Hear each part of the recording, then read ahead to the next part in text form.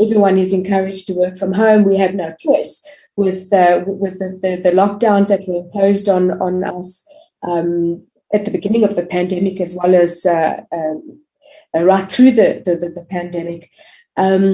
We've seen an increase in food delivery services, which is great because it has, other than the fact that a lot of businesses were forced to close down, we've seen an emergence of new businesses such as food delivery, not just from restaurants, but from groceries, logistics. There's been online payments. So now it's not just a case of putting in your credit card and putting in your PIN number. Now we actually have contactless payments, which I know has been around in other countries for quite some time, but it's recently been adopted in South Africa. Remote learning has obviously increased as well because children haven't been able to go to school, as well as entertainment. I think our normal cinemas and movie theatres have seen a knock, and we've seen an increase in our digital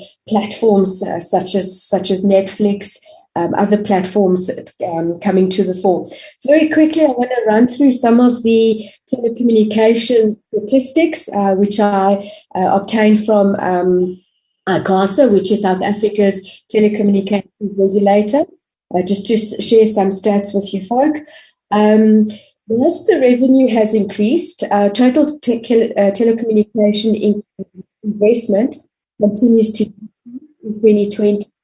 A decrease of 6%, and over a 6-year period, the total telecommunication investment increased by 9.1%. So we've seen an increase over a 6-year period, but in the last year, there has been a decrease.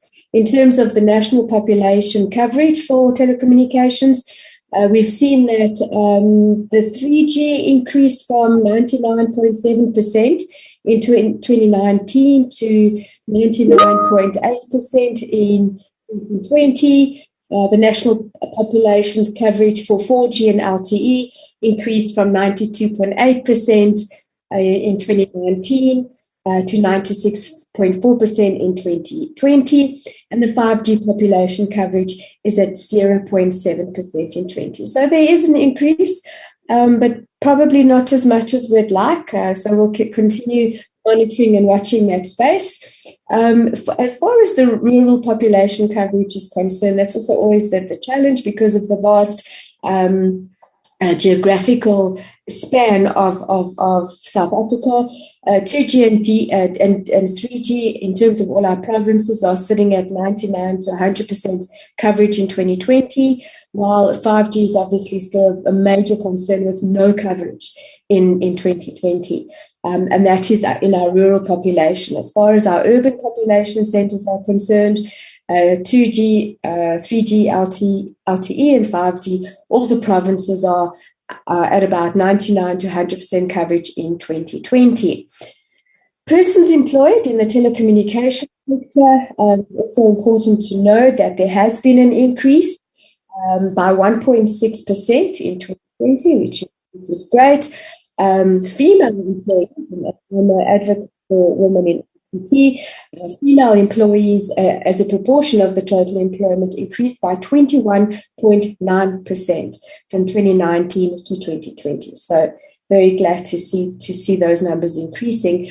And over a 6-year period, telecommunications sector total employment and female employment increased by 2.1% and 2.4%. So some great statistics. Just some final statistics before I touch on the regulatory and the policy landscape. Paul, if I am exceeding my time, please just, can't see any hands, just feel free to jump in and mute me if necessary. So what I found, which was quite interesting, and especially sharing the platform today with my colleagues in some of my neighboring countries, is the international speed test benchmarks. So the global speed test ranking for South Africa was at 90 in 2019, and we went up to 87 in 2020 for fixed broadband. The mobile broadband in 2019 was 60, and in 2020 was at 55. So that's comparing it to the Chinas and Russian and some of those other countries. However, the speed test benchmark with neighboring countries. So South Africa's speed test ranking for fixed broadband was at 87, the highest when compared to other neighboring countries. So I just want to put this challenge out there for my neighboring countries. Let's try and beat that. And South Africa is the highest ranked country amongst its neighbors for mobile broadband, with a ranking of 55 in 2020. As far as the regulatory and policy landscape is concerned, I'll touch very, very briefly in terms of what happened in South Africa in the last 12 months. We've had the enforcement implementation date of the 1st of July 2021, which was for the Protection of the Personal Information Act. We fondly refer to it as POPIA. For those that are not familiar with POPIA, in Europe, the equivalent would be the GDPR, and the POPIA is also very much loosely based on the GDPR requirements. Our information regulator is also in the process of auctioning, which is for us a very high demand spectrum. And we're hoping that we're going to get some closure on that. This has been going on for a number of years, and hopefully our Minister of Telecommunications and Digital Technologies will finally bring this lengthy process to an end to make available the spectrum which is in high demand. And lastly, in terms of our Cyber Crimes Act, something again that in terms of the bill we've been working on for a number of years. On the 26th of May 2021, the President signed the bill into law. The President of South Africa has proclaimed the commencement date of certain sections of the Cyber Crimes Act to be the 1st of December 2021. And then the President may fix different dates for different provisions on the Act. So again, the Cyber Crimes Act did receive quite a lot of negative reviews and a lot of kickback from industry, but I think we are in the right step in terms of addressing cyber crimes in South Africa, and time will only tell in terms of how the enforcement and the regulatory framework will assist in combating the cyber crimes. Paul, at a very, very high level, this is what's happened in my region over the last 12 months. I hope it has been insightful. And over back to you, Paul. Thank you, Yolanda, for a very comprehensive review on Southern Africa. I'm going to move over now to our West Africa Regional Vice Chair, Tola Sobasan. Tola, the floor is yours. Hi, thank you, Paul. Apologies, the network is a bit bad. I'm not going to activate video. Okay, I hope I can be heard properly. Yes, we can hear you. All right. Okay, thank you. And it's been, I must say, the South African analysis have been very interesting and encouraging, apparently. So we try our best we can play catch up in the sub-region of West Africa. Of course, when we talk about West Africa, we know Nigeria play a big role in terms of technology and personnel. Yeah. It's been a bit challenging. It's been a mixed bag.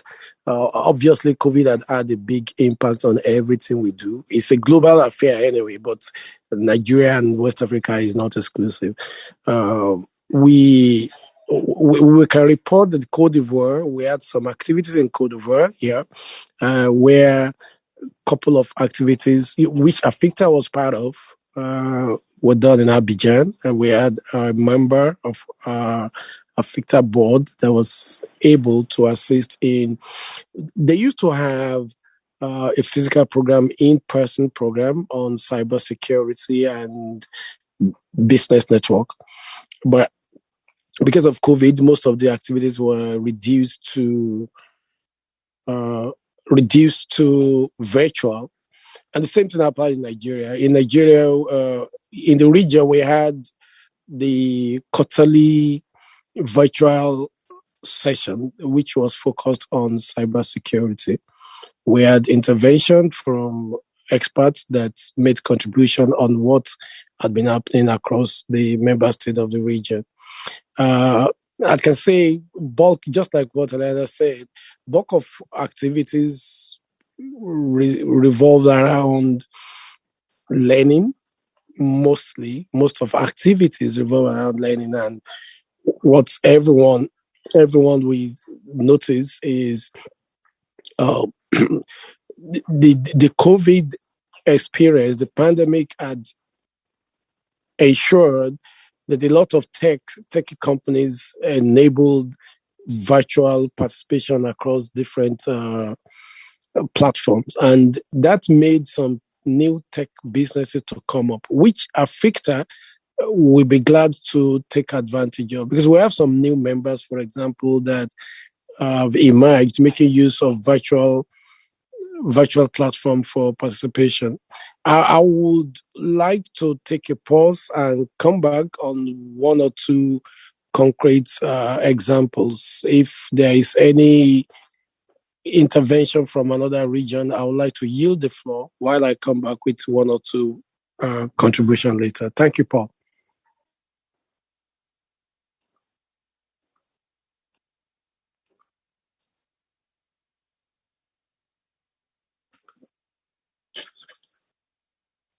You are muted, Paul. Can't hear you. I know. I'm trying to unmute. Mute. I can't unmute. We can hear you, Paul. You're good. You successfully unmuted. We can hear you now. You can go ahead. Can you can hear me? Okay. Okay. Weird. It still seems I'm on mute, but okay. So thanks, Tola. Thanks, Alandi. We've got some different perspective. We're still short of our next two speakers who seem, for technical challenges, unable to connect. So whilst we're waiting for them to come on board, we could possibly open the floor for some questions. Now, for questions, someone can take the floor. They can request to take the floor through the hands up, or post a question in the chat, and I can pose the question. The question can be posed. Yes, sir. Paul, we have Eric in the house. I think he is also prepared to give a speech. Okay, fantastic. Okay, we have another one of our Aficta board members on the call. Eric, can you give us a bit of your perspective, please?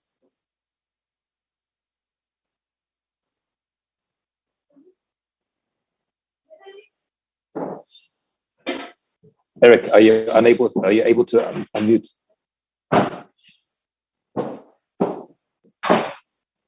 Would the host be able to unmute Eric?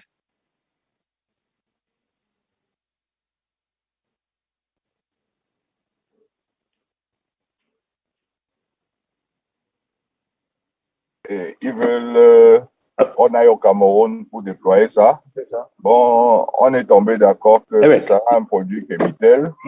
Je vais leur faire signer un MOU. Eric, parce que Chemitel, SARL, unmuted, Eric. Mais c'est pas lui, Chemitel de Côte d'Ivoire qui va porter le projet, c'est Chemitel SA du Cameroun. C'est ça.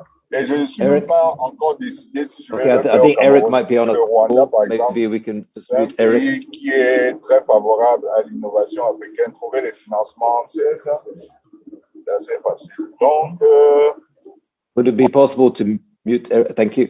Okay, I think Eric might be on a call right now. Do you have any questions that anyone would like to pose? Hands up, chat. Melissa, maybe you could give something from a business perspective.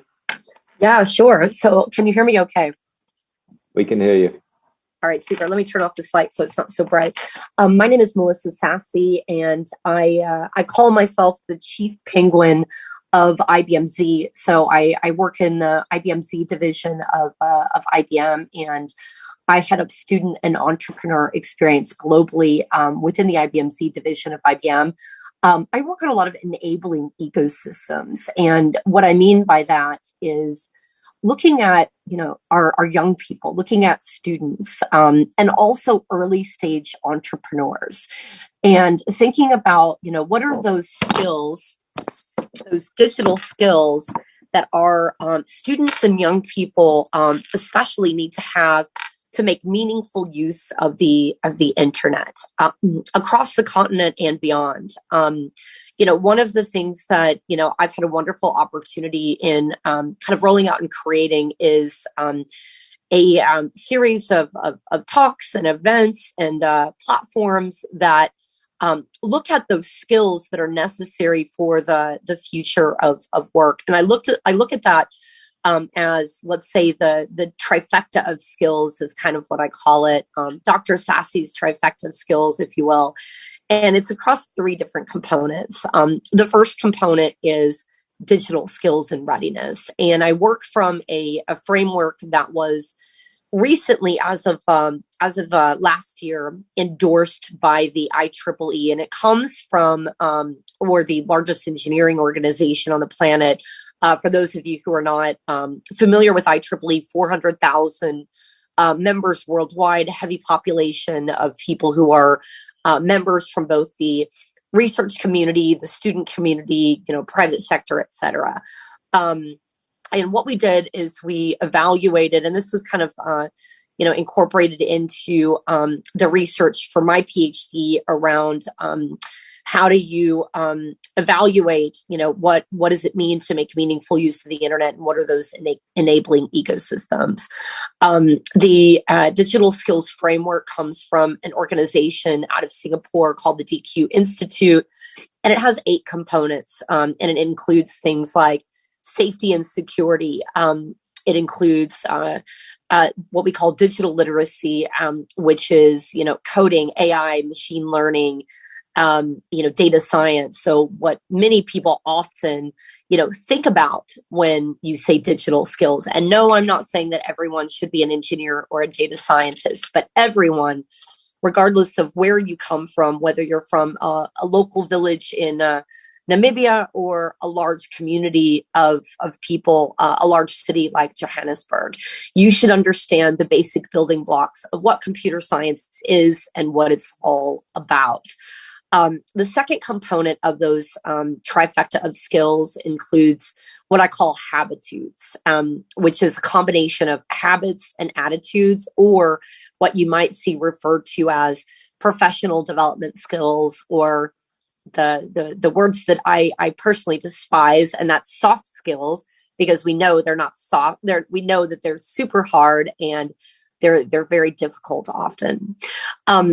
The third component is entrepreneurial spirit. And I don't care whether you plan on becoming an entrepreneur or you never plan on becoming a CEO and founder of your own company. There are skills that you still need to have that are, relevant for an intrapreneur, meaning someone who is innovating and creating inside of someone else's company. I personally am both an intrapreneur and an entrepreneur. I have my own nonprofit where we have taught tens of thousands of young people to code in 12 countries. We have an IoT lab, a robotics lab, and a co-working space in North Africa, in Tunis, Tunisia, so sandwiched in between Algeria and Libya. If I think about it, what I hear from students is, where can I gain access to skills? Where can I gain access to, free learning opportunities? How do I go from student zero, meaning someone who's never been able to code before in their lives, to someone who has a defined learning journey that they can take in their own capacity, maybe even outside of formal education? I often hear from teachers, what are some of the learning journeys that I can incorporate into my classroom? One of the places that I often send people to is one of the platforms that I manage called the IBMZ Global Student Hub. I'll put that in the chat window for anyone who is interested.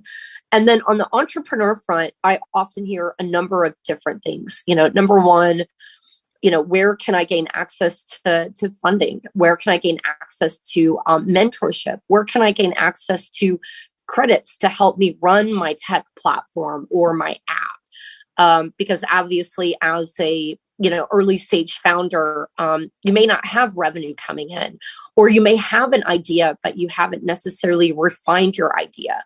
So how do you get your pitch down, knowing that, hey, you know what? I've got an idea. It can impact my local community.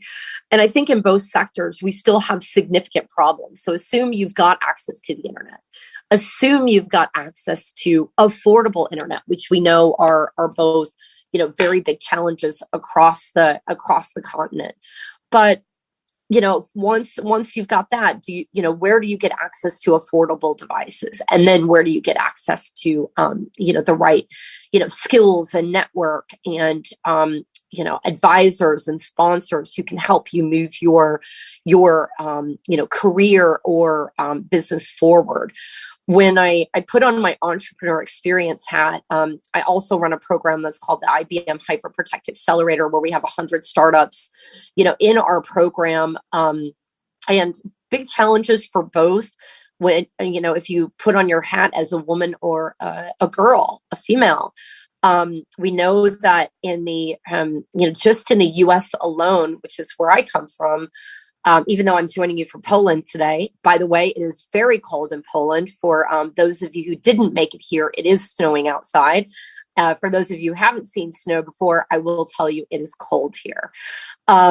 But what I was going to say is that even in the United States and some of the developed countries, less than 3% of venture capital, so meaning large companies or venture capitalists that are investing in startups, goes to female founders, less than 3%.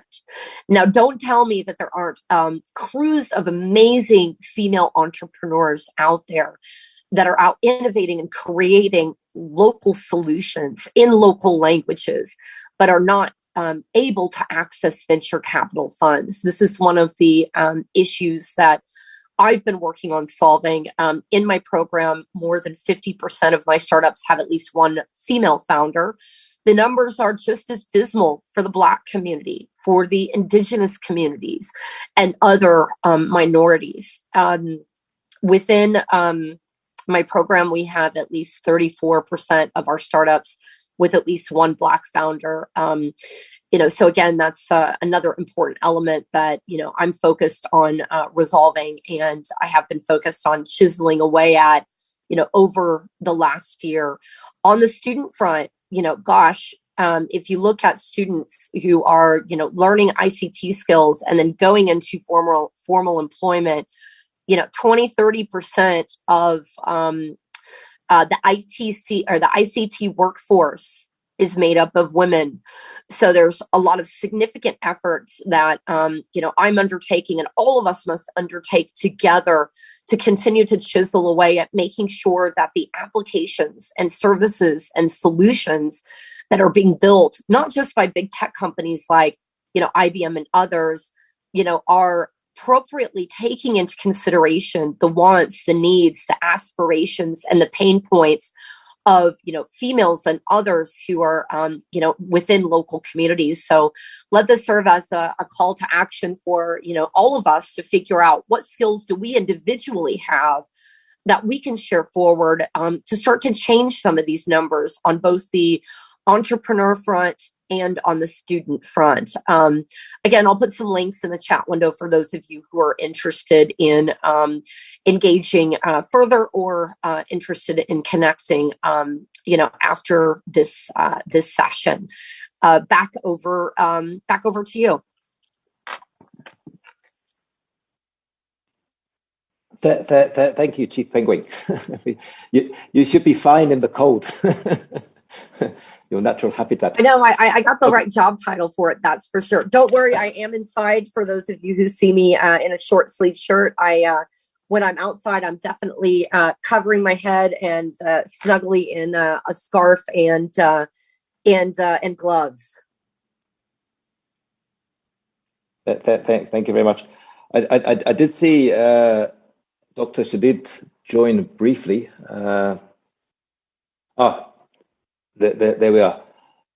Dr. Shadid, thank you for joining us. Apologies for the complications with the links and things this morning.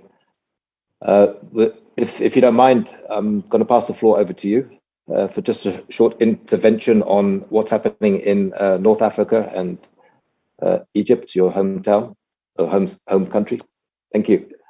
We just need to unmute you first. Can we unmute Mohammed Shadid? Thank you. Fine. Okay, do you hear me now? Yes, we do. Thank you. Perfect.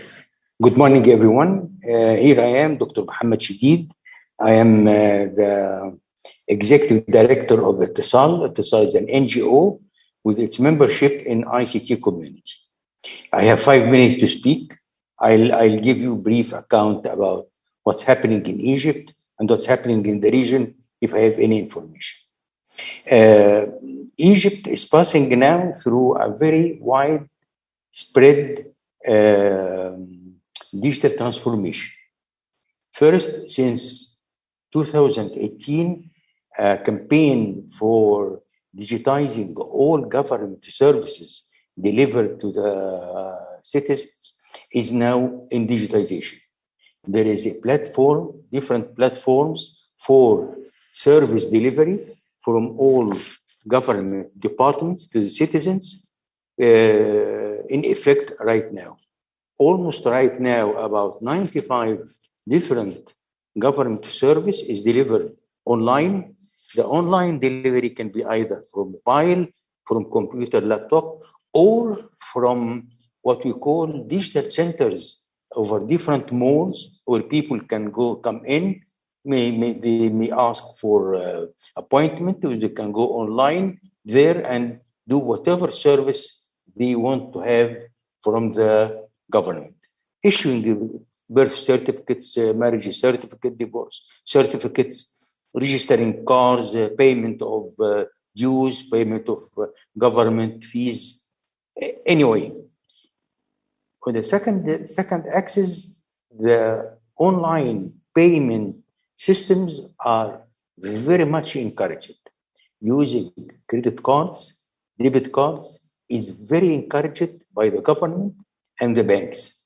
And they give incentives to people who are ready to issue new credit cards or debit cards to be used to pay whatever service they need. In fact, this is the third line is what we call smart cities. We are now establishing a new administrative capital.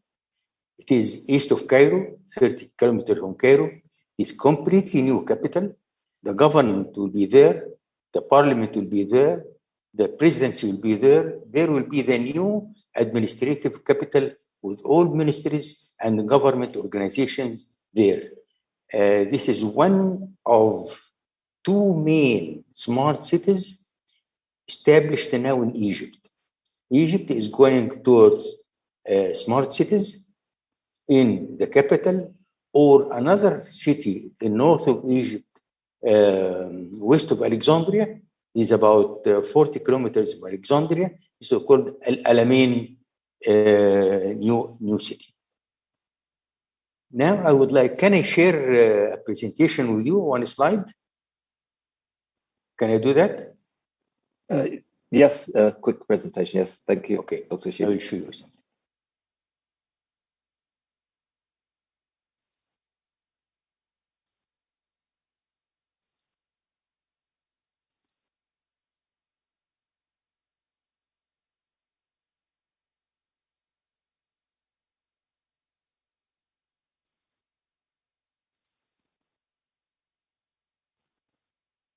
While Dr. Shadid is sharing, just a reminder, we can use the chat to pose questions or the hands up, which is under reactions, I believe, okay, at the bottom of the screen.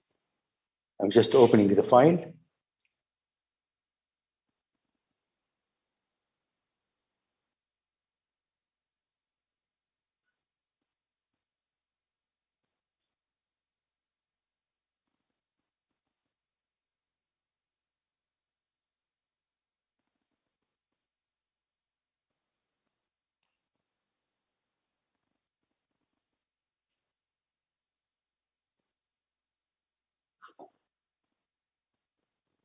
Is it opening? We don't see it yet. Not yet, yes. Okay. By the way, unfortunately, I was thinking the session will start 11:30 local time. I was shocked. Yeah, I think it started 10:30. Yeah, Something I think happened our with time the- slot was moved. Okay. Yeah, our original time slot was changed. But I was not informed about that. Okay.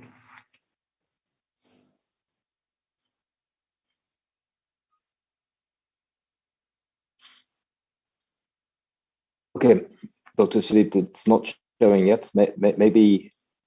Now, can you see okay. it? It's there. Yes, it's coming up. Yes, thank you. Okay, we can see the screen. This is what's happening in Egypt.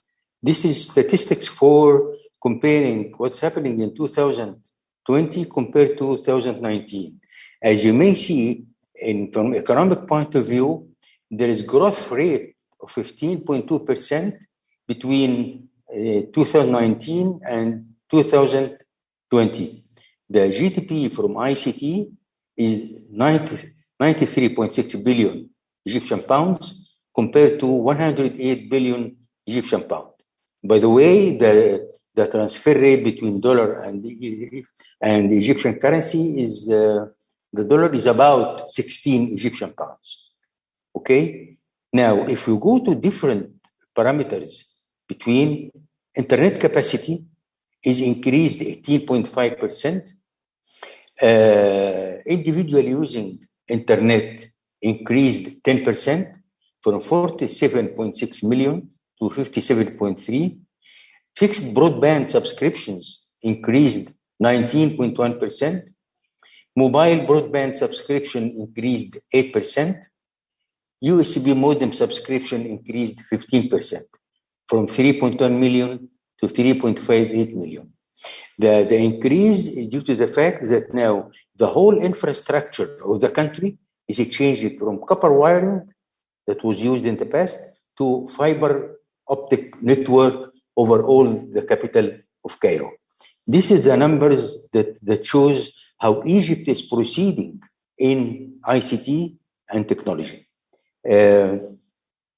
One more point. Payment facilities from the banks and using online payment platforms and mobile applications is quite encouraged by all banks and the government itself. I don't know if I have any question to answer now.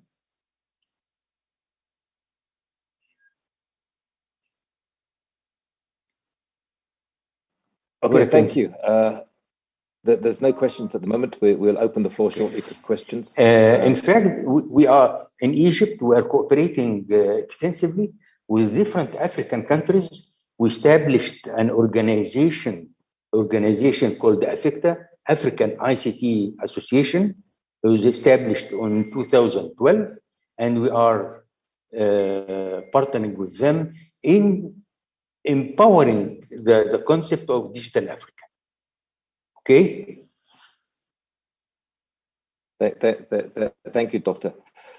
So now we've had some different perspectives. I don't know if Eric is ready to speak now. Eric, would you like to take the floor for 5 minutes? If not, I can open up the floor for questions. Would anyone like to pose a question? I know we're the early morning slot for those that are in Katowice.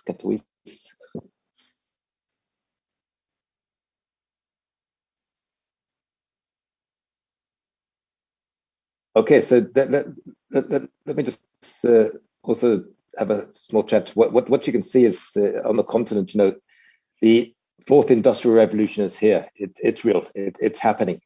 Our governments are setting up fourth industrial revolution task force. There's a lot of work being done to look at the gaps and to try and align legislation and policy that creates an environment where our citizens can connect, our businesses can connect, and that we can leverage technology better as a tool for change. You've heard about e-commerce, the boom of e-commerce. This came about through the pandemic. The pandemic was bad. The only good that's come out of the pandemic is it's put technology to the forefront. Our kids need access to internet to access these e-learning tools. We've had a ton of e-learning tools evolve over the past year. Digital payments, massive move forward and shift in digital payment, and in many ways, the African continent is a leader when it comes to the use of digital payment. We've seen this in East Africa with M-Pesa. We've seen the mobile phone being used as a payment tool. This is due to low levels of financial inclusion into the traditional banking systems. And the banks are changing, on the continent. The banks are starting to close the bricks and mortar branches and move towards digital payments. That doesn't say that, there's not challenges. We've got digital inequality on the continent that is led by the inability for many of our citizens to access technology due to affordability and accessibility issues. So, finding a technology that can address those lower income citizens and make sure that everyone has equitable access to the benefits, that technology, ICTs, the fourth industrial revolution is supposed to bring. I saw an interesting discussion group in one of our local discussion groups this morning where someone's asking, why don't we have a digital COVID passport in Namibia? And the reason is because 50% of our population don't have access to smartphones, or they can't afford the data to use a smartphone. So we're still paper driven, and it's not a technology problem. We have the technology available to us. So we need to bridge these, build these last mile bridges. And it's not to say it's not happening. It is happening, and this is where there's just massive opportunity for the ICT sector and business on the continent around building those digital highways, which are being built. Fiber is moving out of the cities. Fiber is moving towards the village, but the countries are vast. There's vast areas that need to be covered. So the middle mile, is being built as we speak. So from a Victor's perspective, our drive is to align the ICT professionals, the ICT businesses, academia, government, to help drive the right policy that can shape the right narrative and create the right environment for African ICT sector to thrive. And this is not about just being a consumer.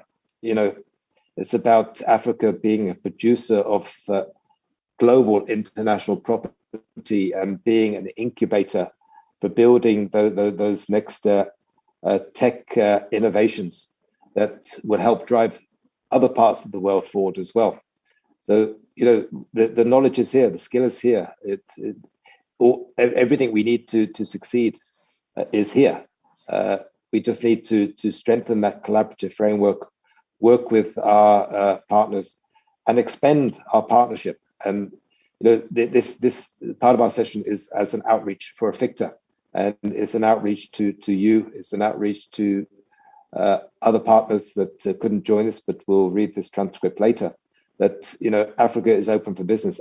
Africa is moving forward, and Ficta is a body that can help bring the stakeholders together and drive the right digital narrative to enable what we want to enable on the continent. So I don't know if anyone has any questions. The floor is still open for questions, interventions, thoughts. Alandi, I see your hand is up. I'll give the floor to you. Thank you, Paul. Thank you for some of your views there, and it certainly resonates with me. What I'd also like to challenge the members on this platform is, we talk about artificial intelligence, or we're talking about the fourth industrial revolution. And in there, we've got, big data and artificial intelligence and robotics and the likes. But something which I think we don't talk enough about, and today is not the platform for that, but certainly I'd like us to start thinking about that. And if it is being done, great. If not, we need to start talking about it, is the ethics around the instruments around fourth industrial revolution, have the discussions around ethics. And it's not just around the regulatory framework and where does regulation fit in, but ethics as a core component. I'll give you a very simple example of what's happening in South Africa at the moment. And one has to ask the question whether, you could be ethical, but is it, it's lawful but unethical, totally unrelated to ICT, but just to get the creative juices going, is in South Africa, one of the petroleum organizations is doing blasting in our oceans. And they have a court order in which they can do that. So by law, they're allowed to do that. Is it ethically okay that they're destroying our oceans? So I know this is not the platform to discuss, Greenpeace and what everybody feels about it. But from an ethical perspective, I'd like us at some stage to have the discussions that we as ICT practitioners and professionals, our duty of care in terms of, perhaps combining regulatory framework with the discussions around ethics. But Paul, I just wanted to throw that out there, and if anyone also has any comments or contributions, I'm happy to hear what they are. Thanks, Paul. Thank you, Alandi. Any other thoughts from our team, from those that joined us this morning? As I say, I think we're one of the first sessions, the breakfast session. I'd like to also recognize our former chair, Hossam Al-Gamal, that's also joined us for this session. Hossam, do you have a couple of words you'd like to share with us? Thank you very much, Paul. And always appreciating the stamina and enthusiasm and the participation of all participants. From my end, just first of all, the word ICT does no longer mean probably information and communication technology, but more of innovation and communication technology. The fourth industrial revolution is reshaping a lot of the technology involvement that we are talking about. And in fact, some of this involvement might not need that much strong spread infrastructure, but more concise one. If you are talking about precision agriculture, for example, the farm would need only the solution for the farm. It might not need the connectivity up to the main internet, but still it needs a lot of innovation. And basically, whether smart agriculture, smart industry, smart infrastructure, all of that would need, first of all, creating proper awareness. And this is exactly what you are doing here, but more needs to be done, certainly in Africa, to recognize the return on investment on such important innovation and communication technology. What is good about using the fourth industrial revolution is that we can really calculate and evaluate the amount of return on investment that can be done in different sectors. This brings along additional challenges related to regulation, related to capacity building, not just to infrastructure investment, but more on people side. And so I would really recommend and ask that we find ways to share best practices, again, between different countries, especially south to south, that we have more awareness programs related to how to implement the fourth industrial revolution so we are not left behind, related to how we secure the solutions that we are going to implement, and how this really achieves a better return on investment for everyone, and certainly a better national domestic growth. Thank you very much. Thank you, Hossam. Okay, we're at the final minute or two of our session. I just want to hand the floor to Thabo if he's still available. Just for a last word. Thabo, are you able to just give a last word in closing?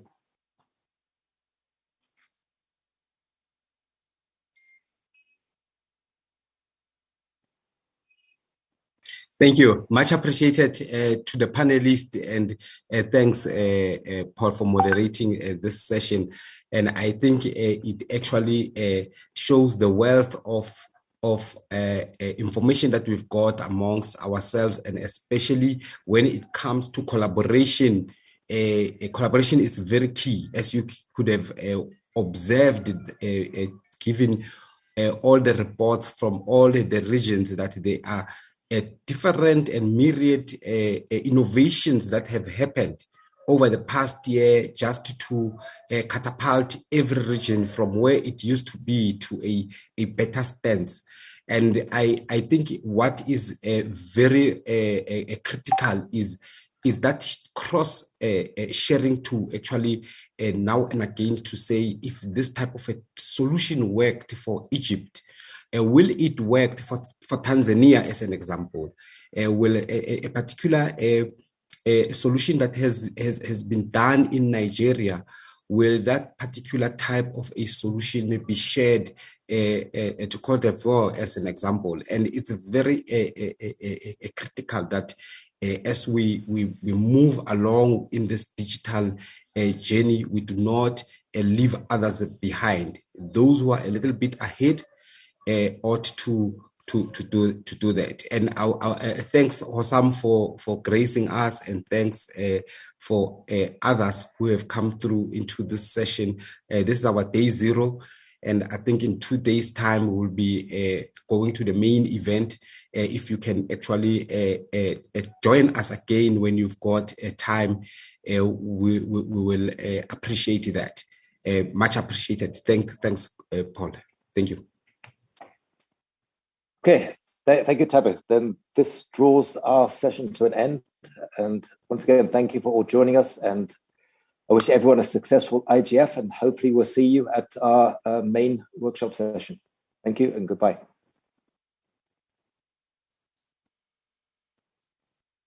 We all live in a digital world.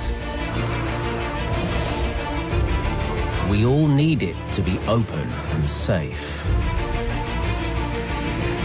We all want to trust. And to be trusted. We all despise control. And desire freedom. We are all united.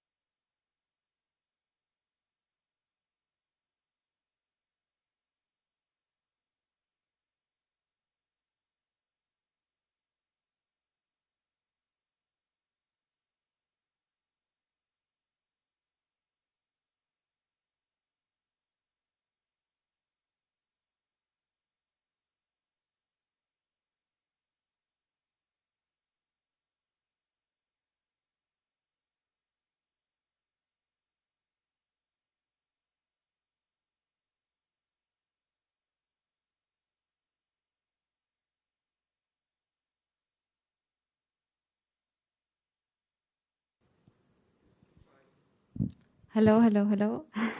This is Elizabeth speaking.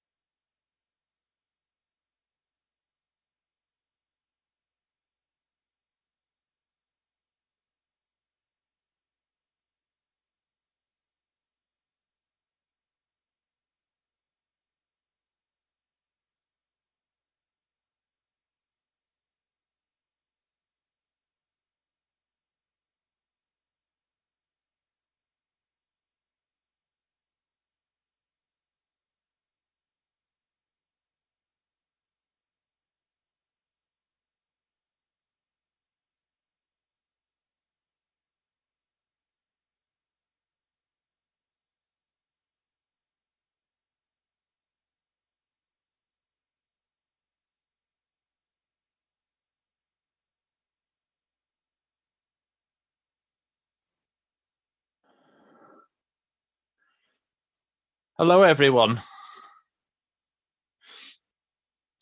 Hope you can hear me okay. Very good. Well, we made it. So far, we've made it.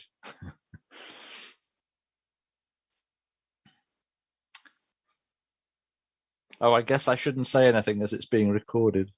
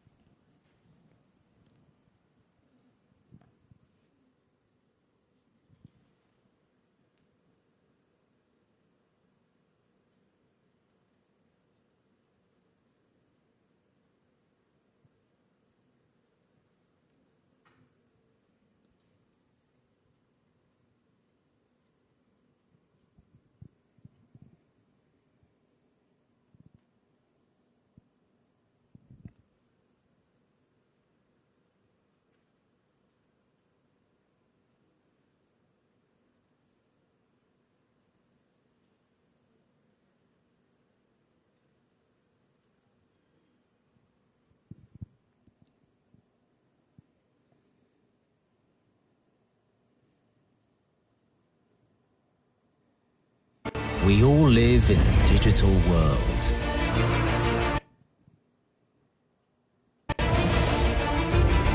We all need it to be open and safe.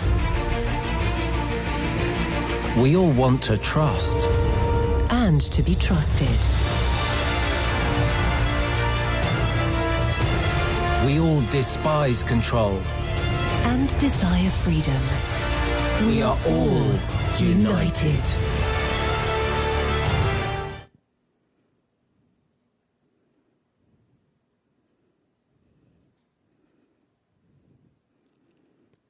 Okay, I think we're ready to start.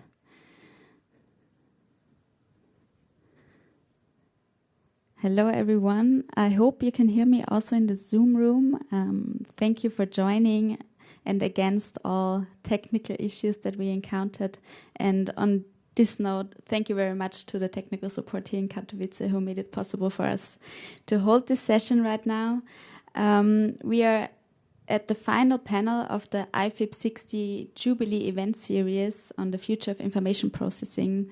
IFIP is the International Federation for Information Processing, and they are this year conducting the 60th Jubilee year.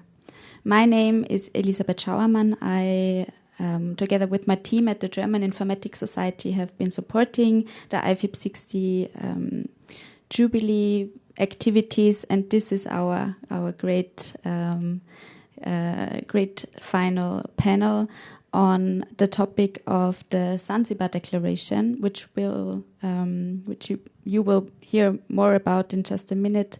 But the Zanzibar Declaration is on the topic of sustainable education in a digital age of rapidly emerging technologies. So something that really is at the forefront right now when we talk about how people interact with technology. This panel is going to be moderated by Professor Don Passi and supported by Johannes Magenheim. Don Passi wears many hats. Some of them are that he is a professor of technology enhanced learning at Lancaster University and a honorary professor of Amity University in India. He is also the current chair of IFIP's Technical Committee on Education. Over to you, Don, and I wish us all an insightful session. And if we could have the slides shared here in the room, that would also be wonderful. Thank you. Okay, thanks very much, Elizabeth. That's for that kind introduction. And hello and welcome everyone to this session, where we're going to talk about an initiative that was set up a couple of years ago, which was to look at the future of education with regard to developing technologies and sustainability. I'm Don Passi, and Elizabeth has kindly introduced me, and I'm going to be moderating this session together with Johannes Magenheim. I'd also like to introduce to you the 4 panelists, although I think I can only see 3 of them at the moment, but hopefully 4 will appear in due course. Mary Webb, who's the chair of the IFIP TC3 Task Force on the Computing Curriculum. Kathy Lewin, who's the chair of IFIP TC3 Working Group 3.3. Margaret Leahy, who's the chair of IFIP TC3 WG 3.3, and also Bernard Cornu, who's a past chair of IFIP TC3. So you're in good hands, I hope, with regard to what we're going to cover in this panel. I should also say that behind the scenes, in terms of the work that's gone into what's going to be presented to you today, which is basically to do with the outcomes of the stage that we've reached with the Zanzibar Declaration. I'd also like to mention 3 people who've had a significant role within this whole initiative. Javier Osorio, who was responsible for the technical infrastructure and local organizer of the events that have run up to this session. Raymond Morel, who was one of the instigators of the Zanzibar Declaration that was in a conference in Zanzibar in 2019. And Christophe Raffet, who provided organizational support and advice throughout the Zanzibar Declaration events. So I hope that I've introduced you to everyone at this point in time. And what I'm going to do now is I'm going to hand over to Johannes, who is going to give you a brief introduction of the process of the Zanzibar Declaration and the stage that we've reached at this point. So if we could move the slides on to the relevant part, please. And one more. Okay, over to you, Johannes. Yeah, thanks, Don. Yes, my name is Johannes Magenheim from University of Paderborn, and I was co-moderator of all 4 webinars of the Zanzibar Declaration process. I'll try to give you a short overview on the Zanzibar Declaration process, which has been running so far. The starting point of the process was the IFIP TC3 conference on sustainable education in a digital age of rapidly emerging technologies in Zanzibar in April 2019. The conference topic is closely related to the United Nations SDG 4. Both at the conference itself and in the subsequent TC3 meeting, we discussed intensively questions of sustainable development and the influence of current and future information and communication technologies on various areas of society and the resulting demands on education. We concluded that it is necessary to initiate a process, a series of 4 webinars, for instance, which these contexts are further discussed and assessed concerning the future educational policy and scientific strategies of the IFIP PC3.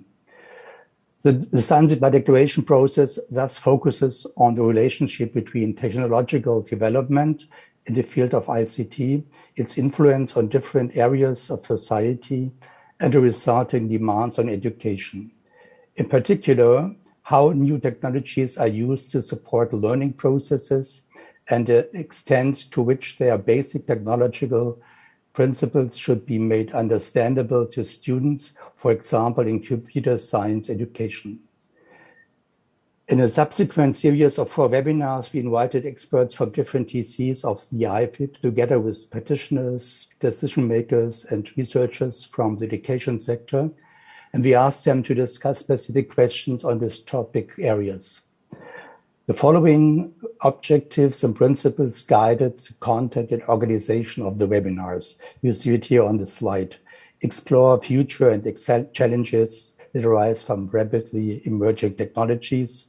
Consider a range of topics covering recent important digital technology, their social impact, and resulting educational challenges.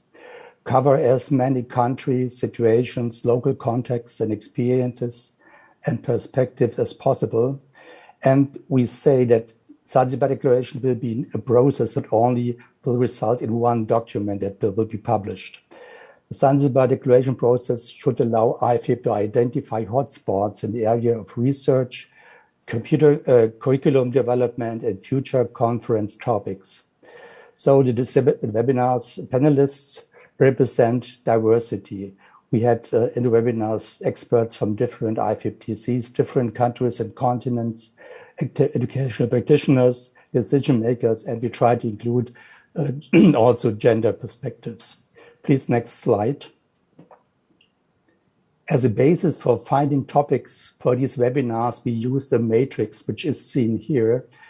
And on the one hand side, on the left side, the various IT technologies are listed, and on the other hand, different social areas in which these technologies are applied with corresponding social effects and social impacts. We then try to identify 4 thematic clusters of IT and social impact areas that are, of course, not entirely free of overlap, but of great interest for education. This approach is illustrated here using webinar 1 as an example. Please, next slide. Yeah, thank you.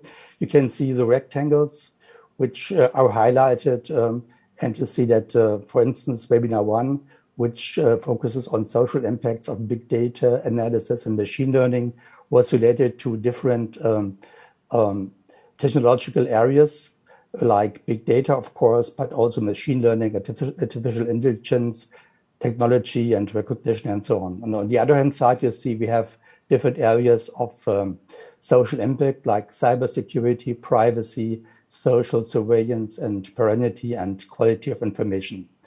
Of course, we did it in the same way for the other webinars. I think we don't have time to go into details here, but you can see that the other 4 webinars also had thematic focuses in the intersection between technology and social impact, but of course, always are focused on educational issues. So webinar 4 was on the impact of computer networks and communication on the economic and ecological transformation of society.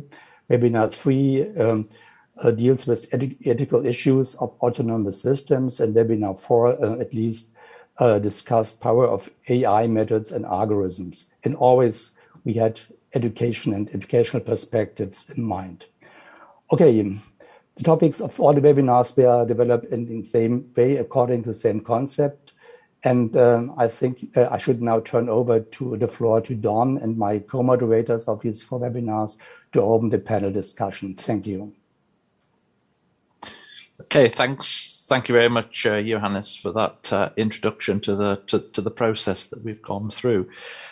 So I now get to the fun part, really, where I get the chance to ask questions of the panel, because what we found from the webinars were that there were certain questions which were arising, really quite significant questions, I think, for the future.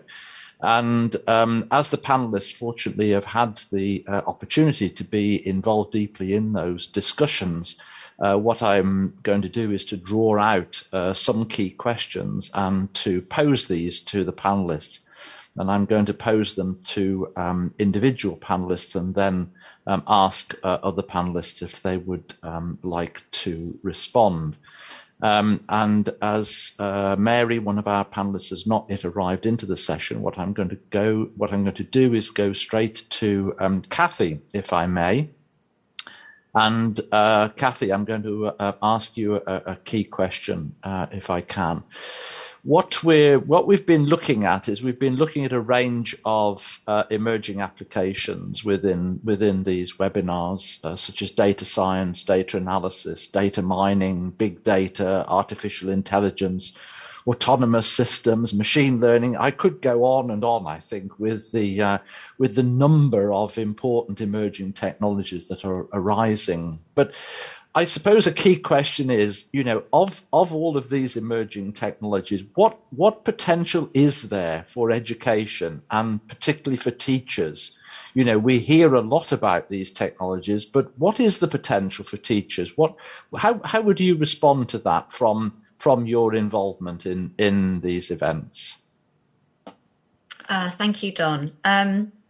I'm going to talk and respond to this question from 3 different perspectives: from the perspective of the student, from the perspective of the teacher, and from the perspective of the institution, the educational institution. I think that, it's a very broad range of terminology that you've mentioned there, Don. There's huge potential for the future, and some of it is already in place in the classroom.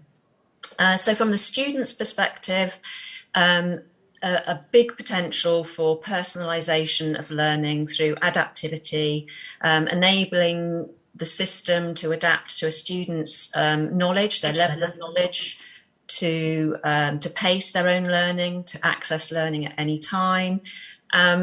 And these systems have been around for a long time. We have had intelligent tutoring systems around for decades, but they are now much more sophisticated. So they can also easily identify strengths and weaknesses and really target the areas of learning that an individual student needs. And these systems can also curate the learning materials and provide a unique pathway through the learning that an individual student needs. So that's a big advantage of these kinds of systems. In addition, there are systems that offer tutoring, so either using natural language, or they can also tailor the sort of activities through sensory recognition, so facial recognition, for example. So a very common example of that is the chatbot, enabling a student to interact in a way as if they were interacting with a human. I have colleagues at my institution, Manchester Metropolitan University, who have been working on a system that uses video data to try and detect levels of comprehension in students, and then to pick up on whether a student hasn't really understood the learning that they're engaging with, and then to plot a pathway through the learning material accordingly, or to remind them, to provide them some additional practice and so on. Other ways these systems can help students is in the form of guidance. So again, it might be through a chatbot enabling a student to access information about timetabling, exams and so on, or inquiries when they want to register for an institution if you're looking at higher education. So easy access to information and responding to student questions about that. And finally, the big area that is very beneficial is the provision of feedback and assessment. So being able to provide instant responses to students in response to the activities that they're undertaking. And that can offer them insights into their progress overall. It can then be used to adapt the system to their areas of weakness or where they need further practice. And there are other specific uses, such as correcting pronunciation when you're learning a foreign language, for example. So that's the sort of main areas in relation to a student. And then if I move on to a teacher, so one of the benefits for teachers is the automation of tasks. So that relates to the assessment and feedback, grading of pieces of work, and systems have become more sophisticated and able to even make assessments of open written answers, so essay marking and so on. So that's one area, and obviously that leads to a big benefit in terms of reduction in workload and time saving. But it also provides the teacher with insights about students' progress. So with learning analytics and visualization and dashboards, they can easily see which students need particular help, which students are struggling with certain concepts, and so on. So the visualization and the learning analytics really plays a key part there. Another aspect in which these kinds of systems are being used, it relates to supervision. So remote assessment, which obviously with the recent pandemic has become more important. So enabling people to undertake, or students to undertake assessment remotely, but be monitored. I mean, there are ethical issues in relation to this. But using sensors, you can look at facial recognition. The systems can also detect keyboard strokes and so on. Obviously, there's been systems around for quite a while in relation to plagiarism and cheating, but they're all, developing all the time. And then behaviour management is another issue, which is more pertinent for school institutions. So there are various systems around which enable teachers to record behavioural incidents, and then they get an overall picture, again through learning analytics and dashboards, to see which students are causing more problems than others. And then there are tools that offer seating plans, for example, for schools, enabling that amount of data to be gathered very easily and the patterns to be identified very easily, and then for teachers to be able to make those decisions about where to seat the children, or which children need more attention and so on. And then there's just more general kind of support activities. So the systems, because they're gathering so much data about students, can be used to support predictions, to analyse that data overall, and to offer, as I've said before, insight for teachers to make decisions.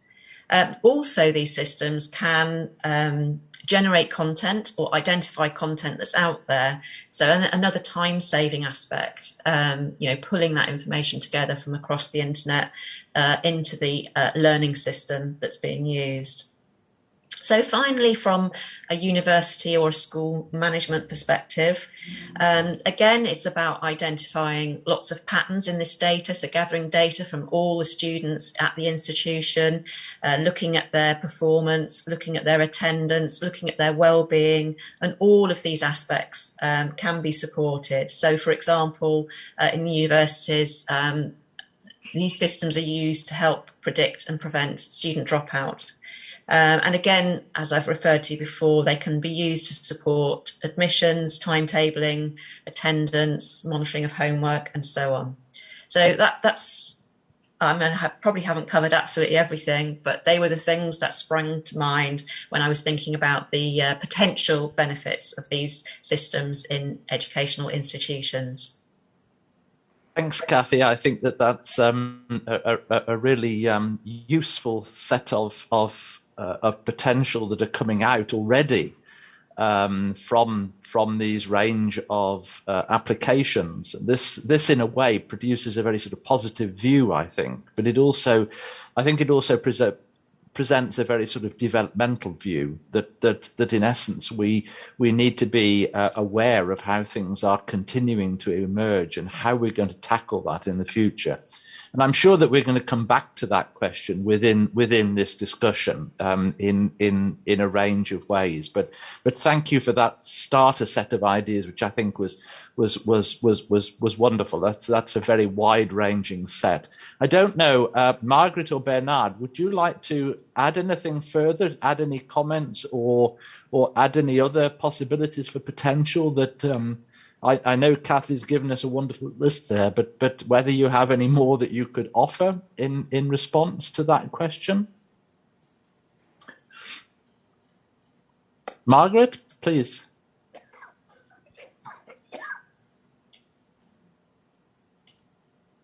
Thanks, Kathy. It was actually really nice to have it pulled together like that, because I think we tend to think of things in disparate ways. You know, I have this system for this, I have this system for that. But in listening through the webinars and in listening to what you said, the one thing that keeps and thinking about it, the one thing that keeps coming into my head is how these systems will actually complement a teacher's expertise. That they're not to replace the teacher, but they actually will enable us to do things in sharper and better ways. And in particular, I was thinking of the special needs teacher. And I was a special needs teacher in formal life. And as such a teacher, it takes a very long time to develop your expertise. For example, dyslexia was the area that I was working in.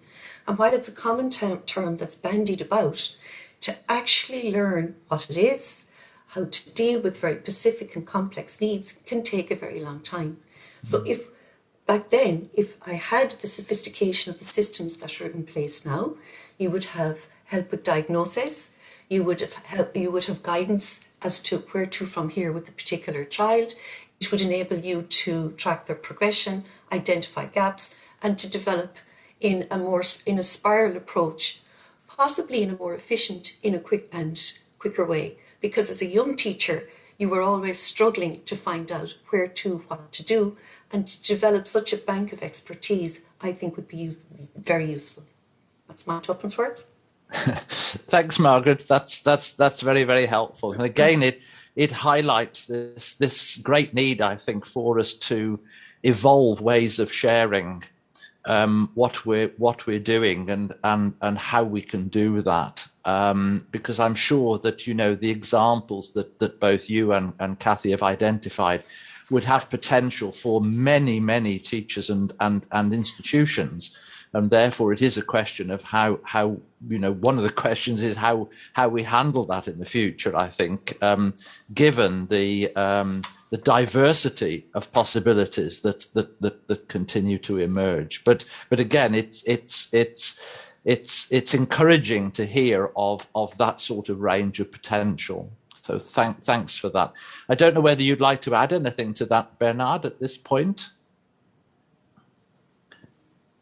Not anything important, not something important, but my feeling was that behind all these terms, behind all these concepts, data analysis, data mining, and so on, each of them has a strong conceptual content. And these are difficult concepts. So how can we ask teachers and learners to immediately incorporate them, include them in their daily learning, daily teaching? It's a big question. So, but the problem is that I don't have the answer to this question, of course. I think this is one of the main, increasing difficulty of technology into education is that not only technology is getting more and more complex, but the concepts of informatics, the concepts behind the technology are also more and more complex. And we need that people understand at least a part of them. So this is my question. Okay, thanks very much, Bernard. I think that's a very useful question to bring up, and it's certainly very key to this whole concept of sustainability, I think, for the future, and how we manage that in terms of sustaining not only where we are, but where we're going to go. And I'm sure that we will be coming back to those sorts of questions again within this discussion. But thank you for bringing that up. I think that's very, very important. So now I'm going to go on, Margaret. I'm going to come to you and to ask you another question, if I may, please, which is to do with the growing interest that there is in artificial intelligence and its potential applications. And I think that we hear a lot about artificial intelligence at the moment, and some people would regard that as hype, and other people would regard it as real opportunity and real potential and the way of the future. So, from your perspective, from what you've gathered in terms of insights from these webinars, to what extent do you think we might be developing something here, or might be thinking about developing something which is creating a reliance more on sort of outcomes and predictions from the digital systems? Rather, are we reducing a concern for critical thinking in these respects? And I'm thinking here not just of teachers, I'm thinking of students, I'm thinking of managers, I'm thinking of administrators. What do you think with regard to that? Are we moving our idea of critical thinking away from the human to the artificial system? Okay, I would say not, Don. And in thinking about it, I think I phrased it, I kind of skewed my answer in a slightly different way, but I think in a roundabout way, it will come back and answer your question.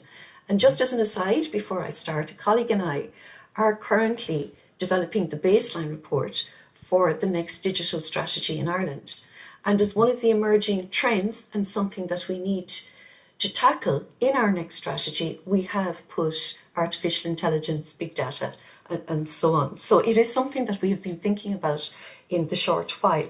But to answer your question, I think there is a danger of creating a reliance on outcomes and predictions from these digital systems. And I think that it is becoming increasingly important to develop an increased awareness and understanding of AI at all levels of education. And that was something that came through in all of the webinars. And that's so citizens, and I think particularly educators, as gatekeepers of formal education, can exercise a critical judgment in deciding how best to make use of predictive or learning analytics in education. And really, that really is of utmost importance when it comes to a school context, particularly as the majority of the people there, be it young people or teachers or management, may not have control over the data that's actually generated. So what is concerning is that on occasion, schools and teachers or students or parents themselves can be providing data without properly understanding the ramifications of giving over or disclosing such data.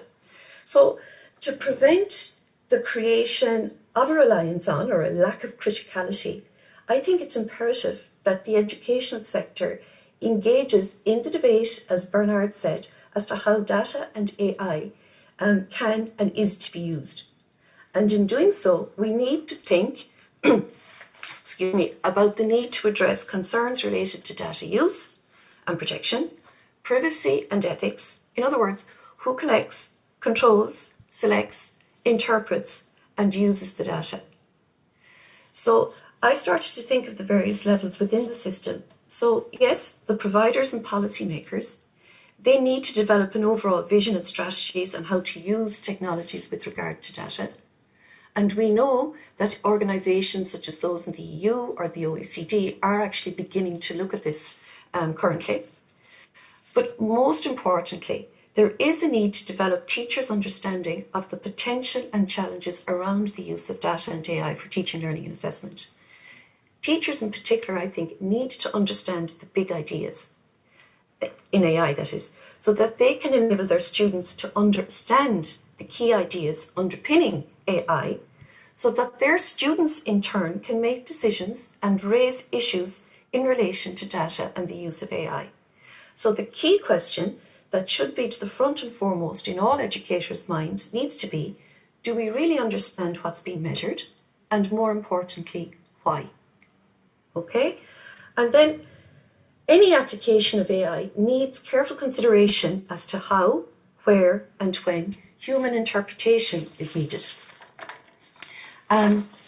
One of the contributors in the webinars, I thought he used a very, very nice sentence to describe that. He talked about the importance of explainability for the recipients and social accountability for machine learning of AI systems. So there are implications then of how the AI education technology industry develops their solution. What informs how these companies develop AI applications? Now, we can say that's not a new question, that question has always been there, that the development of, we call it new software, has always included the question of responsibility and the underlying ethical issues. And Neil Selwyn, actually, in an article he wrote recently, phrased it very nicely. I'm going to read it here. He says, AI-driven education technology needs to be informed by pedagogy, with a focus on user-centered design, ensuring that teachers and students are empowered rather than marginalized by technology. So for me, what that implies is that educators should be part of the teams that develop and test AI tools to ensure that they are appropriately used in educational context and that they're underpinned by appropriate learning principles and designs. So it's necessary to understand really what the data is saying. Interpretations of the context is vital. And I think that can only be done with a variety of competencies across a range of professionals. So I hope in some way I've answered your question through that. Thanks very much, Margaret. Yes, indeed. I've always been concerned about these concepts of predictions because, predictions can become self-fulfilling prophecies in one sense. And I think that we have to be very, very careful with regard to that. And if what we see as coming out of artificial intelligence systems is actually a prediction rather than something which is actually asking us a question or asking us to think about this as a possibility, I think that that's a very in a way concerning way to be going. But I don't know, Kathy or Bernard, would you like to come in fairly briefly on this? Kathy, please. Yes, I just want to repeat something that Margaret said earlier, which is how important it is to recognise these systems as being something that supports the teacher. So you don't want to rely on the predictions. You don't, there needs to be some sense checking that goes on. And these systems are only as good as the data that they have collected. So the data has to be unbiased, the data has to be complete. So there are, as Margaret said, there is a need for people to take responsibility for that and to ensure that those checks are in place with all of these kinds of systems. But going back to my first sentence about the teacher, using these systems to support what's going on, I don't think any of us are suggesting that these systems should replace teachers at all. And there are lots of elements of teaching and learning that these systems are not yet able to provide. More social interaction is the key one, for example. That's such a key part of learning when students collaborate and interact with each other and with their teacher. So yes, these systems have potential, but we do need to be aware of the limitations of them. Mm-hmm. Okay, thanks, Kathy. Yes, I think that those are very, very useful points, and it reminds me of this concept of we do have to be careful not only about the data that go in and the data that go out, but we also have to be careful about how we think about the data that come out and whether in fact it is informing us or not. And often we can't know that unless we understand what is at the background of this. So rubbish in and rubbish out we have to be aware of, I think, in this instance.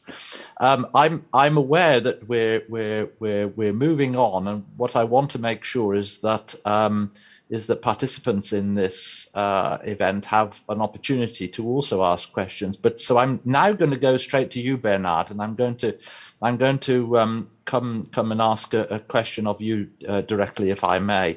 And this is very much to do with this idea of the whole concept of the Zanzibar Declaration of sustainable education in a digital age of rapidly emerging technologies, because this is addressing very many different topics and concepts. There are concerns here with regard to technology, software, resources, knowledge areas, learning, teaching, pedagogy, teacher training, teacher competencies, etc. And there are clearly necessary changes and developments that have to consider all of those sorts of areas. And in a sense, all at the same time, or how they can be integrated and worked across time. So I suppose that the question I'd like to ask you is, from your insights and the background that you have, is it possible to deal with so many of these changes that need to be taken into account, because they're involved in different ways? There are different rhythms and paces that are going on here. There's a different pace with regard to technology and with regard to teacher training, for example. How is it all of this possible, do you think? That would be my question of you, please. Thank you, Don. And I think this is a question for many people for a long time. I have worked with computers and ICT in education for almost more than 40 years now, and I have been impressed by the time it takes to make education, to make teaching evolve, to make learning evolve, while technology evolves so quickly and asks for immediacy, rapidity. So when I first read the title of the Zanzibar Declaration, I had the feeling of a kind of paradox or contradiction between sustainable and rapidly emerging, sustainable education, rapidly emerging technologies. Sustainable refers to a process which is stable, which needs time, which is not immediate, which lasts for long, while technologies are rapidly emerging, rapidly changing. So this leads us to the question of time, the question of pace in the changes. And I had this question for a long time in my head, at least. In the 90s, at the end of the last century, when all education systems tried to integrate information and communication technologies into education, three issues were addressed in national policies. Equipment.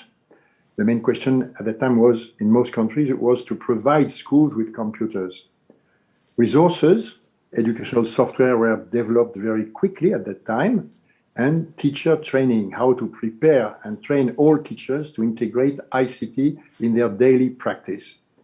Many countries address these questions separately, one after the other, while some other countries, the most successful indeed, were able to address them simultaneously, in parallel. But the three issues did not develop at the same pace. And this is why integration of ICT into education was so slow, so difficult. But nowadays, because the evolution of technologies and of digital concept, the question is even much more difficult. There is a kind of permanent conflict between the times that the rhythm technology imposes and that the time education needs. Rhythm technology and time education, the time of machine and the time of the human. Short-term, long-term. Digital technologies imply and need immediacy, while education needs time, needs long time. The pace of informatics itself is not homogeneous. Technology evolves very quickly. New devices appear permanently. Networks lead to immediacy, instant reaction, no time for reflection. While informatics concepts develop more slowly. Data, artificial intelligence, as we said a few minutes ago, privacy, even the concept of knowledge and competencies, etc., are more slow. And in education, the time of the learner is also different from the time of the teacher. There is also a gap in the paces and rhythms between learner and teacher. Nothing new here, but this needs particular strategies for teachers and being aware of that. And of course, different learners may also have different rhythms in acquiring knowledge and competencies. So the time of pedagogy, the time of teaching must adapt to the time of learning. Sustainable education in a digital age of rapidly emerging technologies needs many changes that will occur according to different times. The role of a teacher has to evolve and change. This needs strategies and time. The learner also has to change. For instance, he has to get acquainted to digital learning, to distance learning, to collaborative learning, etc., etc. And this needs also a particular time.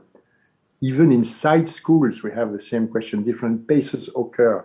The time of the classroom is not the same as the time of virtual environments.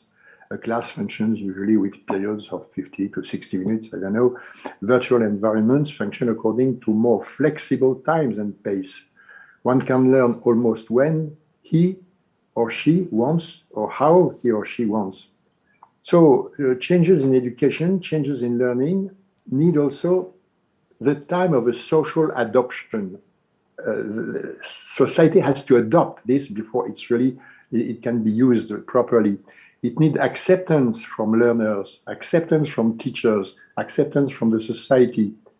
So the change are much quicker and often precede social acceptance.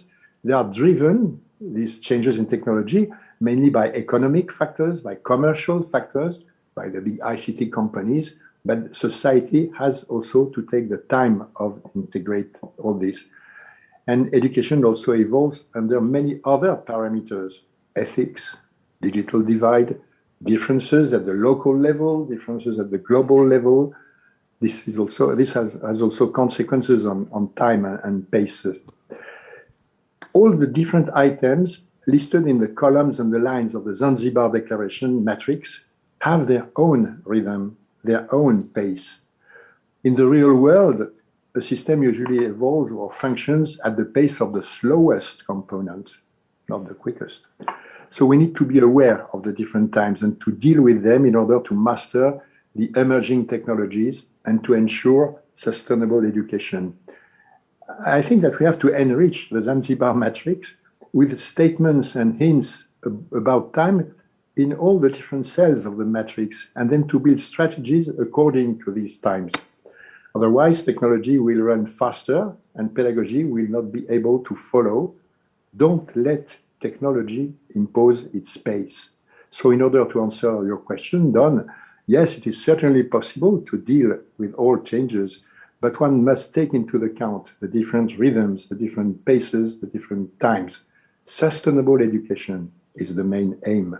Sustainable education must give the right pace to the system, to teaching, to learning, and one has to adapt technology to the pace of education and learning. Thank you for your attention. Thank you, Bernard. Thank you for that very, very insightful response. And in a way, it sort of it says to me that in some respects we can't rely upon previous models. We have to rethink where we are and where we're moving to in terms of these models, because we have to understand the detail to a much greater extent, perhaps than we've realized before. That in a sense we've had an idea of a model that's been based upon this rapid emergence in some respects, whereas now we have to try and find a way look at this, which is going to take in so many different factors into account. So I think that's very, very helpful. Margaret, Kathy, I don't know whether you'd like to comment briefly before I hand over the next part of this session to Johannes. Would you like to add anything on this particular issue? I think it's a very important one. Kathy? Yes, it's just to share some of my experience really in relation to development, and it's not always moving forward. So in my experience, I've been involved in research on the use of technology in schools for many, many years now. And I've been to schools for different projects, and I've returned to schools later in time, several years later, and where the first time I went to that school, it was highly innovative. Things were clearly developing. Technology was embedded across the educational system. You can go a few years later, and then there will be a change of leadership, change of priorities, change of funding, and it's completely different. From my perspective, looking at the use of technology, it's taken a backward step. So it's not just about how things progress over time, but also being aware of the fact that you can, it can regress backwards as well as move forwards. Mm-hmm. Okay, thanks, Kathy. That's very helpful. Margaret, you have a comment? Yeah, just one quick observation, and I agree with you, Kathy. But as Bernard and Don were talking, the word that was coming into my mind was urgency. And I just think with the advent of data, or the use of data and AI at the moment, it has filtered so many aspects of our lives. And if you think of all of these algorithms that are controlling various things that we don't fully understand, or often there's kind of, you might call it an opaque decision-making underpinning some of those AI processes, that I think there is an urgency to begin to understand these. We use a lot of terms, but I just call it AI broadly. But there is a need or an urgency for education to begin to tackle these big ideas in order that we can prepare our young people to succeed and thrive in the future. Thanks, Margaret. That's very helpful. And I'm aware that Mary has now been able to join us, which is great. So welcome, Mary, as the fourth panelist. And what I'm going to do now, as you've just joined us, and I hope that Johannes and participants will be fine with this. What I'm going to do, Mary, is I'm going to ask you a key question which follows on from what's been talked about here, if I may. And I think that this follows on very, very much from what Bernard and Kathy and Margaret have been talking about with regard to rhythms and paces and how things are being coped with. It comes back to this whole idea that we have a whole range of developing technologies that are coming on, whether they be data science, data analysis, artificial intelligence, big data, autonomous systems, etc. And as Bernard was saying, there are different rhythms that are encountered with regard to these, and different stakeholders are involved in different ways with regard to these. But from an educational point of view, how do you think education is coping at the moment with this range of emerging terms and concepts that are being brought forward? What do you feel is important here in terms of education in this respect for the current and the future? Can I pose that question to you, which I think comes very much from the discussion that we've been having? Okay, yes, thanks, Don, and sorry, everybody, and hello to everybody. I'm sorry I got stuck, couldn't get into the system, so I hope that didn't throw things too much. Yes, so this is a question that we've been puzzling about for some time, actually, in TC3, and also one that the panelists, particularly in the first webinar, were focused on. And I think everyone is agreeing that these terms are really, really important for education. Well, they're important for everyone, and certainly in education, we need to make sense of them. We need to make sense of the massive opportunities that data science and artificial intelligence will provide. And I think one of the key ideas that most people were discussing was that we need these things to empower teachers, but also to empower learners. And there are various ways that can happen. Clearly, there are lots of opportunities already in place where particularly AI is being used to identify difficulties that students are having and to propose new ways that they might learn. A lot of the systems are still in development. I wouldn't say that we've got very widespread use of AI, certainly in the UK and probably some of the other European countries,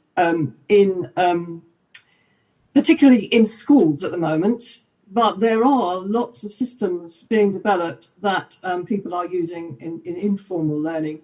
There's some massive developments in China in this respect.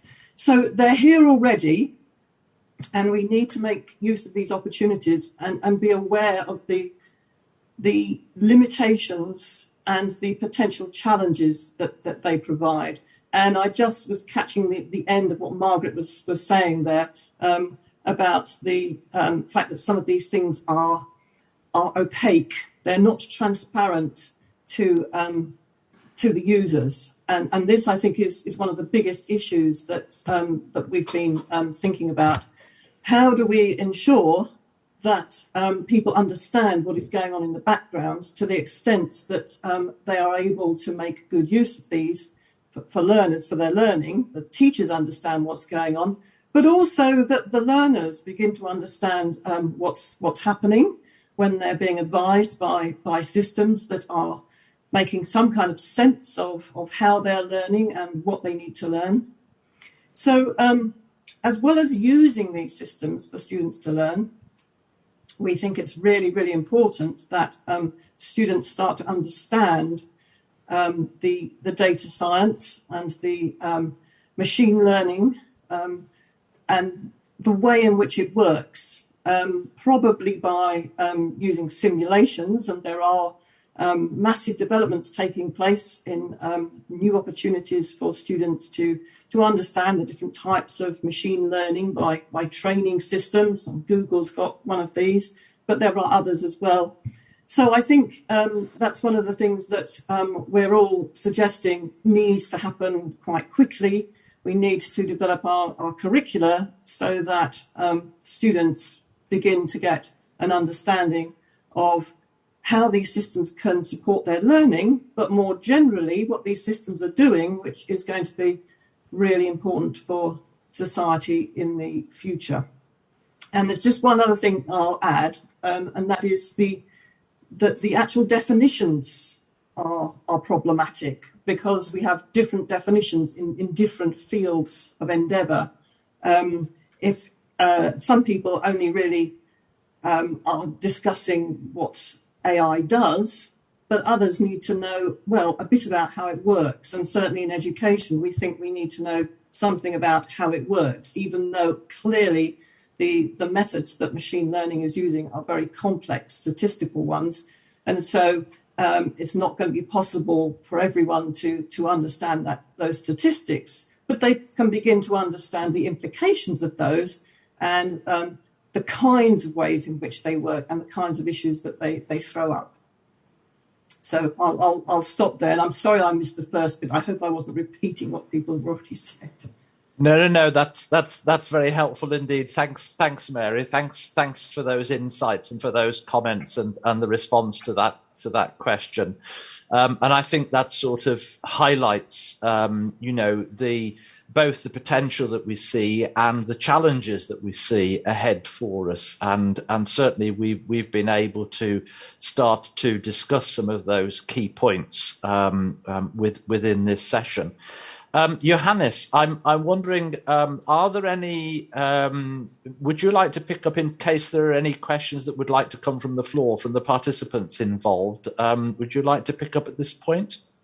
Yeah, unfortunately, we don't have any questions from the participants. But nevertheless, if you allow, I would ask a question by myself, reflecting the discussions we had. I think we have the opportunity in education to introduce concepts of machine learning and data analysis in different school subjects, like social sciences and sciences, biology, and so on, and to examine questions of ecology and the environmental damage, for instance.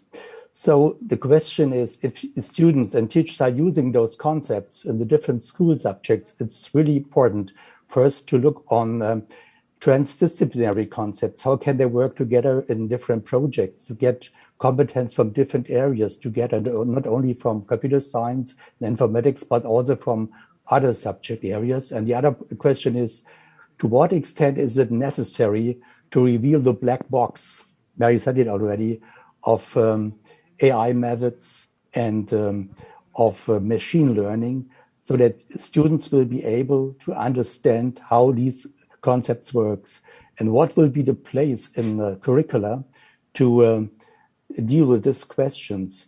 Do we need a new kind of subject like data science, or can it be done within all subjects or integrated, or should it be, I think, a central issue of computing science education? That's my question. Okay, I think you've probably raised quite a number of questions actually there, Johannes. But thanks very much for those. What I'm going to do is I'm aware that we have just a few minutes left, and I'm going to invite Mary actually to respond to your questions first, especially because Mary has been working on the task force with TC3 in terms of the computing curriculum, and I think that would be very, very relevant. So if you don't mind, Mary, I maybe ask if you could respond to that first within literally a couple of minutes, please.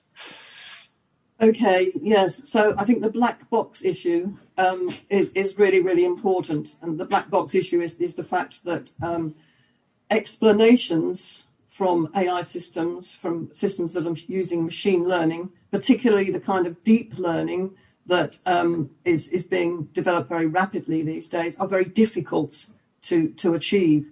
And so very often the explanations are built on top of the system. They're not actually able to go to explain exactly what's going on, if you like, in the background.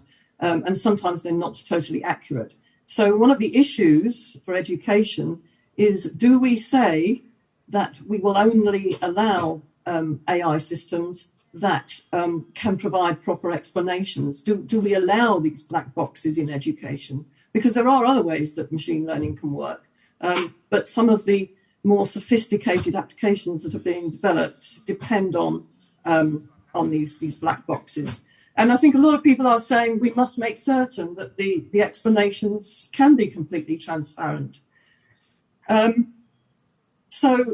Yes, I think we do need to be very aware of that, and we probably need to actually set some limits as to what people will do with these machine learning systems, and make sure that the explanations are coming through in a way that's not just accessible to teachers, but to learners also.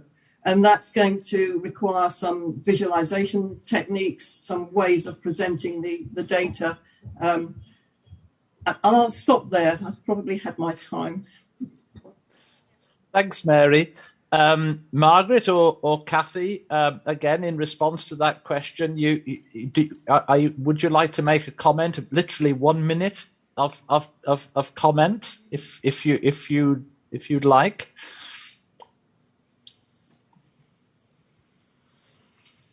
Or Bernard? Just one sentence. There are more and more black boxes in education and technology. If we want to use these boxes, people must be confident in these black boxes. And to be confident, in order to be confident, we must train them to reflect, to have a minimum understanding, to have a certain knowledge, not of all the content, but just a minimum for being confident. Social networks are not enough for that. Thank you, Bernard. I think that that's a very, very nice comment to be finishing on here. And I suppose the other comment that I would like to offer at the end here is it does seem to me that we are becoming more and more reliant upon networks and networking, and I wonder to what extent we actually have developed that for the benefit of all at this stage would also be a comment that I would add. So at this point, can I thank you all for participating? Can I thank the organisers of the Zanzibar Declaration events and the panelists and moderator and the IFIP 60 organisers who've been involved behind the scenes on this. Thank you very much. And to IGF for their support, and particularly to thank all of the participants who've been involved. So thank you very, very, very much for a very useful and enjoyable session. Thank you.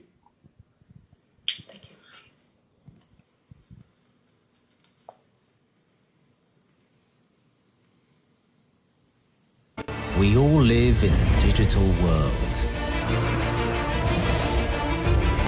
We all need it to be open and safe. We all want to trust. And to be trusted. We all despise control. And desire freedom. We are all united.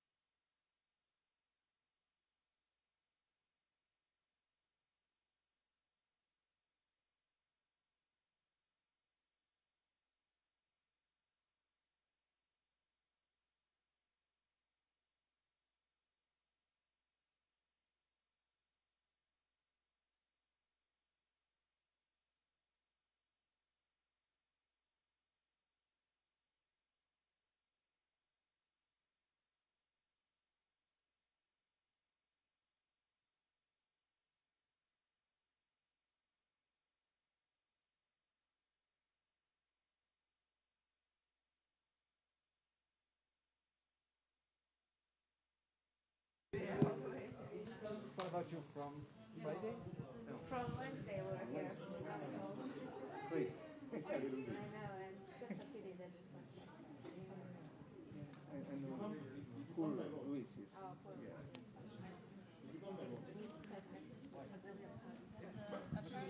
There's a power bank. Actually, I asked. Well, I tell him he really needs.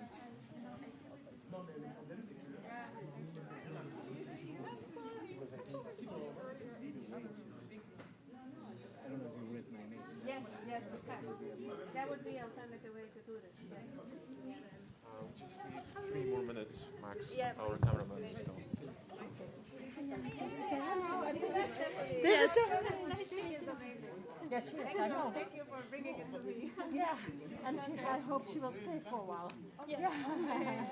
That's okay. Don't leave anyway, please. Yeah. I'm fine, thank you. You're very busy, and always so fast in answering all the questions. Thank you for answering so quickly yesterday. She's amazing evening. too. Yes, honestly. Busy? Yes. We had a session already this morning, so we had No, yeah. yeah, and we had a separate breakout rooms, so it was chaos, but okay. Good enough. Thank you. Yeah, everything. Hi, Anya. Francina. Yes. I would have you, but I don't know. I'll go. Yes, Anya. Nice to meet you. You can use these rooms as well if you want. We need chairs for 2 more people then. Take it from here. We're just gonna take three. Okay, let's take 3. Let me just take. Yeah, take those. Oh, okay, thank you.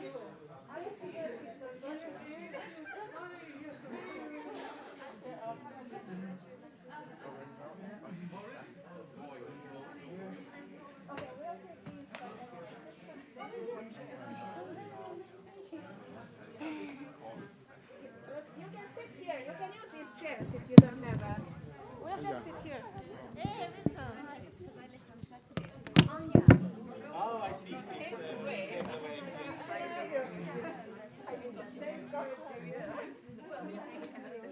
You're great. Broke my back.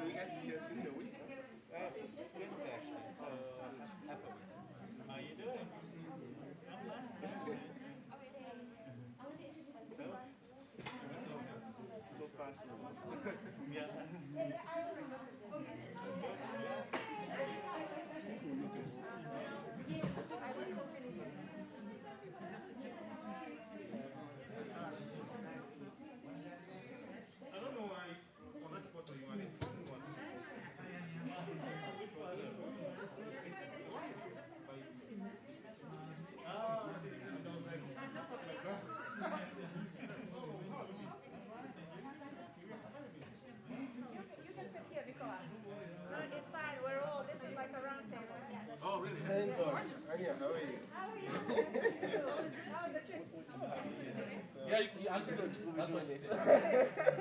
How's everything? I can imagine. I can imagine. I hope everything will take fun. No, so that's what she's saying. You don't have to, like, you can also sit there, no sit or sit again.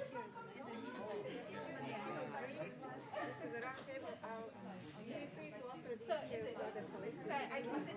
Yeah, so you can pick. Yeah.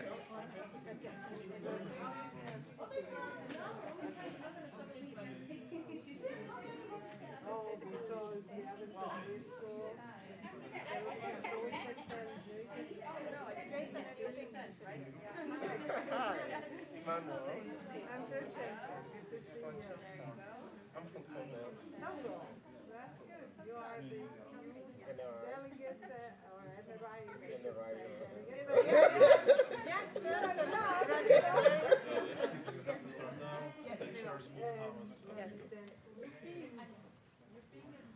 can sit here, yes.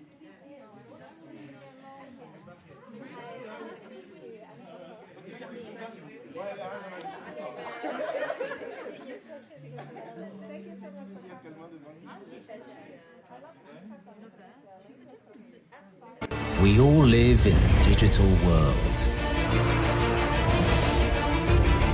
We all need it to be open and safe. We all want to trust. And to be trusted. We all despise control. And desire freedom. We are all united.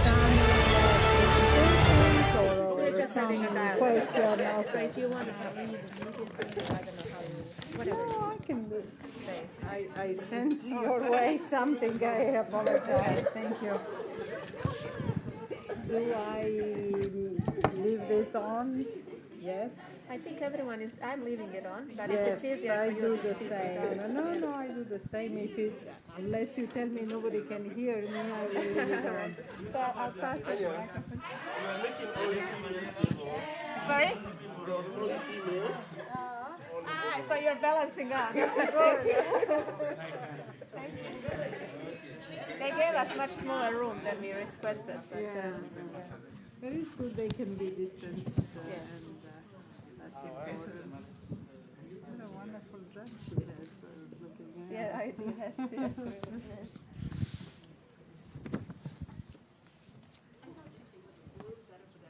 Okay. I see a couple of colleagues joining. So let me see how can we find you seats. You can, of course, use these chairs. Ucha, please.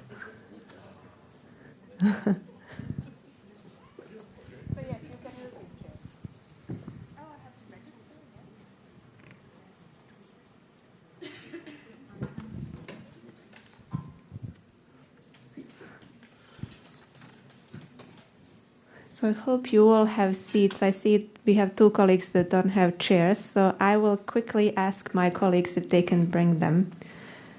But I think we'll need to formally start.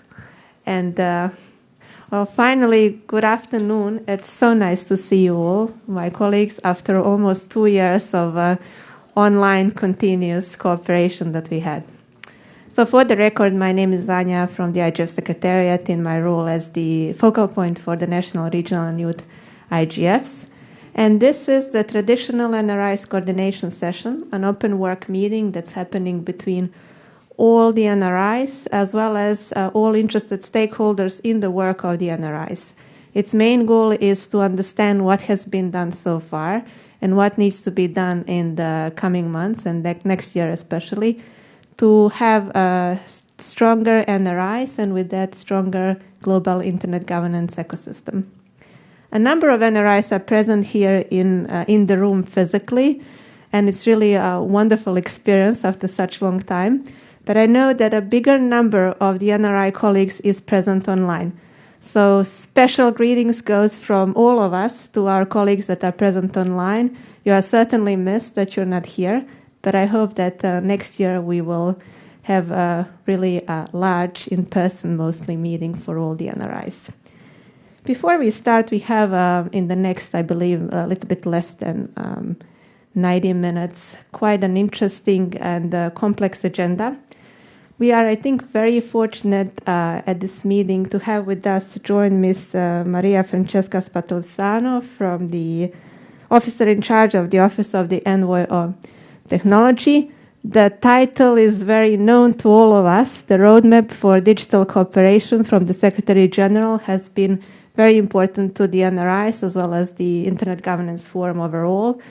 And in fact, the NRI self-organized and even responded to the open consultations that were associated with the processes of the Roadmap on Digital Cooperation and its implementation. So let me please give the floor to the Tech Envoy for the opening remarks, and then we will proceed with our agenda. It's on, I think. Ladies and gentlemen, communities of the Internet Governance Forum, it's a pleasure and an honor to be here with you in this important coordination session. And I've heard in these past months many impressive, motivating stories about national, regional, and youth IGFs, from the fact that your origin is organic and grassroots, to cases where national digital policies were changed as a result of NRI's meetings, and about how you collectively cooperate as a global network. And I had the pleasure also to be part of one NRI process myself, thanks to the kind invitation of the National IGF of Italy held a few weeks ago. So today, finally, I connect all this with persons and faces, and I'm here to listen to you. And it's a true honor for me. And as you know, the Secretary General Roadmap, as Anya was saying, for digital cooperation, calls for forging linkages between the IGF and NRIs, sorry for the acronym. The Office of the Secretary General's Tech Envoy, working alongside with other UN agencies, is tasked to coordinate the efforts to ensure that the roadmap is implemented. And now, with the Secretary General Common Agenda, we have broadened the horizon towards building a global digital compact in 2023. And the NRI's contribution is essential. I highlight this for you because I believe that the potential of bottom-up, multi-stakeholder process at local level, such as yours, is really important. These processes have proven to be critical for efforts towards making the Internet more robust, resilient, secure, safe, affordable, and accessible for all people. The roadmap is also clear that its effective implementation depends on effective national level assessment and deployment. And in that regard, I hope that we can start expanding our relationship, and I invite you indeed to join the roadmap's implementation teams of champions and key constituents, and to contribute your ideas in the process of building a consensus around the core principles of the Digital Compact. And I invite you to keep us posted about updates from your respective regions and communities, in the same way as we do our best to keep you informed on our work. But I especially invite you to tell us what to do to ensure IGF processes in your countries and regions are strengthened, more effective, and more present across all walks of society. I know my colleagues in the IGF Secretariat are at your disposal, of course, to hear ideas, work with you on implementation. And I would like to add that the Office of the Secretary General Envoy on Technology also stands ready to respond to your needs when and where possible in its own activities area. And I encourage you, finally, to focus on what concrete steps could be taken to have a more effective IGF ecosystem composed of many elements, and among these, strong, sustainable, locally and globally recognized and supported NRIs. And I look forward to your very engaging dialogue about to happen. Thank you. Well, thank you very much, SG Spatolsano, firstly for finding time to be here. But first of all, thank you for the continued support to the NRIs, which I think goes beyond just being present at certain sessions. Your members of your team, I see that colleagues Jason and Yuping are here. They've been very kind in cooperating closely with the NRIs in regard to their processes, and they showed presence at their processes, which we very much appreciated. And that's how the good cooperation always starts. You have to know each other firstly to understand what you're doing, and then from there, good action always starts. Thank you very much. I know you have a very busy schedule at this year's IGF. We really appreciate your time that you're here. You're most welcome to stay as long as your schedule allows, of course. And at any time when you need to leave, please be free to leave. We're a very practical group and with full understanding. And we will, if you agree, move to the agenda that we all agreed. So the agenda for this session is agreed in a bottom-up manner by the NRIs over a number of virtual meetings since the beginning of this year. It was decided that this year's session will focus on discussing two major areas. The first one relates to overall sustainability of the NRIs. There are a couple of aspects we are going to discuss. The first one relates to financial sustainability. And I do think it's very important just because the processes that we're running, they're obviously very valuable, but they also come with a cost.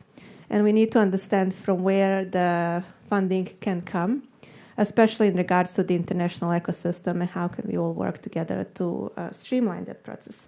And then the second part of this session will relate to the work of the NRIs becoming more policy impactful, not necessarily at the local level, but I think also at the global level. And what the ASG's Patolisanos mentioned about the roadmap, that's one of the processes, I think, where the NRIs can play a very important role, noting that in some countries and regions still an NRI process that exists is really the only opportunity to understand in a multi-stakeholder environment what the digital policy is about in terms of the priority for a local community. So with that, the format of this session obviously will be very open as we agreed, so it's up to you to raise your hand and speak. I have a microphone that I can pass on to all of you when you start speaking, and there is also this standing microphone here. And the ASG is kind to also give us her microphone. So I think we'll manage to have a quick action on this.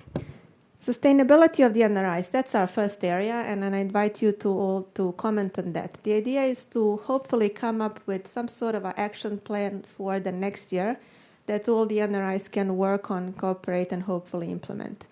How do you feel in terms of your financial resources for your processes? I especially refer to the context of the pandemic and turning completely to online or turning to hybrid meeting, which from the experience of the IGF can come with even higher costs than when you speak about what was before a traditional on-site meeting. And I especially would like you to put the emphasis on how the international community can maybe better support the NRIs, or are you already happy with what is already there in the presence. Let me just mention that there are a couple of outlets that are giving grants to the NRIs, and there's a procedure that's established. So in that sense, the IGF Support Association, for example, does give grants to the developing countries related processes for national and regional IGFs with a certain amount of grant. I'm glad that Jennifer is also there, so she's also carrying a hat of IGFSA and APR IGF coordinator. ISOC Foundation as well. I think ICANN has been a very strong supporter of the NRIs. The IGF Secretariat, as you know, for the past 2 years has been giving financial grants to the NRIs in developing countries. So that's also a mechanism, at least, that we know that we can apply for. But obviously, it's not everything. And I think developed countries-related NRIs are also facing challenges because many of these resources that are known that exist in the international ecosystem are actually in their eligibility criteria related to developing countries. And that's a little bit of a challenge from the experience of, I'll just speak from my experience as the NRI's focal point, especially for the regional IGFs, for example, where you have, so Eurodig is a very specific example, where you have covering Europe, where you have a number of developed countries, but then again, there are a number of developing countries. And so how do you differentiate there whether that regional IGF would be eligible or not for funding has been a subject for a discussion with some processes. So with putting this on the table, I invite you, for all of us, to brainstorm a bit and to understand how can we streamline a little bit better the funding that's coming from the international ecosystem. And then we can move on to discussing about mobilizing the local community to support better the NRIs. So you can maybe raise your hands. I see we already have a raised hand. I would also want to invite our colleagues that are present online just to raise their hand. And I will be able to recognize them if my dear colleagues in the back of the room would show maybe Zoom on the screens that are in front of me. Thank you. So maybe let's start from you. Thank you very much, Anya. I am Toko Mia, and from the Southern African country of South Africa. I think in terms of the NRIs in our areas, in our countries, and looking at financial solutions there, but more specifically looking at the COVID context, and the current pandemic which we're in Southern Africa, I can say our perspective is looking at digital infrastructure. So with addressing the issue of funding, we would essentially look first at the context of infrastructure and addressing the need of creating transformative, transparent digital infrastructure systems, which either currently don't exist in many areas, especially rural areas, or are inaccessible, particularly for African youth. And so I do believe, in terms of NRI structures, that when it comes to accessibility, that would be the key focal area for there to be financial distribution to ensure that there is an equal, accessible, compliant, and transparent internet for all. To provide strong support to be able to create equal opportunity for bridging technological skills gaps, which are significant in the Southern African countries. And due to the COVID crisis, the education and availability to education, where schools were the primary, often first point of contact with any technological device or education, the pandemic and quarantine times broke that system, breaking in many cases, including my own hometown where I'm from, complete access to education, where for months there was absolutely no educational structure due to inability to access resources. So definitely in terms of, if we were to look at financial infrastructure, we would be looking at sustainable development towards digital infrastructure, and to see how we would be able to coordinate transparently a collaborative compliance towards funding NRIs and actually providing digital access to the internet for all. So in this sense, yes, I do believe that digital infrastructure would be the primary focal point for us as Southern Africa in terms of financial sustainability of NRIs, and look forward to using this as the game changer to the development of internet and governance in Southern Africa. Well, thank you very much for sharing these points. Maybe I'll invite you to comment also on these points and share your points as well. So yes, Michael, I'll give you my microphone, mate.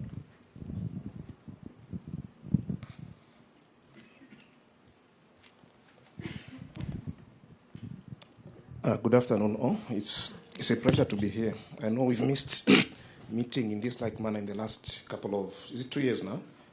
Yes, 2 years. Yeah.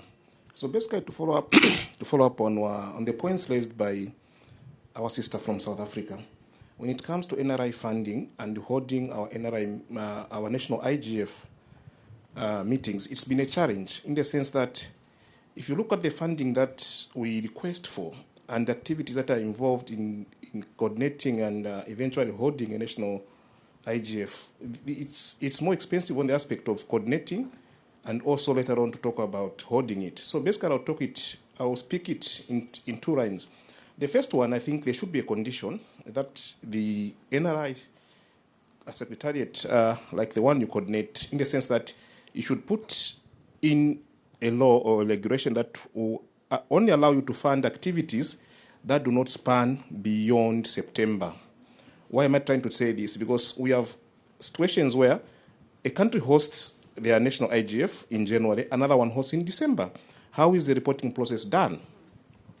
So if you put to say every NRI that needs to be funded must submit and hold their NRI before September to give chance to the regional IGF to take place and subsequently the sub-regional one and subsequently the regional one and the global one, because we can't have an NRI taking a national IGF taking place post the global IGF, because to me that is a reporting structure deficit in terms of why should a national one take place after the global one. So the second point is about funding, is about when we hold this online meeting. I know we've been trying, this is the second year we've been trying to see how we will perfect it. Now the issue comes in to those who want to participate in the Zoom space, in the online space. I'll give an example for Africa. Most people want to be reimbursed for their data that they've spent attending your meeting. How does an NRI, how does a national IGF able to fund or to buy data to those who are participating? At times you have a registered audience of about 80. By the time you are having your meeting, only 3 come online. Last week we were supposed to have our Zambia National IGF. We had a couple of people who had registered, but because we had put it record straight that there will be no reimbursement of data used because it's of national interest. What happens? We start the meeting, only about 22 showed up, and yet people that had registered were more than 300. And according to our own plan, we say we can only start a meeting if at least 70 persons have registered and have come online. So we ended up just cancelling. We don't know whether we hold our national IGF for 2021 or we postpone it to next year.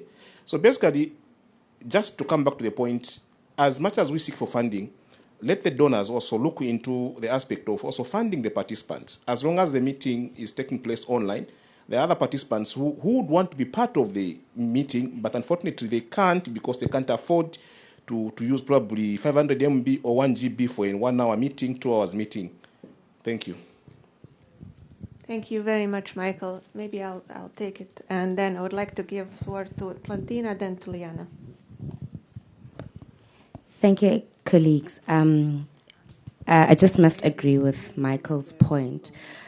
Just to start off with, I'll indicate where the South African Internet Governance Forum gets its funding. We are funded by both the Department of Communications and Digital Technologies as well as by the .za domain name authorities. Those are the funders, but we do source funding externally, and I must just applaud the IGF Secretariat because they have done their part to assist us financially in our funding. But I also just must come back to the point that was made by my colleague Michael. There is there's value in putting up timelines as far as when we can have our IGF for funding purposes. So if we're going to have our IGF around the same timelines as the global IGF, it does not make sense because as far as my engagements with particularly you, Anya, is that I need to submit a report. So when do I submit an IGF report if I'm having an IGF meeting around the same timelines as the global IGF? So I must just, but I think I'm glad that you made mention of ISOC, ICANN, and the global because I didn't know that those are funders. Where we relied on were just what we relied on for funding was just the department itself as well as organizational structures to fund. But now there is an awareness, which brings me to my second point. I think there needs to be greater awareness. Maybe it's just with me, but there needs to be greater awareness of where we can get our funding. It wasn't up until communication that I realized that this is where I can get funding for our national initiatives. And I think if I didn't know about it, there are a lot more colleagues that also didn't know about it. So they end up not having IGF meetings because of funding purposes. But I think maybe just increase awareness of what the channels are that we can get funding and which organizations and what the budget, what the limitations are for funding. Thank you. Thank you. Thank you very much, Plantina. There's already a very concrete action point. Liana, before I give the floor to you, since I'm closer here, so I'll give them later.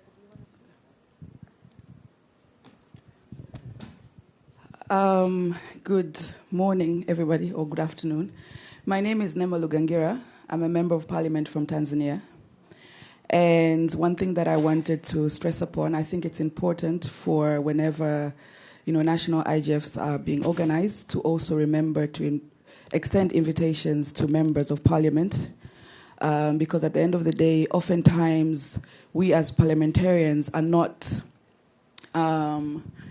included in discussions, and that's where decisions are made, and thereafter it is us parliamentarians who are then expected to be part and parcel of the process of making sure whatever that was agreed upon in our absence should actually be implemented. So I think it's very important for national IGFs to make sure that, and to make extra efforts to ensure that parliamentarians are at those events, are involved and capacitated to understand, the different dynamics, because at the end of the day, all of the things that are being discussed end up needing legislators to take some sort of positioning, etc. So I wanted to highlight the importance of parliamentarians, and personally, I'm very much grateful for the Tanzania IGF for ensuring that I myself am able to be here today, because prior that was not there. So I'd like to highly commend our leader here from IGF, Nazar, for having ensured and facilitated that. The other part which I wanted to echo is a colleague here who mentioned that because of COVID, it's so used of people coming on Zoom, but we tend to forget, most of us in developing countries do not have budgets for being online.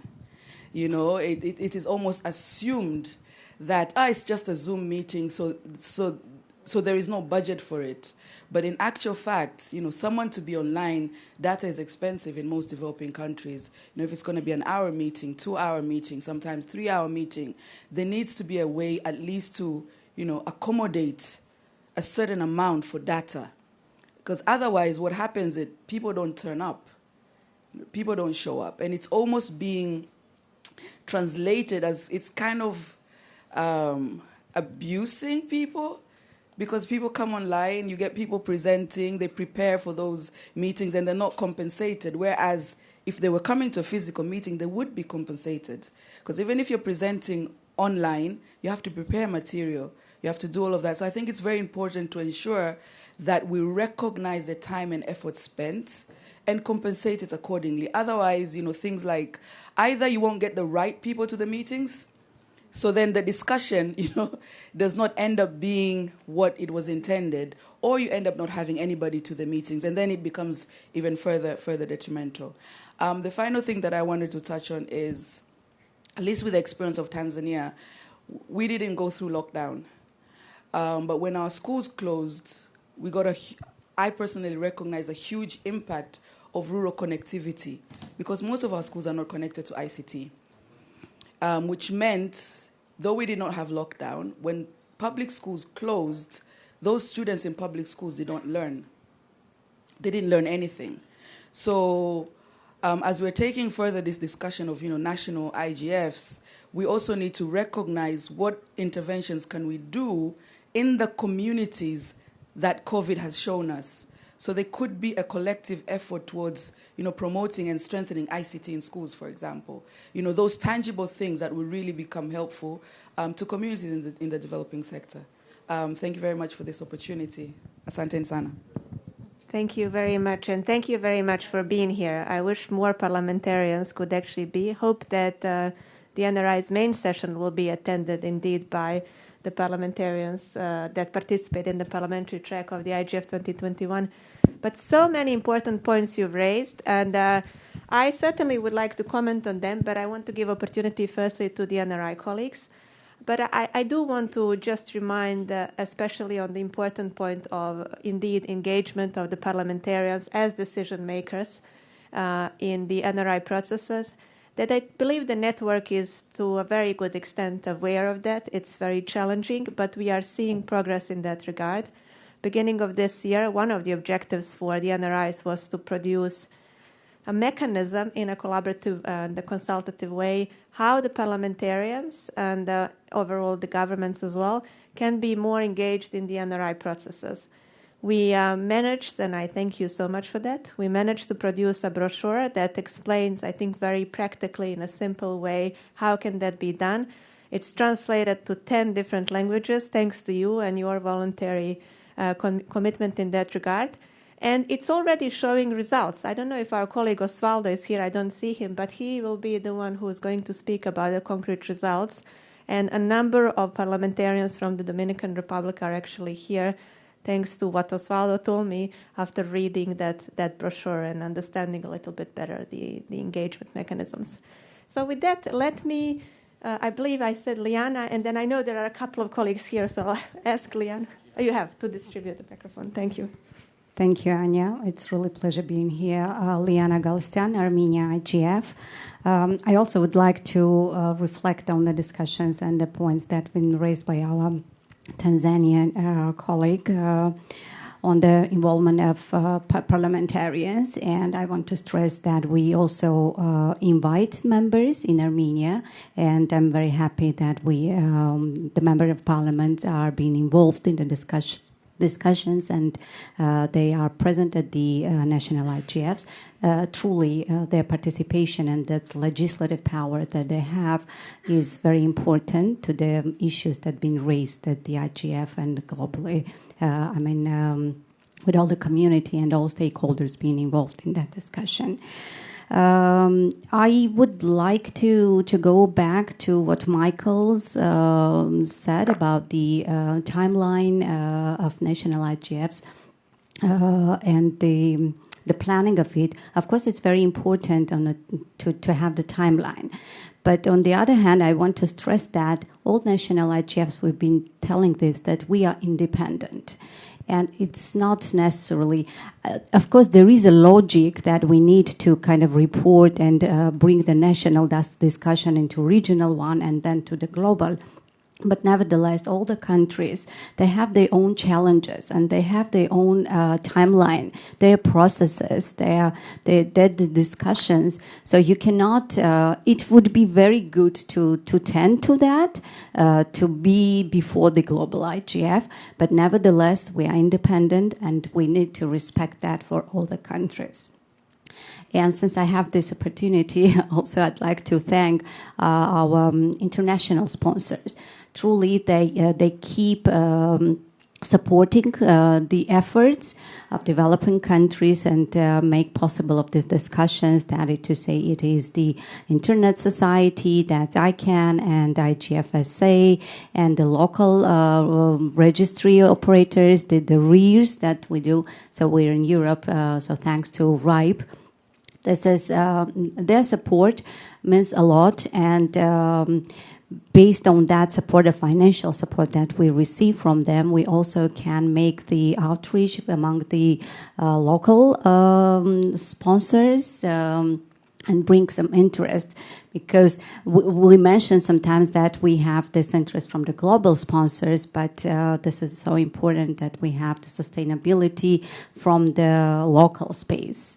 So these are mainly the points that I wanted to raise. Thank you very much. Thank you very much, Liana. Yes, and then can I had also put my hand up. So yes. No, please okay. Go ahead. Thank you. So Bram, for the record, from Malawi. So I wanted to comment on, I think, what Michael said, and I think Toko and a few guys. So the issue of sponsorship, for example. I feel like there's a disconnect from the IGF Global Secretariat and then the regional secretariat bodies as well. Because if you speak to the AU, the Africa Union, for example, and other NRIs in the building, they'll tell you that they got funding from PRIDA, a perfect example. But you find that South Africa is not aware that they can access this kind of funding within the Africa region itself. So I feel like maybe we need to synchronize our information and obviously share in terms of the opportunities that are happening within the region, sub-region, in terms of the funding itself. Now, on the issue of the regional IGF, I also feel there's a disconnect. I'll give a perfect example of the SADC IGF, which is the Southern Africa IGF. We have been following up, some of us individually, to say, can we have the SADC regional IGF? Now, because it's housed within the Secretariat of the SADC, we can only go, this far into follow-up. I mean, maybe if it were coming from the Global IGF Secretariat to push within those regional offices and follow up and say, what's the status for this year's regional IGF?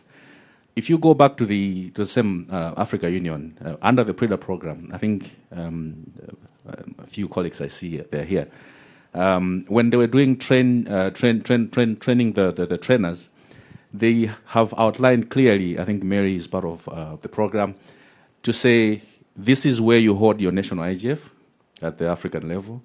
This is the regional, maybe the SADC or West Africa, and then we have our own, Africa IGF, and then we go to the global. So those are already, standardized. But I think pushing this information now to the NRIs so that they are aware, and obviously also the global IGF is aware, so that when you're saying we want to give you funding, you say no. At the AU level, it's been defined that you can only have your national IGF on this date. So therefore, we have surpassed. We will not be able to fund you, I think, to cope with the reporting criteria that was being mentioned. So I just wanted to comment on those. Thank you. Thank you very much, Bram. I think there were a couple of colleagues around you that wanted to speak. Auke, and I see, yes, exactly. And then we can move here and then to Varduchat over this side. Mine is just a fast remark. I'm Pedro Lana from the UFLAC IGF. And about funding and the need to spread the news about the possibilities of funding, this is a real good point because this was the first time that I believe we are at the sixth or seventh edition. The sixth edition of the UFLAC IGF. It was the first time that we got funding specifically for the UFLAC IGF, not part of another funding. We got it from the Internet Society. Well, it was not that much, but since the youth NRIs have a different dynamic than the other NRIs, the Global Forum, it was enough because the most important part on that is making those youth that are entering the system, that are being part of this capacity building efforts. We have an open course since last year to get these initial steps inside the internet governance ecosystem, and having some small things to compensate them for their efforts is something that is really valuable, so people can stay on this place. Like on the last open course that we have the UFLAC IGF ambassadors, many of them became active parts of the internet governance ecosystem today. Some of them are here on site in Poland. Some of them are organizing sessions. Some of them are part of, in their countries, from research institutions or even the government. And it's based on these small helps with funding that people can access, this youth NRIs can access. They just have to know about it, because it was the first time, actually, that Internet Society gave this funding to youth NRI. At first, they didn't even know that they could provide us to them, but after it was informed to them, and the IGF Secretariat, I believe Anja, helped us with that a lot, they provide that to us swiftly, and it made a whole lot of difference compared to what we had last year. So it's important to make these opportunities reach people who are organizing the youth NRIs around the world, or the national or the regional ones. Thank you very much. Yeah, I think, was it you, Auke, and then, yes, and then Jennifer. So let's finish this area, and then we're going to move here and coming back there. Thank you very much. My name is Auke Pals from the Netherlands. And I feel actually very sorry that there are still many funding issues. In the Netherlands, we do have a consortium based from the Ministry of Economic Affairs and SADN, the .nl registry, making this available. But what I personally struggled with is the last 2 years is the engagement. And because we couldn't see each other, events were cancelled. Okay, I'm doing it like this for the moment. And what we struggled, or what I struggled with, is the tiredness actually on sitting on the screen and missing the ability to network also. Because on the one hand, you do have the knowledge sharing in a session, but part of that, and maybe even more important, is the networking after that, on how to proceed after that. And the second part, yeah, I felt that that is the difficult part on engaging new people, because the contacts that you have, you keep in contact with and you know them. But keeping new people coming involved and organizing events online in the second year of COVID was really challenging. So we were happy to have a face-to-face event. Luckily, before the Dutch government decided on another lockdown again. But yeah, that made us feel energized again, and we're happy to be with some colleagues here in Poland. But unfortunately, 70% dropped out because of, still the urge or not to travel. Yeah, thank you. Thank you very much, Auke. Maybe you can, just pass the microphone. I'm just looking at Zoom. I promised to our colleagues in Zoom, we have quite a large number of coordinators present. We will give the floor to colleagues in Zoom shortly after we exhaust already acknowledged hands here in the room. So yes, please, you have the floor. Okay, thank you, Anja. Hi, everyone. My name is Jose Fisaka. I am the General Coordinator of JAD Youth IGF and focal point of Youth IGF Africa. So I'm raising an important point, which is concerning youth and NRIs, especially when it comes to organize annual meetings. How we can promote youth engagement,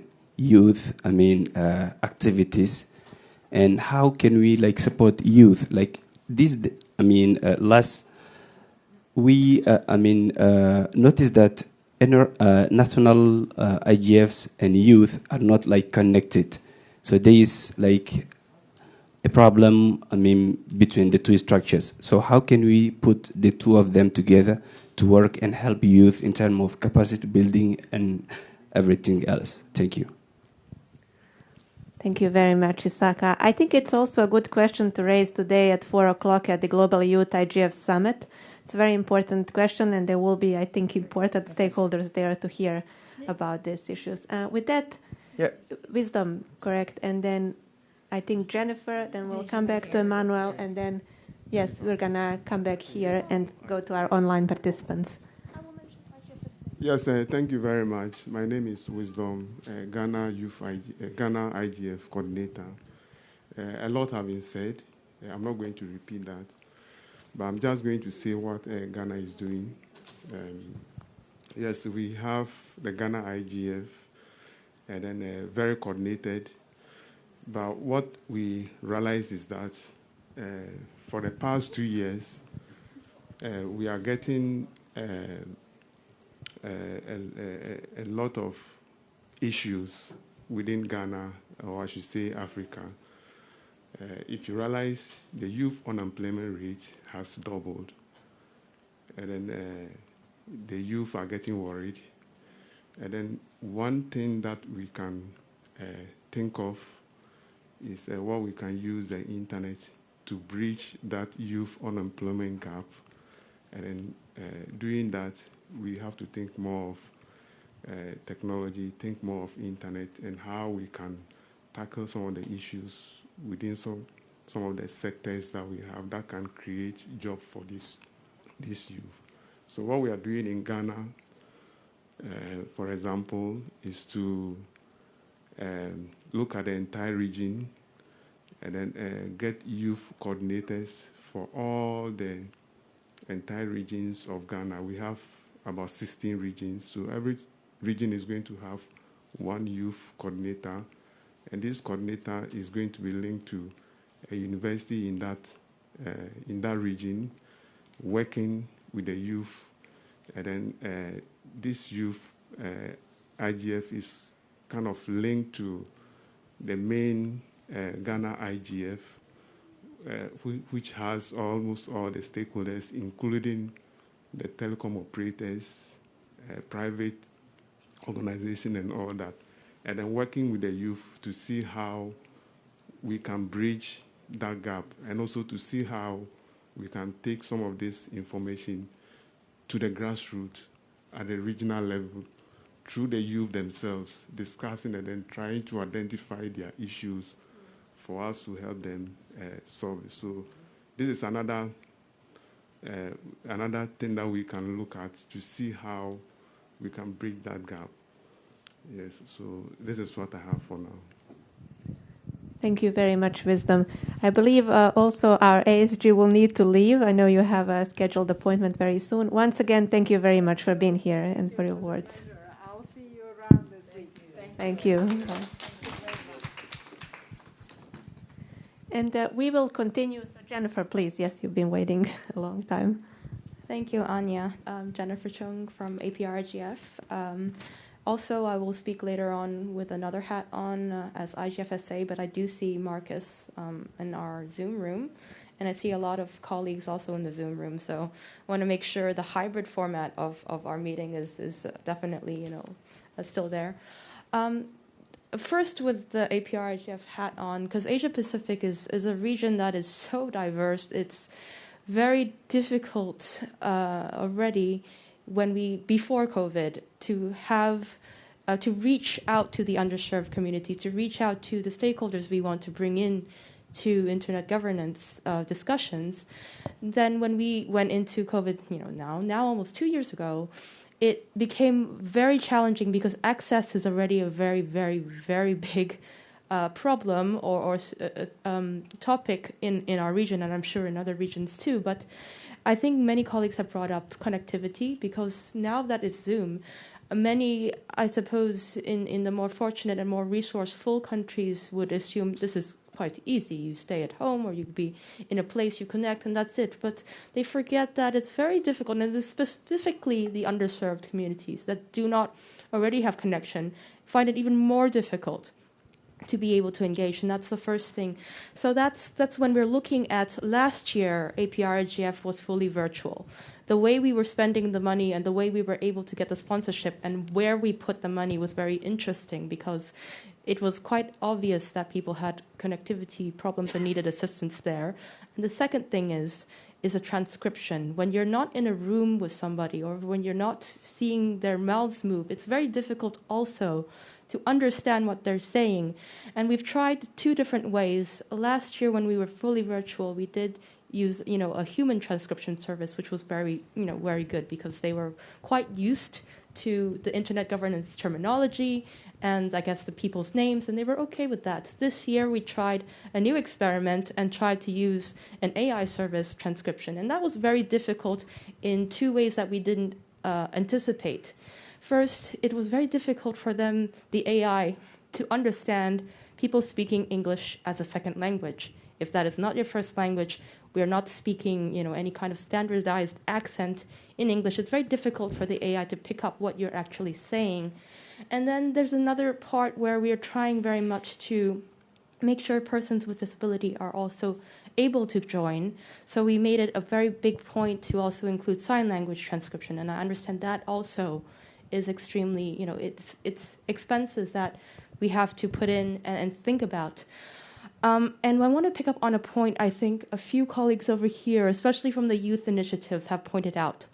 How do we engage new people in a time like this? And we are already quite Zoom fatigued. We're already a resource is very thin. How do we engage the stakeholders we really want to bring into the discussion? Because if we're having the same conversation with the same people in the same room all the time, we will not be able to get the ideas we need. We'll not be able to bring in people we want to bring into the conversation. And it's extremely challenging to tell someone, here is something you should participate and engage in. But this is the only way you can do it right now. And it's not... It's very difficult to convince, especially young people, when they already have all their classes online, competing programs online. Why should we also do this online thing for internet governance, which we don't really know what it is. We use the internet, but we don't know what is this policy making, what is the governance part of it. So we also had to redesign our capacity building at APRGF. So this year for the fellows, we included a stipend for the connectivity. We included a more, I guess, robust program with the mentors where they had one-on-one small group engagement chats. It was kind of more like a weekly chat they had even like a month and a half before the entire meeting, so they can actually understand this is what's going to happen. These are the people who are already engaged in this community and would like, to guide you through like a mentor, to make sure they feel included, to make sure they feel that, okay, this is the community I want to stay in. To engage new people and to keep new people is extremely challenging, especially when we are in virtual and hybrid meetings. So that's one hat on. And then I know a lot of colleagues were asking about the funding issue, so now I'm going to put the other hat on for IGFSA. And I see Marcus is also online as well. So if anything I miss, please do add in the chat or put it in the put your hand up. We try very much to work with the NRIs in developing countries, the developing world NRIs, because we know it's very difficult. We know that especially you don't really know if you're going to have the meeting, if you have the meeting, how this funding can be spent. I know the grants that we do provide is just, a part of what is eventually used in the meetings. There is I guess, consideration about transcription. There's consideration about equipment costs, especially if you are an NRI that's just starting up. This, for example, if this year is your first meeting, I think the Comoros IGF was working quite closely with Anya, you at the IGF Secretariat, but they were asking us, what about the criteria, the eligibility? Do we meet, all these requirements so we can get funding? So we try very hard to do that, and I think there's query from, I guess, the Youth IGF from Myanmar. They're trying to, set up their first meeting, and they were wondering, do we qualify for this, criteria of funding? And then lastly, I know a few colleagues from the African region has mentioned, there's different sources of funding that come in everywhere. And I think it's very important to make this known to the NRI network. I can only speak, I guess, on behalf of, not on behalf of, I can only speak from the Asia Pacific standpoint. ICANN definitely does do a lot of work in our region. ISOC definitely does a lot of work in our region. But the RIRs also do a lot of work in our region. So for Asia Pacific, it would be APNIC. And I'm sure, for the rest of the regions, like AFRINIC, LACNIC, RIPE NCC, ARIN, I'm sure they also do have their capacity building funding that they would look into. I mean, I don't know the specifics for that, but it is worth looking into it. And then lastly, because I have one last hat for .Asia, we are a quote-unquote, I guess, a regional generic top-level domain. We also provide funding for the CCTLDs in our region, so in the Asia-Pacific region. The one thing we did this year was to help the KR IGF, the Korean IGF, and we provided support there, both in terms of funding as well as in-kind support. So I really encourage colleagues, NRI colleagues, to share this information with Anya so we can all benefit from knowing where we can get funding. Thanks. Thank you very much, Jennifer. I know we have one intervention here, but I promised before to Emmanuel. While Emmanuel is getting ready, please allow me to give floor to Nigel Casimir, who is with us from the Caribbean region online. Unfortunately, Nigel was supposed to be here in person, but he had to cancel his trip. Nigel, you have the floor. After that, we'll hear from Julian, because I see that you've been holding your hands raised in Zoom for some time, and then we're going to come back to Emmanuel, and then we're coming to this side. Yes, I remember. Nigel, please. Thank you very much, Anya. I hope you all can hear me well. We can hear you well, yes. We can hear you. Excellent. Yes, I'm Nigel Casimir from the Caribbean IGF.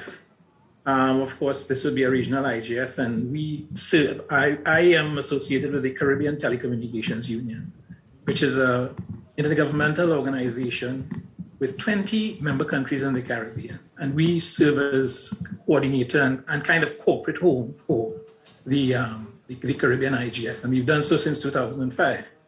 Now, we usually have our meeting in August. And in terms of funding and sponsorship and sustainability and so on, over the years, we have had sponsorship from the internet organizations like ICANN, the regional red registries, the Internet Society, and so on, but also some of the larger internet orgs like your Google and Facebook and so on, and of course the IGFSA. We've had like everyone else, physical meetings annually since of course, before COVID, but since 2020, for the last 2 years, we've been online only. And one of the things we did even before COVID, because of course we're dealing with islands, and not everyone might be able to travel to a physical meeting, we had incorporated regional participation even in the on-site meetings from before COVID. So going fully remote wasn't too much of a shock for us. I think in terms of sustainability of the effort as well, it's useful to have a corporate home or a secretariat for the IGF. In our case in the Caribbean, the CTU has taken, the organization I'm with it has taken that role. And one thing we noticed though is that there are different challenges for funding and sustainability for the regional efforts and the national efforts. At the national levels, you might find that the regional organizations might not have as much funding available for each and every one of the islands that wants to have a national IGF, and they have to depend more on the local commercial stakeholders like your telecommunications service providers, or the governments, or the local CCTLD, and so on. Someone mentioned earlier that there should be some linkages and timing and so on between these NRIs and the global IGF, which I agree with. I think it's even more important, though, that we have such coordination between the national IGFs and any regional and sub-regional IGFs, such that we have information, data, linkages coming up from the national level into the regional level and so on, and then up to the global level thereafter. An important thing for sustainability as well is that we need support resources for rapporteurship and record keeping, in addition to having a corporate home, because the corporate home helps you to accept and seek sponsorships and so on. In the CIGF as well, we know capacity building sessions, and especially so when we were on site. You go to a particular country and hosting the meeting there, you have capacity building sessions such that you enhance the capability of the locals in that particular place. I think, Anya, in terms of all the things that have been raised in terms of funding and sustainability, those are the points I wanted to make, noting especially that the challenges are different when you're looking at regional and the national. Thank you. Thank you very much, Nigel. These were excellent points and I think very useful advices you shared. I would like to give floor now to Julian, our colleague from the Colombian IGF, and maybe to Zaina to conclude with the Zoom interventions, and then we're going to come back to the room. I do understand that you would all like to speak. So, yes, Julian, please, you have the floor. Thank you, Anja, for this opportunity to share with you about our thoughts in sustainability of the NRIs from the perspective of Colombian IGF. We have been making our IGF, local IGF. And this year we had the 8th edition. And we have been getting support from the IGF Support Association, also from the Colombian CCTLD.co administrator, and financial support also from Google Colombia, and a lot of in-kind support from many members of the IGF, universities, private sector organizations, government, the Youth Observatory, and civil society organizations. We have received also, as Jennifer was mentioned, the opportunity to get resources from the Internet Address Register for Latin America, LACNIC, So they have been very active and promoting a lot of activities around internet governance in the region, and also open these opportunities for national initiatives. That is related also to sustainability. I want to mention that our last forum this year, even if we have a very nice attendance from more than about 32 speakers, we have less participation than previous year, even if we make a great effort to bring people from the regions, not only from the major cities in Colombia. And also we include language transcription in our meetings to increase the audience.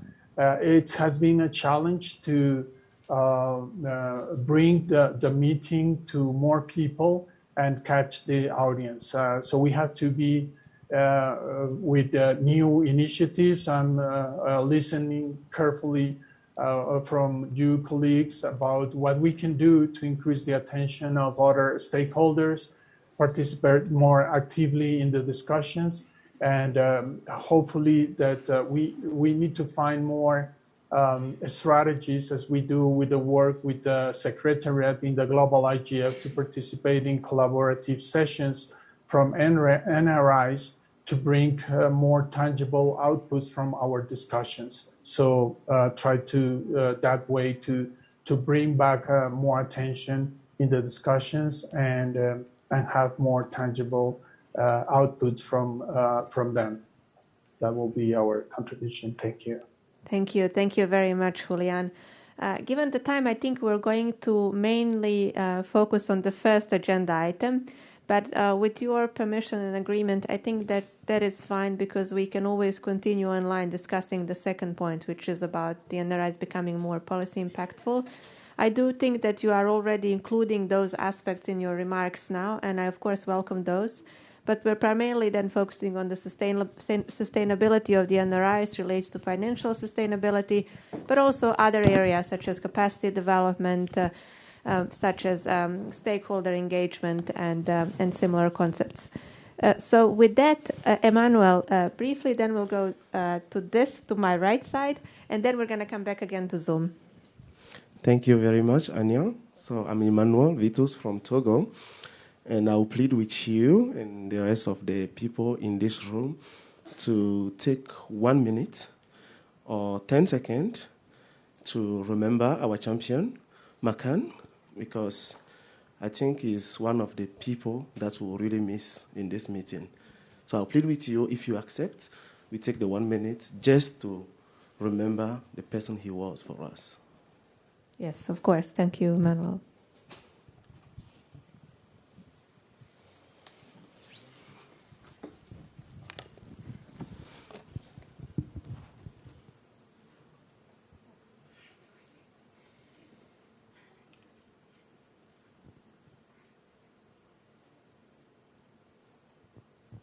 Thank you.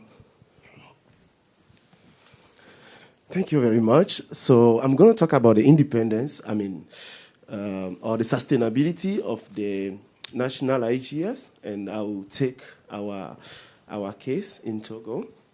So let me say there will not be independence. A lot of people have already mentioned independence of the IGF.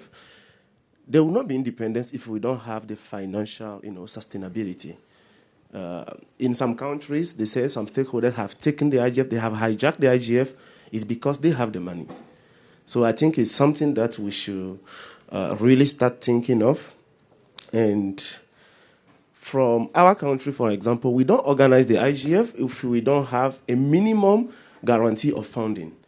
So when we're talking about gender, let's say we're talking about organizing the IGF in January or organizing the IGF in June, there's not always that assurance of organizing IGF until at least one funder say, okay, this year we're going to support you.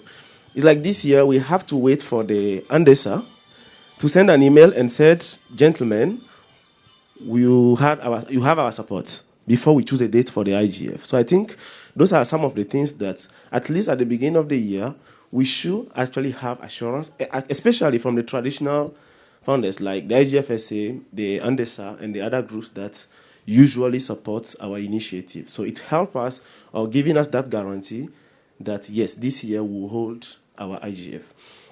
And the second point is also what happened to the schools. Because looking at the regional level and the national level, the schools are the most expensive.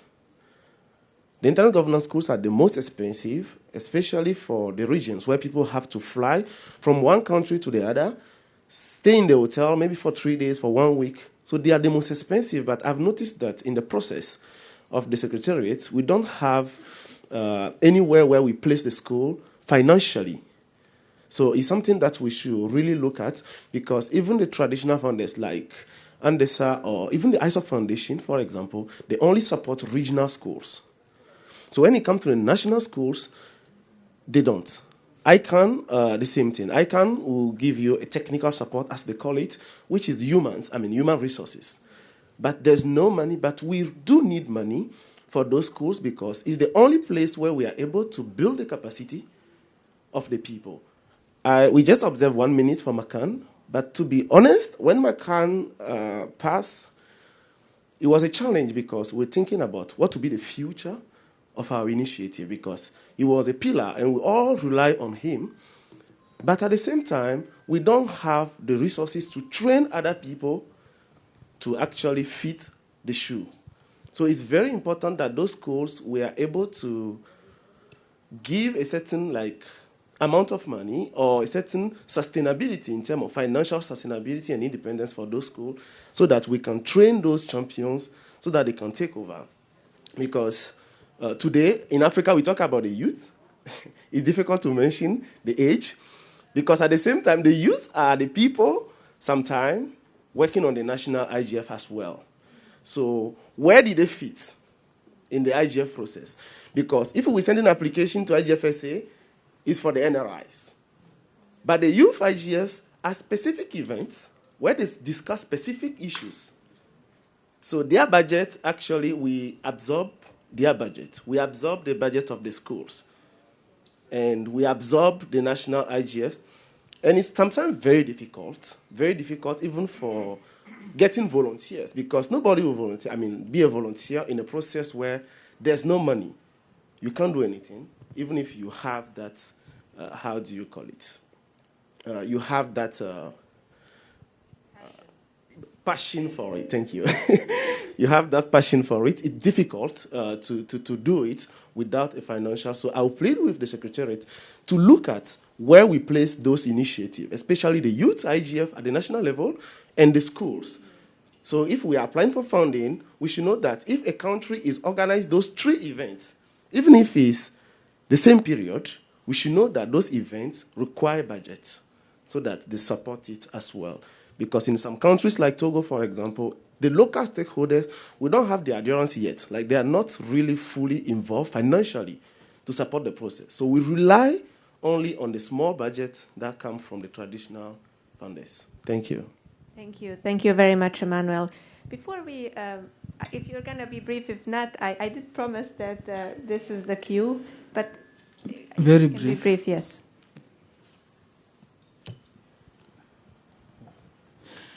I'm Kosi from Benin IGF. I think it's important to clarify the process. Youth and national or regional IGF cannot be in competition.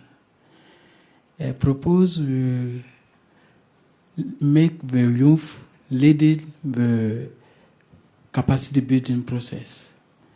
We will make there another new people for our national IGF and regional IGF. And national and regional IGF will be concentrating on the challenge of national level or regional level. That is my proposal. Thank you. Thank you very much, Kosi, and thank you for being brief on a very important point. Yes, let's go like this toward Ucha and Nazar, and then we're going to go back to our on Zoom participants. I think we have 15 minutes until the end, so need to wrap All right, up. I'll try to keep it brief because we're so passionate. We've all been going long. My name is Advocate Zanyuwen Tatisia Sare. Oh, okay. Can I just... Okay. and I'm the chairperson of the South African Internet Governance Forum, but I think like many others, I wear many hats in the ecosystem. So I also work as an independent advisor to the Communications Authority of South Africa, where we look at consumer-specific issues in telecommunications and broadcasting. And I also run a company that works in the SADC region and issues around digital access, and we work with a few governments. I think, Michael, I've actually seen you in some Zambian meetings. So I think just to be solution-oriented, the first thing I believe we need to do is create minimum standards of compliance when it comes to how we disseminate information. So number one, ensuring that websites are present, and we take this for granted, but we actually have NRIs and even national IGFs that just don't have websites whatsoever and any presence. So then already we've got an issue of dissemination of information, but outside of that, what do we stand for? Who are we? We should be using these same platforms that we're promoting to spread the knowledge. So that's the first one. The second one is actually creating a compliance pack. So what does that look like? When it comes to funders, some IGFs don't have, or some forums don't even have, let's say, letterheads or even just a standard communication of letters to these funders that we're saying we don't have. So it becomes, you're not going to just have a phone call to a telco and ask them to give you something. There's a certain level of etiquette and a certain level of communication that should be, things should be communicated in a particular manner. And then I think another one, I've been hearing issues around, we want face-to-face. In Africa, honestly, even just going online is a privilege. We're already facing issues of, electricity shortages, and I'm going to use that word quite intentionally. And that's just not in the rural areas. That's like everywhere in the entire country, and very few people have generators and inverters. So the costs that are being spoken about are quite genuine. And I think sometimes, so we do a lot of work in rural communities, and when we get asked this, they say, well, people are online or they're on Facebook, whatever. The telcos actually have specific bundles just for social media, so you won't be able to connect to Zoom. There's just no money for that. So for me, it's really saying, can we have minimum standards? Because what happens is, and I'll speak for ourselves, for example, you get elected in March, you come in, but now you still need to look at issues of what's the constitution, what's our corporate identity. So now for the first 6 months, instead of planning an actual IGF, you're now doing all the corporate identity issues, which is something we actually need to look at. And the last one, I think the lady from South Pacific Asia, you mentioned something around accessibility and ensuring that when we do have these meetings, we are looking at the disabled community. I think that's excellent. But we also need to do that looking at the ITU standards for websites. Can you go onto website one? Are we looking at ensuring that people who are blind and deaf can use it navigation-wise? There are standards that are there. It's not reinventing the wheel. So that's the first one. Second one, language is a massive barrier. In Zambia, how many languages are in Zambia, Michael? 72 languages. South Africa, we've got 11 official languages. So we really need to look at the nuances of, and I'll speak from an African perspective because I can't speak from anywhere else. These things are there. You put them, we make sure that those are the minimum standards that we have. I'll keep it brief. I could go for days, but thank you so much for the opportunity. Thank you very much. That was very quick. She's our chairperson. Thank you for that, Advocate Zanyiwe. I also just want to speak to my colleague from Malawi. I'm so glad that you mentioned the issue of regional initiatives, and I think we should just take up the opportunity just to speak, because we can't have a regional initiative without a functioning secretariat. But also to speak to the issue of the independence of national initiatives, and pulling in what Michael spoke about the timelines that we need to have our IGFs. In order to respect the independence of the national initiatives, is it then possible for us to have a reporting mechanism, also drawing from what Advocate Zanyiwe just currently spoke about, to say what is the bare minimum compliance standard? So if you can't, for instance, have your national IGF on before September, in order to still qualify for funding, what is going to be the reporting structure that will enable you to still apply for funding even though there is a deadline for when you have, because as my colleague has just mentioned, there are a few challenges that we are still grappling with as national initiatives and regional initiatives. But to make sure that we comply with the global standard, what reporting mechanism, and this is maybe just a question that I'm throwing to you specifically, Anya, what reporting mechanisms can we have in place to ensure that we still qualify for IGF even though we have it after the actual deadline, and we can still comply with the reporting structures that are in place? Thank you. Thank you very much, Pantina. I take note of the question. I can address it later, but I would like to finally hear from Ucha. He's been holding his hand for some time. Thanks, Anya. It's Ucha Setoli from Georgian IGF. Just I have to highlight 2 points. From our point of view, I think we are producing some kind of service. That's why branding stuff is very important. Even web page and all this stuff is quite important, because you're inviting new generation, you're inviting people who are related with the internet, so they have very special requirements. About Parliament and policymakers' involvement, we can share our last 2 years' experience that we finally signed memorandum of understanding with our Parliament members, especially from the Committee of Policy Making and the Sectoral Economics. And this gave us the different level of relations with our policymakers, because even every legislation, every law, draft law, have to be discussed in this committee. Right now we have partners in our, as a stakeholder. So they have to discuss, they have to give the floor, and they have to use IGF dialogue as a platform for every new draft law. So maybe it could be interesting for our colleagues from Zanzibar, Tanzania, sorry, my friend. And finally, about the funding. Yes, every IGF has problems, issues, maybe challenges of the funding. So we're trying to invite private sector and give some opportunities, not big telcos, maybe not big. It's also up to us. We try to find people who, not companies who have good understanding of social importance of the internet governance. And this also gives funding for networking, for have some fun, because we are using iStar's funding for translation, for venue, but for networking is a very important part of the IGF meetings. We are using private sector funding. Very brief, thanks. Thank you very much, Ucha. I think Nazar requested the floor first, and then we'll go to Mary. Or Roberto. Yes, or then, okay, we'll finish with this line, but then I would like to go back to Zoom after we finish this first round. Hello, good afternoon, everybody. My name is Nazar from Tanzania IGF. And I'm glad to be here with all of you. I would like to make my contribution in terms of what we have been doing in Tanzania. Point number one is on the sustainability of the NRIs.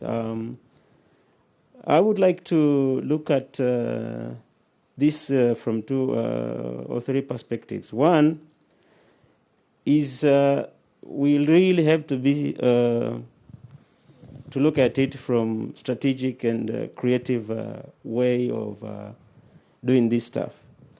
I'm saying this because there is one guy who was joking me and saying, but you're asking for funding, but I think you are just a debating society. I mean, what tangibly are you doing? And I said, we are doing things. So we really have to apply strategic and creative thinking in when we are doing our activities. For example, in Tanzania, what we have done so that we can bring some things on the table, we have started something called Women and Youth Innovation Hubs. And basically what these hubs are going to do, and they are doing, they are addressing the issue of connectivity, number one. Number two, they are addressing the issue of innovation space, especially for young people. And number three, we are also addressing the issues of using the indigenous knowledge to solve our own problems. For example, on the issue of climate change, we are using the local language, the local knowledge to be able to take climate actions on those areas. So you can see I embraced with a lot of local content from Tanzania because we believe indigenous knowledge is very important. Secondly, on the issue of capacity development, I think I am looking at it from two levels. Number one, it is at the national level. And number two, it is at the global level in terms of resources and human resources. From national perspective, what we are thinking is that is to brand our national IGF in terms of what is it that we are doing. And we are doing that process through engagement. You can see one of members of parliament, Ms. Neema Lugangira is here, because we believe that if we engage and we brand ourselves in terms of what we are doing, I think we will have a lot of traction, and people will continue to bring fund for the schools and for the IGF itself, and for youth IGF, because we started the youth IGF this year. On the monetary side of resources, I think the monetary resources part of creating capacity for the NRIs is very important, and I think on the IGF portal there needs to be a number of probably links or whatever funders that are interested to fund the NRI's initiatives to be able to be accessible. Some you might find maybe some funders are interested to fund the NRIs, but the NRIs are not aware of that. For example, I didn't know if PRIDA does provide funding for the IGF. And, ironically, I am also part of PRIDA trainer. So I don't know if it is my own ignorance or is it, maybe I will have to find out. But I think that is very important. Branding of our initiatives is very important because that guy was joking about the debating society, the school debating society, because what we do here is talk about policy and all that issue. Third point is on the issue of policy, on the agenda of policy. I think you were talking about policy. Yes. We in Tanzania we're going to create the parliamentary caucus on internet governance, and that one will engage not only the members of parliament, but also the technocrats from the government, because the technocrats from the government, work together with the members of parliament in the process of creating any policy. So I think with parliamentary caucus on internet governance, we will have solved a lot of challenges on the policy debates and policy, processes. I think for now, let me end there because of time, I think. Thank you. Thank you. Thank you very much, Nazar, for raising these important points. Was it that Roberto wanted to speak? After Roberto, yes. And then after Roberto, colleagues are warning me we have 5 minutes, but I would like to hear very briefly from our online colleagues, starting with Tijani, who's waiting for some time in Zoom, and then I think we have a couple of other raised hands. So let's start with Roberto. I'm going to Zoom. We'll see if we have enough time to hear other comments. Thank you very much, Anja. Good afternoon, good morning to everyone. I will just would like to comment about the second point, which is how to make our work more policy impactful, Anja, which is very important. I think in our country, in Bolivia, and I think in most of other countries, we were listening during the last 3 events that we have, our last 3 IGFs, different perspectives and solutions and ideas coming from the panelists and also coming from the participants in order to overcome, let's say, just an example one, which is how to achieve the universal access and meaningful connectivity. It's present from the first IGF, and it was continuing to the last one that we had last year. As sometime I mentioned before, we tried to come up with a different format. We came up with a reversed or inverted panel last year. It was really good because we had a more engaging session. But again, listening a lot of suggestions, very good ideas. For this time, in our last IGF in November, a couple of weeks before, we wanted to do something different. We wanted to actually provide some particular outcome, and that's what we did in this. We started a different format now.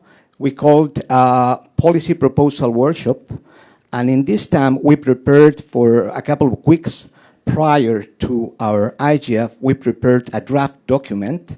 I'm talking about just one session because we did it in 3 among 8 sessions that we organized. And in this one, the one that I was moderating, we prepared a document, a draft document, with different ideas and also with the conclusions that we have from previous IGFs, last 3 years.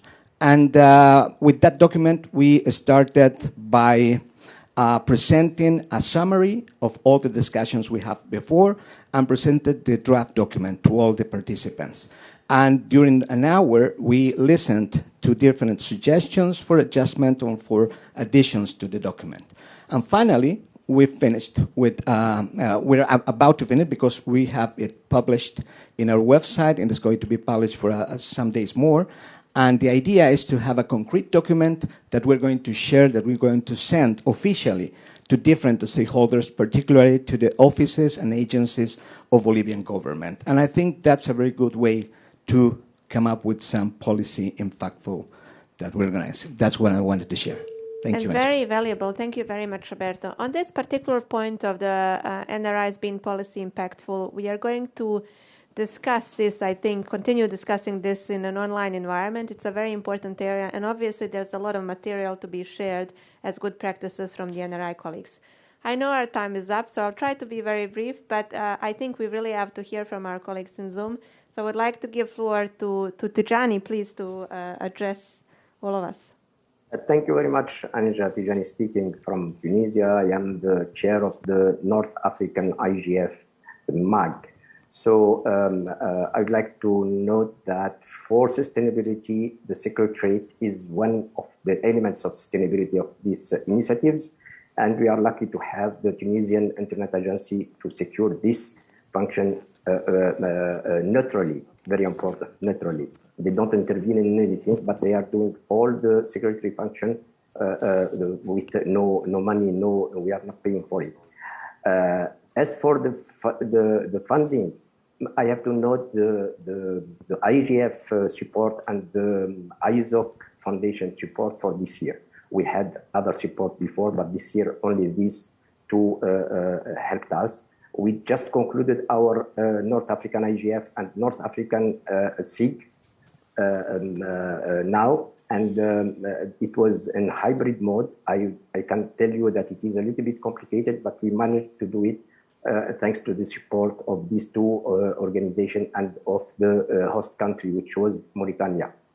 An important thing that nobody spoke about, which is the harmonization of the calendar for the NRIs. I think that the IGF Secretariat should create a dashboard on which it puts all the events related to internet governance of the year, and they update it continuously. And on this dashboard, each NRI put their project, their dates that they want to help to hold their meetings. So I think this is an important thing, because we don't have to have conflict. Improve communication, yes, of course. Yes, we have to improve communication. So there is a big problem of communication, I think, between us, and also between us and the global IGF. What else? Okay, I will stop here. I know that we are short of time. Thank you. Thank you. Thank you very much, Tijani, and thank you for being very patient. Colleagues told me that there is a really red alarm that in 3 minutes we have to conclude. That was probably said before a minute. So if you agree, because our colleague Andrea Beccali has been waiting in Zoom for some time, and I know a number of colleagues in this room are waiting, I think let's at least conclude with Zoom, maybe to give the final words to Andrea. Jenna posted very valuable comments in the chat, and I encourage everyone to connect to Zoom and see the comments, and I will certainly communicate that to the mailing list as well. But Andrea, if you could be please brief to address us all. Hello, everyone. I'll try to be as brief as I can. It's great to see you on video. Unfortunately, I'm not there, but I really congratulate and commend all those of you that made the effort to travel to face all the burdens. And I heard also the very harsh weather to be there in person. I think it's a very important message that you send with your presence to the IGF community, and really, appreciate that for doing that. I wanted just to share very few remarks about the Italian IGF, which I think could be helpful for the NRI community. I don't have time to go into details, so I'll only answer the first of the two questions, which is the sustainability of NRIs. And I hope there will be chances also during the list to share more about the other points. And I think there could be useful learning for the rest of the community. On sustainability, I think the Italian IGF found a very successful model for the second year in a row. A model that, in a way, surprised many of us, since for the first time the Italian IGF had no real issues on resources, on funding. And this is not usually, I personally work for ICANN, and we've been supporting a lot of national IGFs. So I know that many initiatives, we heard even these sessions. And I think the good lesson to learn is that the Italian IGF has been able to partner with local stakeholder community, in this case, the network of the Chamber of Commerce. And basically the Chamber of Commerce saw the powerful idea behind the national IGF. And they joined up, bringing their own network and resources. And for the second year in a row, they organized we organized together the most successful IGF ever, with numbers that can really compete with the global IGF, if not go larger than the global IGF. And of course, the Chamber of Commerce, they have their own views and agenda about the digital economy. And not always the governance model and the ideas and principles are, in their plans, but there's been a good dialogue with them, And one thing that I really encourage, and I'm happy to share more to NRIs, is to go venture and engage with other actors in your country that are, part of the digital economy, of the digital policy making.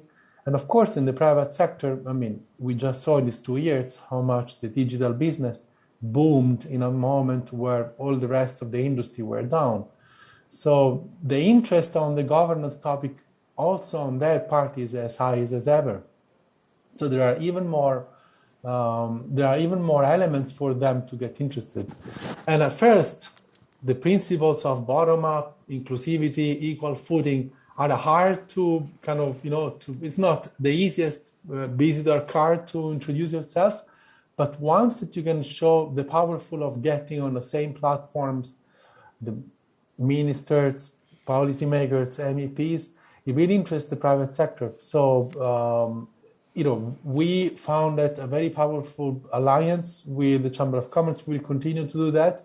But, we didn't sell the model to the Chamber of Commerce. Chamber of Commerce saw the value and decided to support it.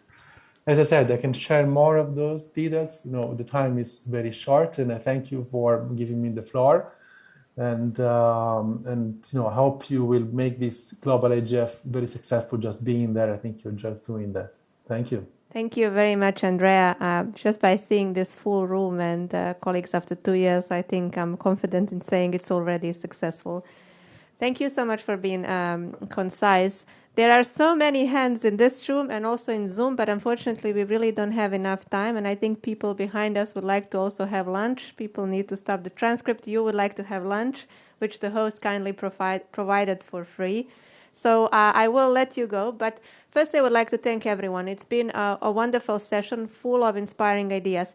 I took quite a lot of notes. 25 individual NRIs spoke at this session, and obviously, a lot of ideas are subject for further discussion with the NRIs to see what concretely we can implement.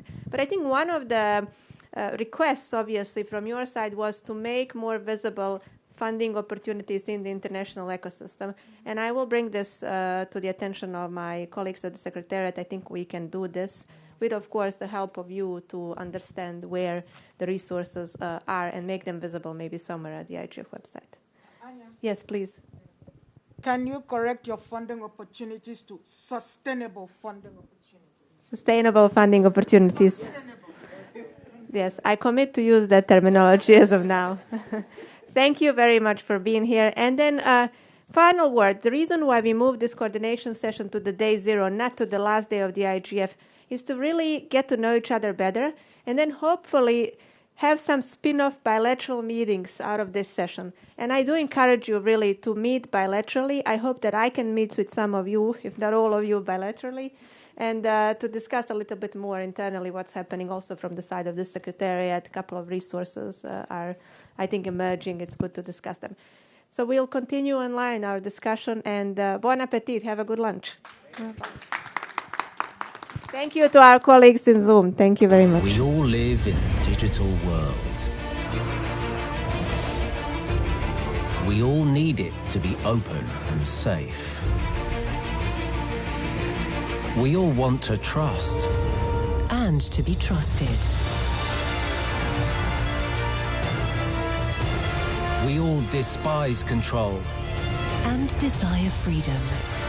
We are all united.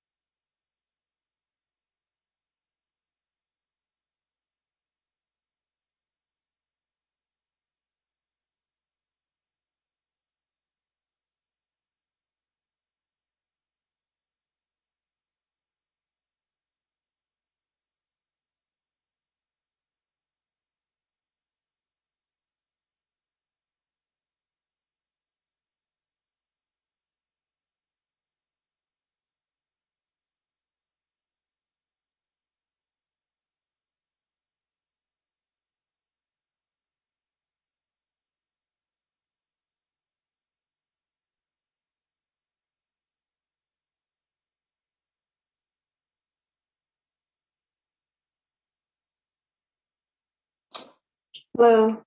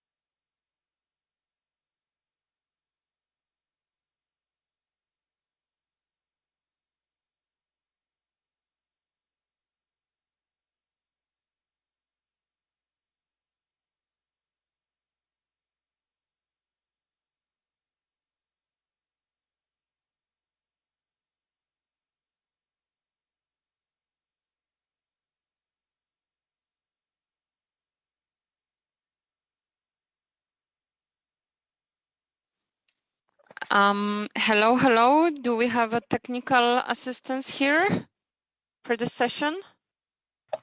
I need the API code. What does it mean? It's the code for me to embed the captioning. All right. I was asking if there is someone from the UN staff who is responsible for the session. I see that there is IGF 6 and IGF 6. Okay. Can you then please confirm that all speakers will be able to share their screens?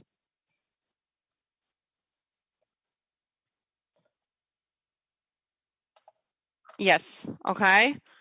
All right. Hi. Hello, Vijayanti. Hi, how are you? Is this how I say your name? Yes, that's perfectly All fine. right. IGP, yeah. Hello. Yeah. And we have also Liv with us. Hi, Liv. I saw you. Hi, Mohana. Good afternoon. Hi, Marcel. Hello. Apologies for Hello, this hello, technical hello. hiccup. I first asked Yes. you several times to register, and after all, the system crashed, and we're just like, it's such a straightforward that you just received the link from me, and we are here. All right. Can you guys from IGF tell us that this will be live streamed, or what's now the current on the? What do you do with the session?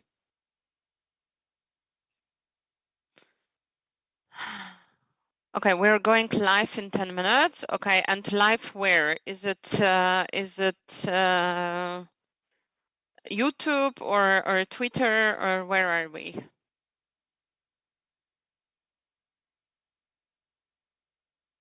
Okay. All right. Yes?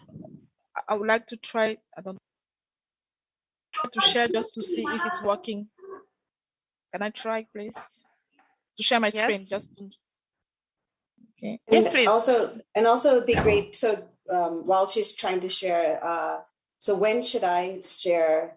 Should I start? I will introduce you, and then you will. I will say maybe please share your screen. But can our colleagues from the? Okay, Marcel, I think you're sharing your full screen then with me. So yeah, that's working. Okay, is that this one? I see Okay. myself. So I would like to confirm from the IGF colleagues. So will the participants join us? What is the current format of the session? Will the participants join us in the webinar, or will we go live? That it will be live streamed somewhere? Because the system has crashed, so I don't know if you have.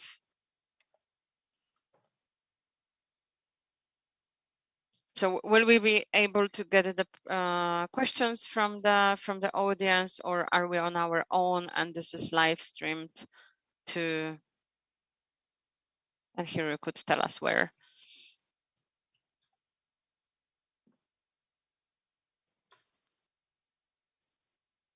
Okay, we're waiting for the information from you, and of course we start then in 8 minutes. Hi Temo, hello. Hi there, and hi everybody. Hi. I imagine, Carlo, you've been a little bit nervous, especially with the tech difficulties. I hope all is getting better. No, I think it's fine. And you see, we also have Dixon here, where Dixon is for like moral support, and as we so he's not speaking, but he's with us because he also asked for the link. We are missing still Rauno, so Janetta, I don't know if hi Janetta, by the way. And if you have some. Well, we will do what we can do with the time we have. And should we only open our video screen when we're speaking? Can you just maybe? I know there's different. Yes, I think that will be best. That to keep the video when speaking, and then when we have a discussion round after everyone finished, to put the video on for everyone. So now we should turn it off. Is that right? Well, let's keep it now until we start, if that's okay with you. If you want to still go, it must be very early for you, right, Vigilante? Is it 7 or 8 o'clock? It's 8. It's fine. All right. This is much more manageable than other ones. Carolina, do you have some? Yeah, sorry. Can I just ask 2 questions? So given that we're showing our own slides, I guess it doesn't matter if we made some small updates to what we sent you earlier, Of course, no, it doesn't matter then, yeah. And the other thing is the questions we sent you, are those going to be the basis for the discussion later, or are they meant to be how our presentations are introduced? Well, I will use them. So there's two sections for discussions. The first one is after the first 3. There's just a few minutes there, about 5 minutes. And then later on, we have about 20-25 minutes before we get to the key takeaways. So I will use that as a beginning guidance. But of course, I encourage you also to perhaps even ask others. And we hope to get some questions from the audience. Only my understanding is that right now we're not sure how we can get those. Is that right, Carolina? We're not sure where we can see any audience engagement. Yes, I'm trying to ask those simple questions to our technical assistants, but I'm getting 0 response. So I ask again, where is this video being shown? So if you guys please can let us know. This is like, maybe not that the session cannot go on, but we would like to know who is watching us and how we can interact with the audience. If it's broadcasted and it's just recorded and for the further use, that's also okay. But we would really, really appreciate to know that. But can you clarify how you will be handing over? So when Varianti has done her keynote, will you be introducing each? Precisely. So I will then the question, or with just not with the question. I will say, and now I would like you leave to. Now I would like to ask all speakers to give their interventions and their comments. And then here is the Liv Marta. How do you say your surname? Nordhaug. Nordhaug, yeah. Nordhaug in Norwegian. No, Nordhaug is fine. Very good. And it's and Marcel, for you, your surname is. Yes, that's it. All right. Okay. And we have also Rauno with us. Hello, Rauno. And hi, everybody. So hello, I'm really everyone. Rauno and not Rauni in the Finnish language. Rauni is a female name, but I am here. So This is about gender equality, so don't worry. I don't know Ladies if and someone gentlemen, can this is the tech rename team. you. Excuse me, can you hear me? Just to answer a couple of your questions, I've been trying to reach you with the chat. We might have an audience as the physical rooms are open, and anyone with the invite link can connect to us online. We do not have information where it's being streamed because we only route the signal to the central control room, and this is where it's being decided. So we cannot give you the information as we simply don't have the answer to it. We will start in 3 minutes, so thank you. What channel do we follow for questions from the online audience? The questions will be either asked in our room physically, or you can just simply answer in the chat or address the questions that will appear in the chat. Okay, in the chat. And is there a person in the room there in Poland who is who can take those questions with a mic, for example, or? The only way that the participants in our live room can ask the questions physically are by just simply speaking to the microphone. We do not have anyone assigned to collect the questions and then ask you later, if that's what your question is. Okay, let's see how it goes then. And can we just clarify? So, is this being live cast? Sorry, I didn't get. We don't know. It's live cast to the room because this is the event that also takes place physically in Poland. So as you see, there is it's broadcasted there, but they don't have other information if it's broadcasted somewhere else. I will be able maybe when you are speaking to check the YouTube channel from IGF because this is how it was done last year, for example. Carolina, I do not have any slides. Hope it's fine, right? Sure. Yeah. I just have the opening. Okay. Let's just. Okay. Dixon is saying that some programs are being broadcasted in YouTube channel. Let's just calm down, do our best under the circumstances. I think we're well prepared. I have the just introductory slide to look it nice for the before we. So I will introduce session and then I will ask Vijayanti for keynote and then we will go with the slightly different. I mean, I think my colleague who was doing the graphics, she put the different order, I think just to make this looking better, but we will go in the order Leaf, so Vijayanti, Leaf, Rauno, Marcel, Mohana, and Chris, who hopefully will join us from, he's also in New York. Yeah. So let's have good discussion. Yeah.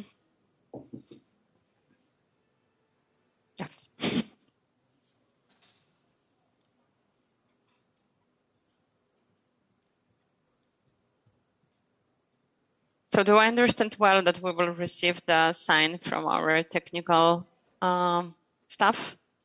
Rani, half of your screen is closed.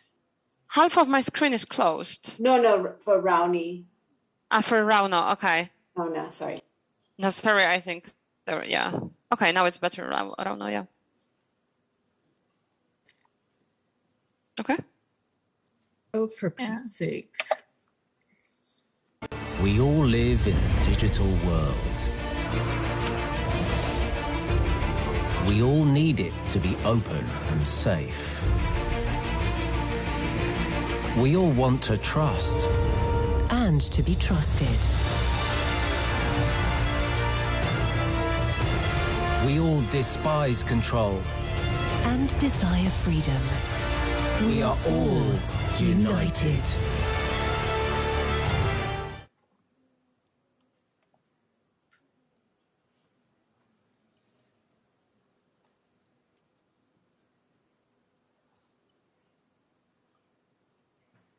If I understand well, we can start the session. Can I get the confirmation that this is the case?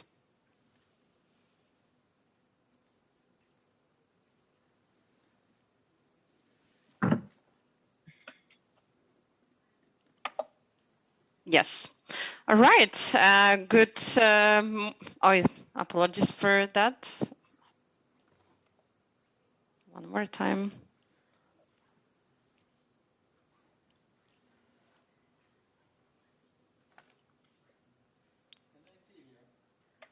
Good afternoon, everyone. Good morning for those joining us from the Americas, and good evening for those joining us from Asia. My name is Karolina Mackiewicz. I represent the organization called My Data Global that is hosting this session today together with the Finnish Ministry for Foreign Affairs. We are very happy to join the Internet Governance Forum for the third time, second time online. And today is a special day, as in Finland we celebrate the Independence Day, and happy to celebrate it together with all of you internationally across the globe. The session title is the Digital Identity for Gender Equality and Data Justice. And the aim of the session is to discuss interconnections between digital identity, data protection, data justice, and gender equality. We're looking for good practices, but also some practices to be avoided in policy making and practical implementation of the digital identity regimes, and identify a set of principles that support the technological progress, respect human rights, and accelerate gender equality. As you can see on this introductory slide, we have a fantastic lineup of speakers coming from international organizations, civil society, government, and business. So we also have speakers coming from different parts of the world. I'm joined today with my colleagues, both from the My Data Global, Teemu Roponen, who will be moderator of the discussion, and my colleague from the Finnish Ministry for Foreign Affairs, Janette Sorsimo, who is the rapporteur for the session. She will collect the key takeaways and calls to action for the session. And we will start with the keynote from Vijayanti Desai from World Bank, and then we will hear the interventions from all our speakers, and we will conclude with the we will have good time for the discussion. So with that, I would like to invite Vijayanti to start sharing to the stage, to the virtual stage. Vijayanti Desai, she is a practice manager at World Bank, and she leads the World Bank Identification for Development and Digitalizing Government-to-Person Payment Initiative, which are two global multi-sectoral initiatives. And Vijayanti will set the scene for this discussion, tell us a bit more about building trusted and inclusive ID systems, and also touch on the principles for identification for sustainable development. So Vijayanti, please, the virtual stage is yours. Well, thank you so much, Carolina, and to all the panelists for this session. I just wanted to confirm that you do see my screen. We do. Yes, perfectly fine. Perfect. Okay, wonderful. So I'm going to touch upon a few broader topics and then look forward to a very engaging panel discussion. But to start with, why does ID matter for equitable, sustainable development? So what we know is from our data set that 1 billion people globally lack proof of legal identity. And unfortunately, the vast majority are in low-income countries, women and other marginalized groups. And this is an issue because of the barriers that many of them face in exercising their rights, accessing services and other opportunities. And what we know from other sources and analytics done by other organizations that even when people have an ID, it's often not secure, verifiable, or privacy protecting. So many more than the 1 billion, up to maybe 3 or more billion who don't have secure, verifiable, or privacy protecting forms of ID.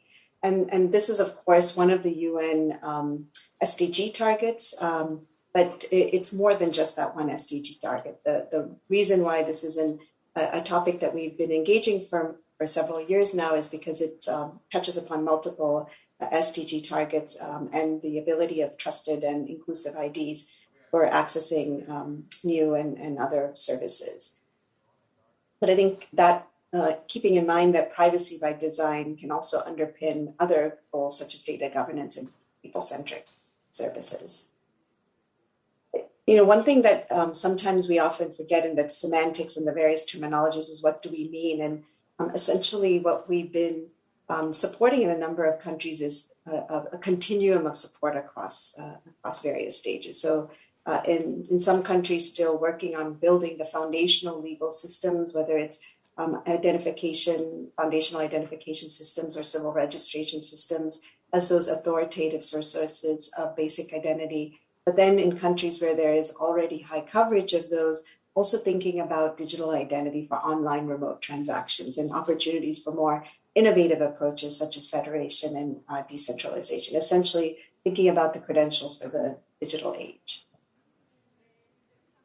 And the next few slides, I'm going to touch on the benefits for both people and for countries. So for individuals, what we know is that ensuring that the right to identity and really is key to independence as well as accessing their rights. And qualitative studies have shown in interviews the importance that people place on having identification for their daily lives and that the difficulties they face when ID is inaccessible or untrusted. And from accessing services to, we know, for example, in Philippines that only 34% of adults had a bank account and 45% of the unbanked said that it was a lack of documentation that was a barrier, and that 1/5 of the poorest, 40%, have faced difficulty accessing government services because of a lack of ID. That comes from various sources like Index. But so the flip side of that is that having a form of ID enables those services. And we also know from some recent impact evaluation how from a gender empowerment perspective, it can also be quite powerful. So a recent study that we've done in Pakistan shows how female beneficiaries of the Benazir Income Support Program, when using an authentication system that was built on top of a foundational ID system, increased control over their cash by 9.3%, because under the old debit card and PIN system, it was often other male members of the household who frequently collect on behalf of women. From a broader country perspective, we also have seen recently from a data set collected around 80-some countries, that countries with higher coverage of both good identification systems as well as digital administrative databases, so other administrative databases, were able to more rapidly scale up their assistance during this past couple of years and reach more beneficiaries with higher coverage.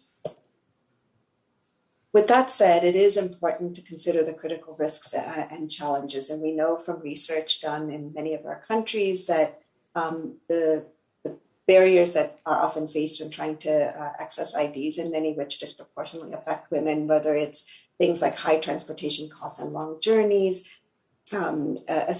bribes that sometimes need to be paid, strict registration requirements for proof of citizenship or other specific documentation. And we know in some countries, additional requirements are needed for women, things like showing marriage certificates that women need to show that men do not have to show. So this is sort of a bit of a journey map of what we've seen across a number of different countries and some of the barriers. And we also know from our Findex survey that on average, 44% of women do not have an ID compared to 28% of men, so that gender gap. All else equal, women in low-income countries is 11 percentage points less likely to have an ID than a man. and that these gaps are more concentrated amongst low educated and rural women. And so I'm going to just not go through the other ones to save on time, but there's material that we can share after this. And so with all of that, getting ID right is therefore critical to the development agenda.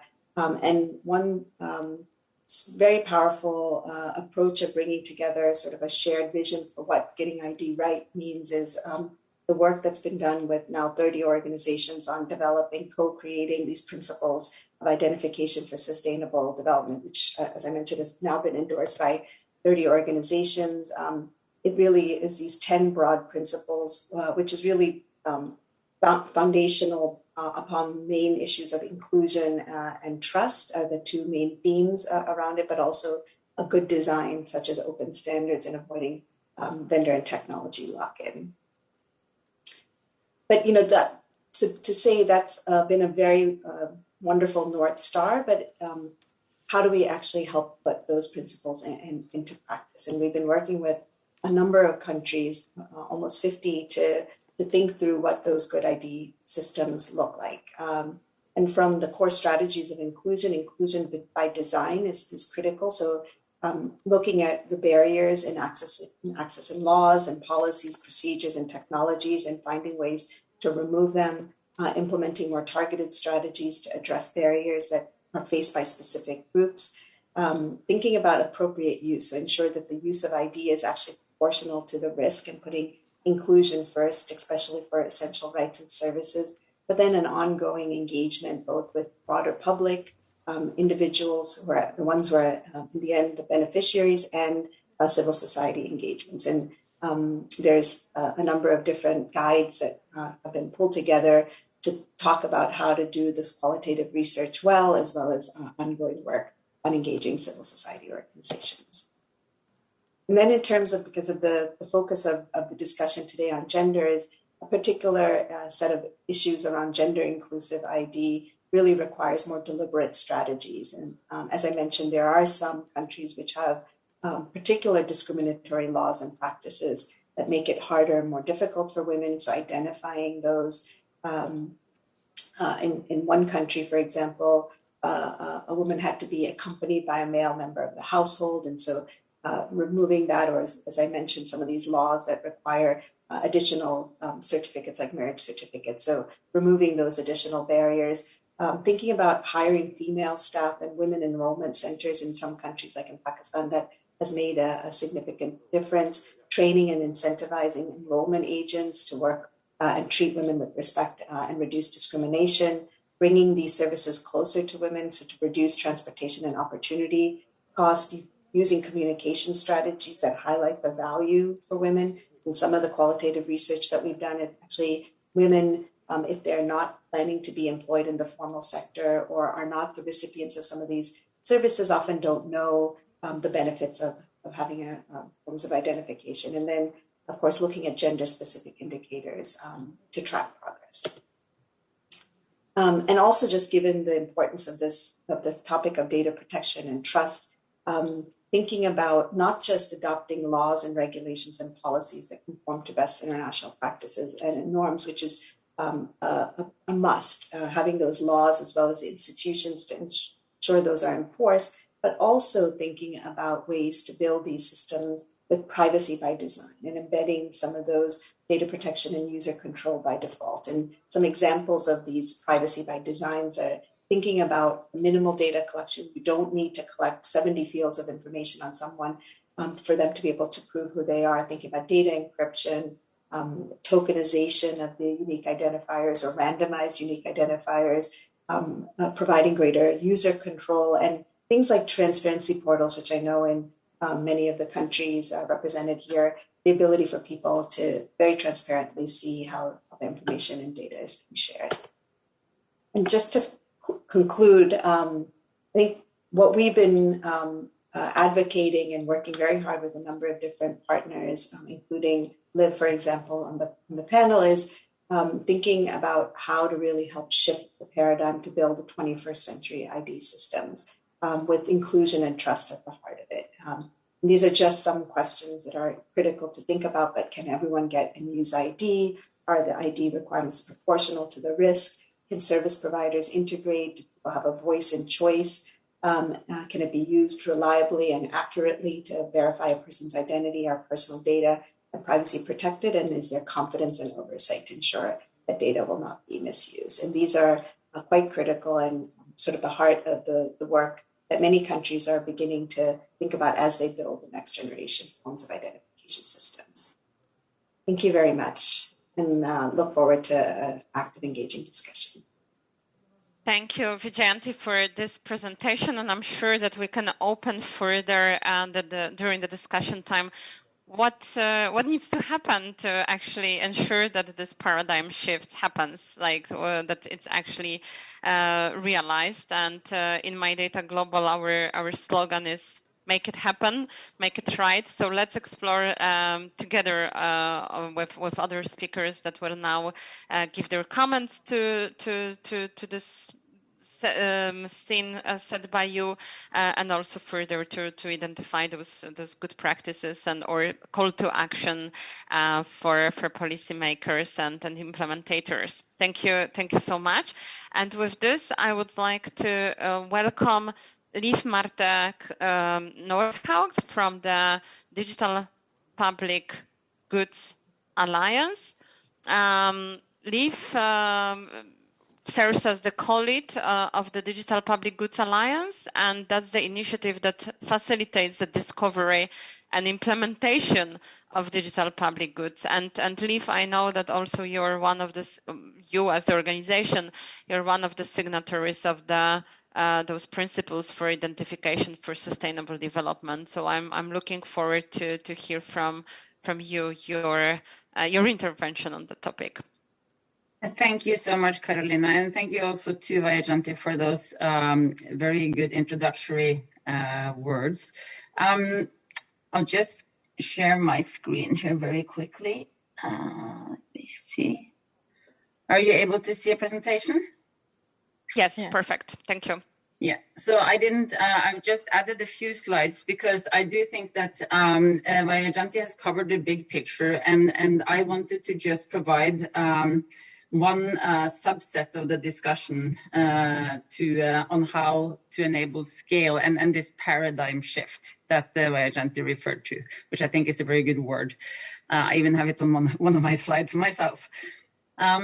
So just wanting to place digital identity sort of into a broader framing, and there commonly, the terminology used is often digital public infrastructure. Sometimes we also hear references to, gov stacks, and these are some particularly foundational enabling technologies that all other services, private and public, build on. So those are characteristics of what we refer to as digital public infrastructure. So they typically cut across all sectors. They connect government, individuals, and markets. And examples, the most known layers in this stack are the digital identity systems, payment platform, CRVS, civil registration vital statistics, and also other data exchange systems. And of these layers, the digital identity system is probably the most foundational one, that is the most crucial to get right, because it enables and connects citizens or individuals to so much more. Let's see.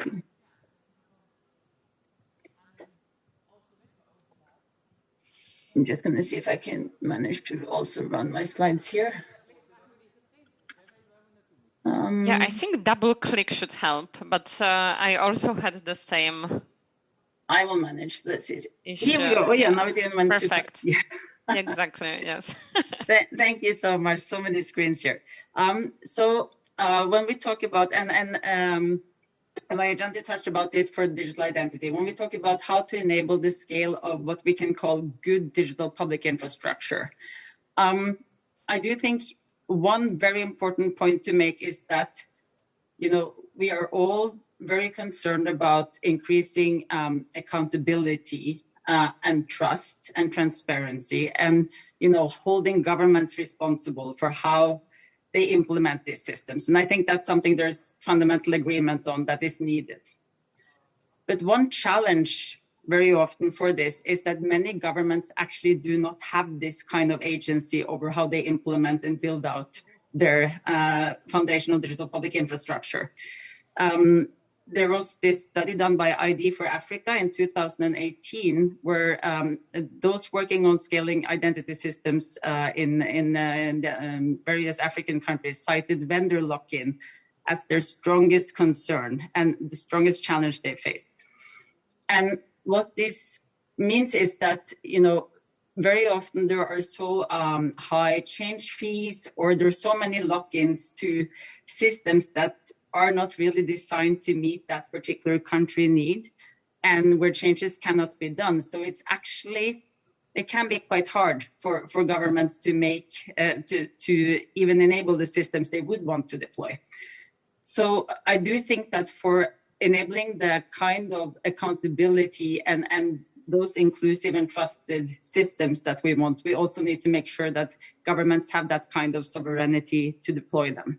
This is where this concept of digital public goods comes in, and the paradigm shift that Vijayjanti referred to.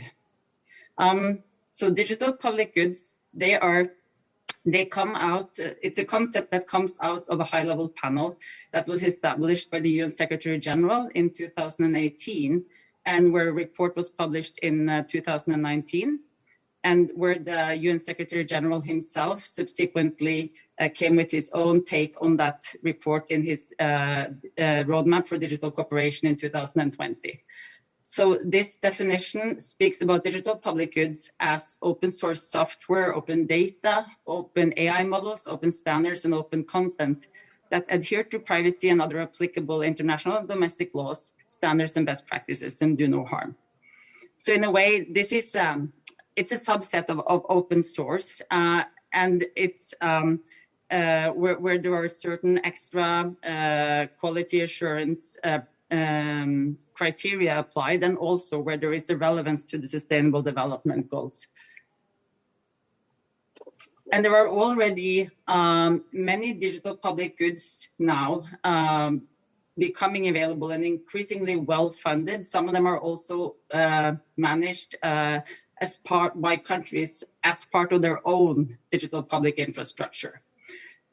So some digital public goods that are particularly relevant for deployment as part of countries' digital public infrastructure would include MOSIP, which is the Modular Open Source Identity Platform, X-Road, which is this data exchange technology, which is managed by Finland, Estonia, and Iceland as part of those countries' own digital public infrastructure, but which is then also made available for everyone else openly as a digital public good.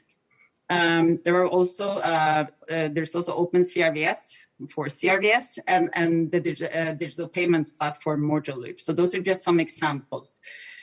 But I do think that these kind of large-scale, well-funded and well-managed digital public goods that are these generic, state-of-the-art, in a way, systems that countries can freely adopt and adapt to meet their contextual needs, hold great promise for enabling a scale-up of inclusive and trusted digital public infrastructure, including foundational digital identity systems.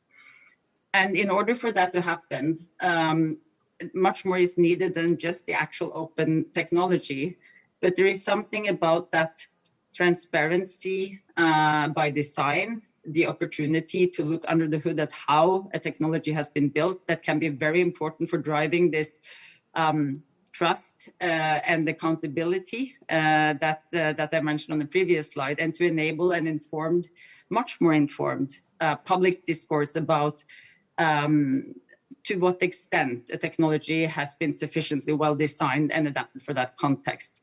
And those would include also dimensions such as inclusivity and also the do no harm principles that Vijayjanti talked about earlier. And the combination of these kind of open technologies with substantial technical assistance that maybe has to look a bit different, because it is technical assistance to deploy an open system, rather to procure or lease someone else's system, which also means that governments need to have a more active role, be more accountable in a way,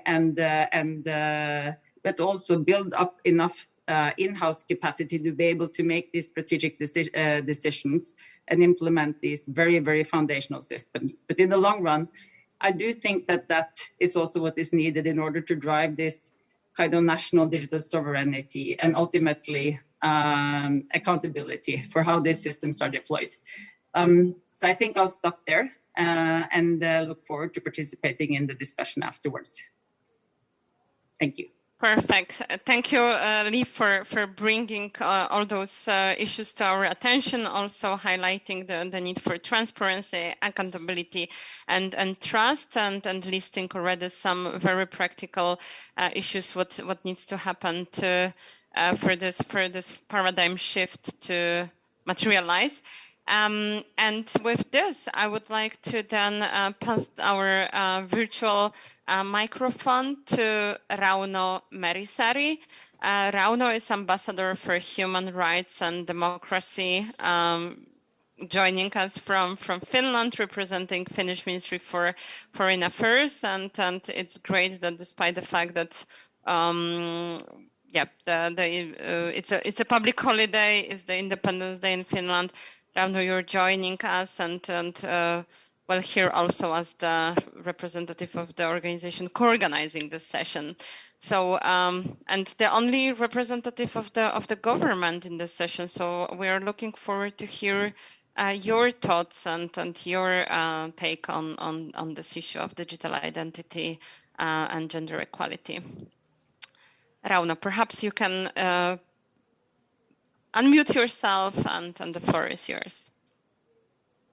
Thank you, Carolina, and thanks again to My Data for arranging this session with our ministry, and thanks also to Vaisada and Liv for the excellent introductions.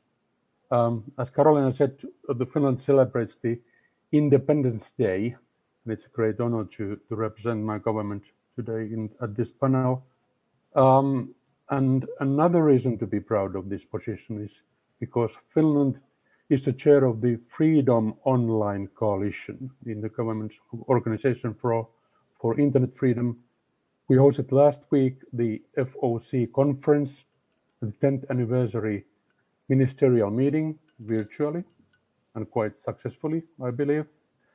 And I also encourage you all to visit the FOC websites and look at the FOC joint statement on digital inclusion.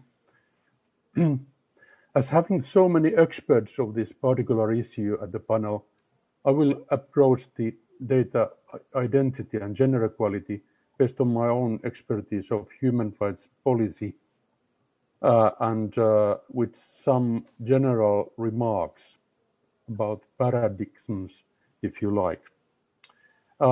My first remark is about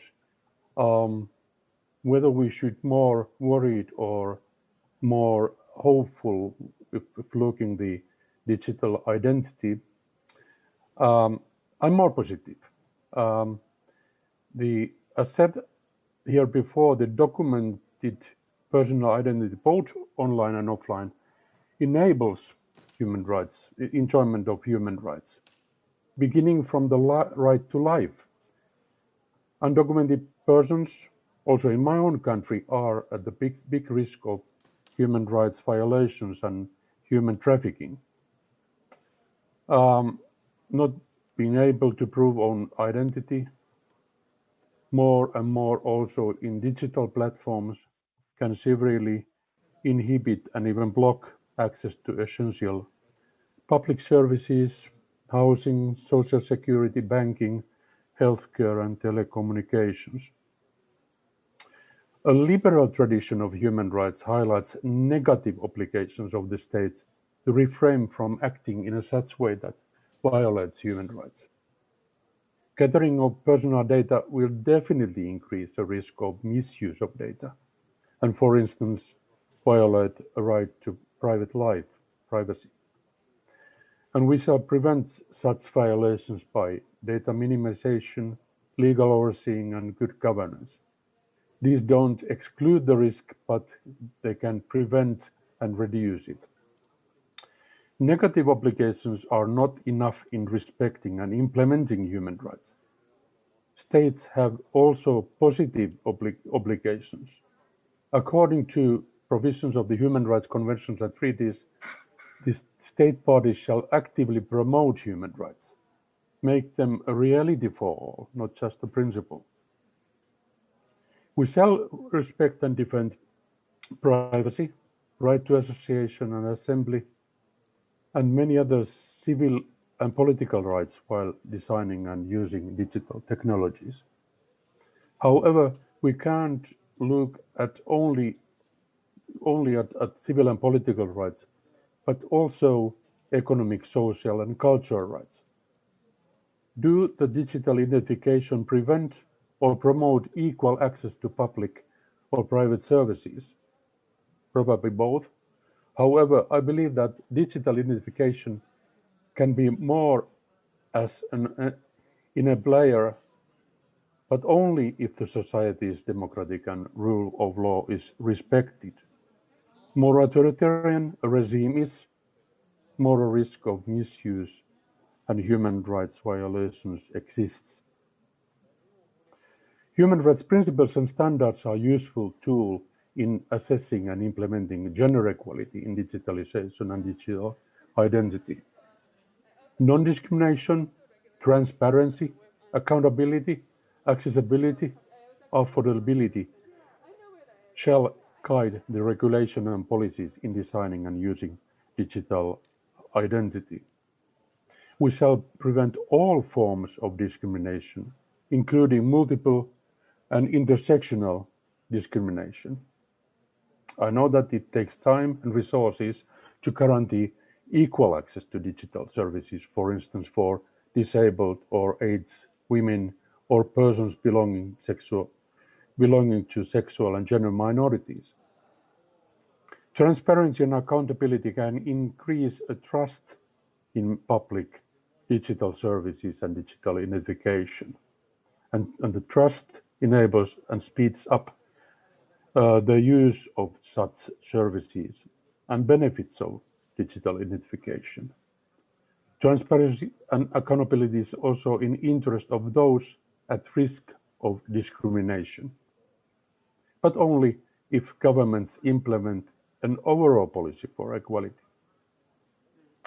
My government, Finland, supports the European Commission's initiative to create a legislative framework for a European digital identity and a digital identity wallet application. It could be and it should be used both for public and private electronic and other services. Every European Union citizens and persons residing in the EU region would have access to personal digital wallet related to their state-guaranteed identity. Digitally, the legislation shall promote the digital inclusion of groups with low digital literacy and or who may experience significant barriers in accessing services.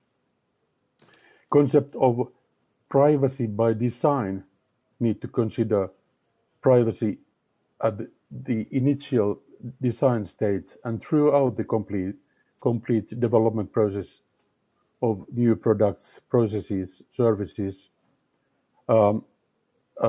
shall involve all the personal data which is used. And its legislation shall make explicit reference to data minimization. We promote concept of self-sovereign identity towards a digital identity that gives all individuals equally a control of their digital identities. My last point is to present a short case called the Algorithm for Gender Equality. It is a campaign led by the for Foreign Affairs of Finland aimed at promoting gender equality in and through technology. The campaign is a part of the UN Women's Global Generation Equality Initiative, where Finland is one of the leaders in Action Coalition for New Technology and Innovations. The aims of the algorithm for gender equality, initiative, is to narrow the gender gap in access to technology and digital competencies, to make technology respond equally to the needs of women and girls and all gender, and combat gender-based violence and discrimination online. We encourage to participate in the discussion within organizations and social media on how gender equality and non-discrimination are visible in your organization's activities and objectives. And sharing views and best practices on social media. And as a coalition leader for gender equality, Finland welcomes businesses, civil society organizations, international organizations and foundations, and all technology sector operators to get involved in this campaign. Thank you, Carolina.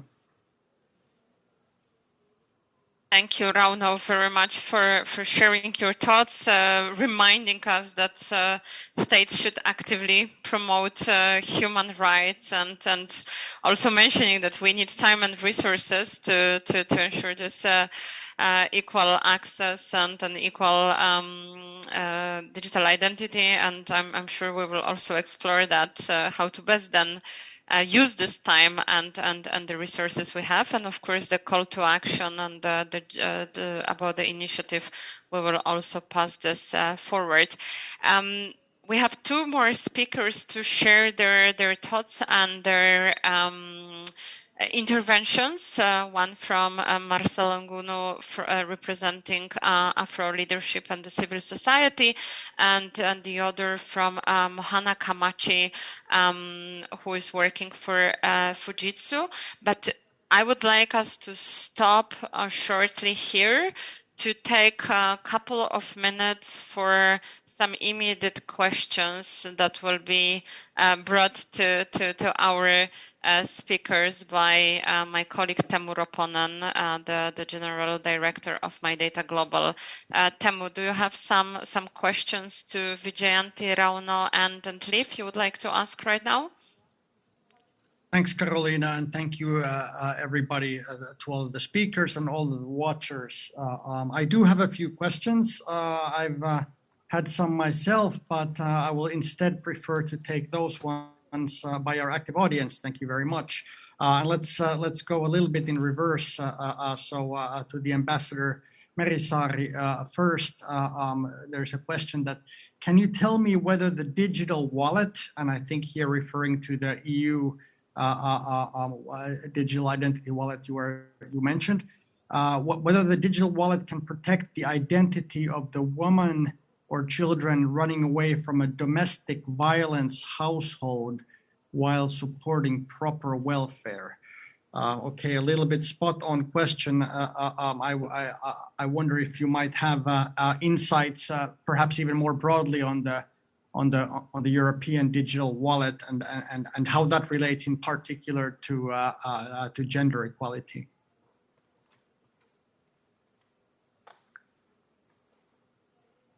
Thank you, Teemu, and thank you. Very good, and good means quite often very difficult question. So this is the legislation is still in process.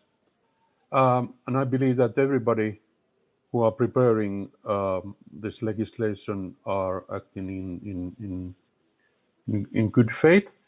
And we have also very strong non-discrimination legislation by the European Union. So, of course, our presumption is that also these kind of questions where to combat the gender-based violence online and offline must be also included this legislation. Thank you. Thank you very much, and maybe we get to that more deeper later, possibly. Then I have a question from Ms. Nordhaug.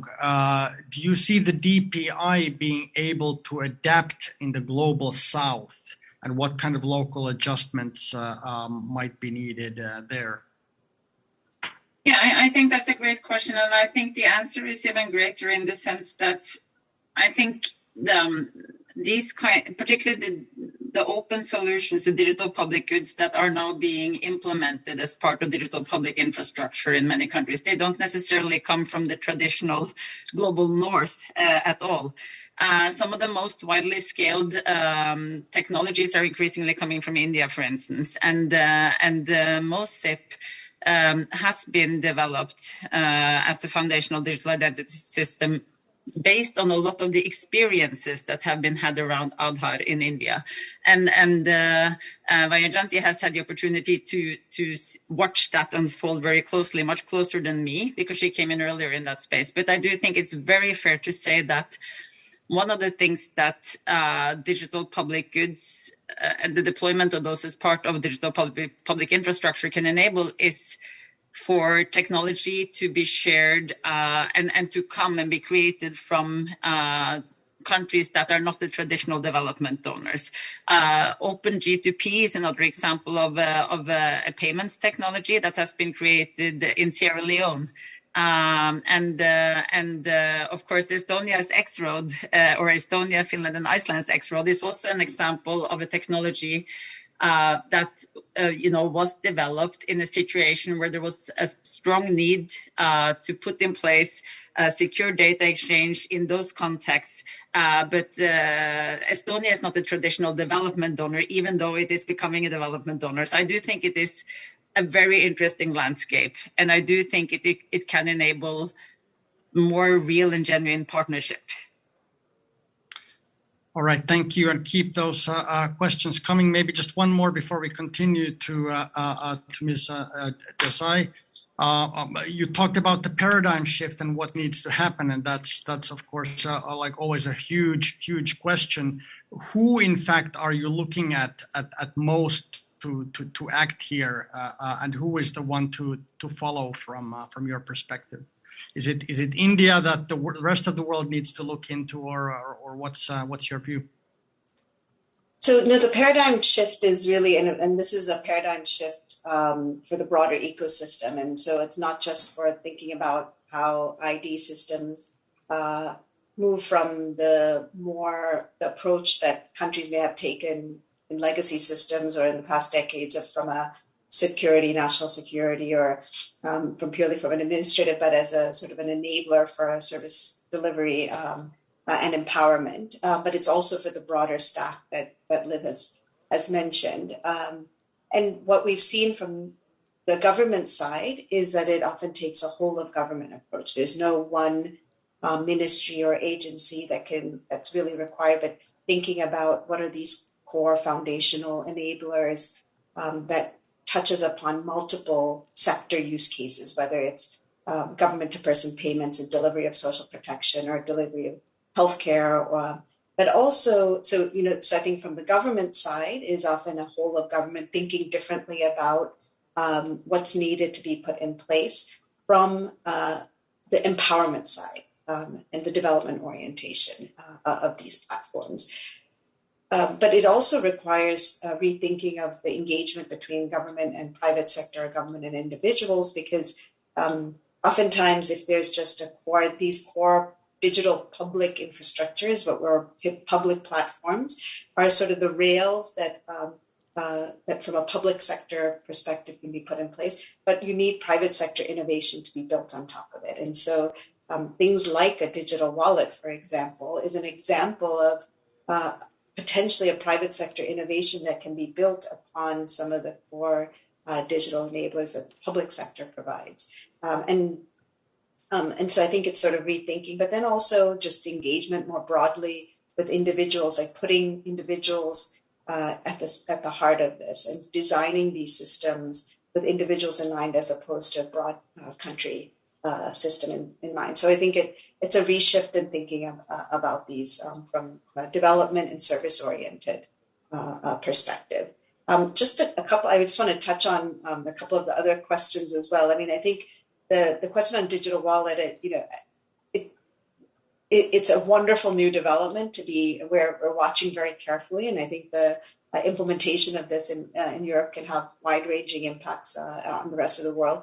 Obviously, the ability to have smartphone devices is a key requirement. So we are also thinking about in other country contexts when smartphone devices aren't as ubiquitous, that ability to essentially have the individuals have different forms of identification and other credentials in their own hands, and to have that empowerment for them to be able to decide when to share and use it. And so it actually can be seen from purely an empowerment perspective.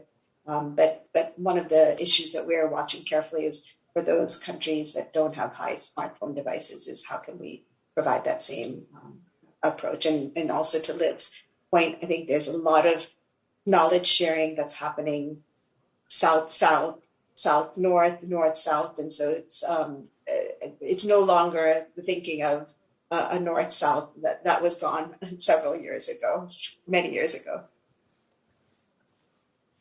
All right, thank you. And we continue the discussion after the rest of our speakers. So I'll just park it there for a moment and hand it back to you, Carolina.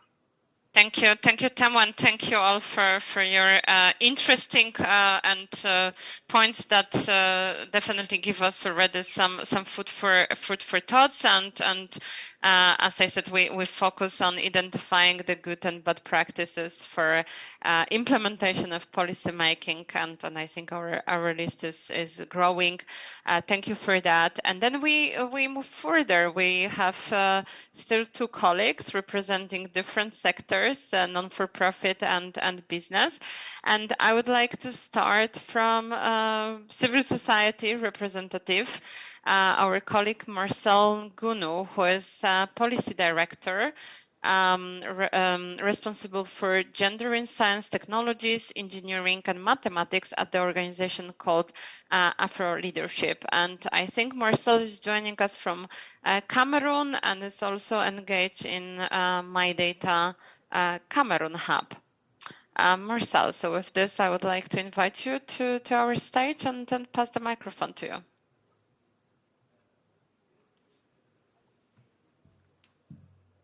And I can confirm that we see your screen.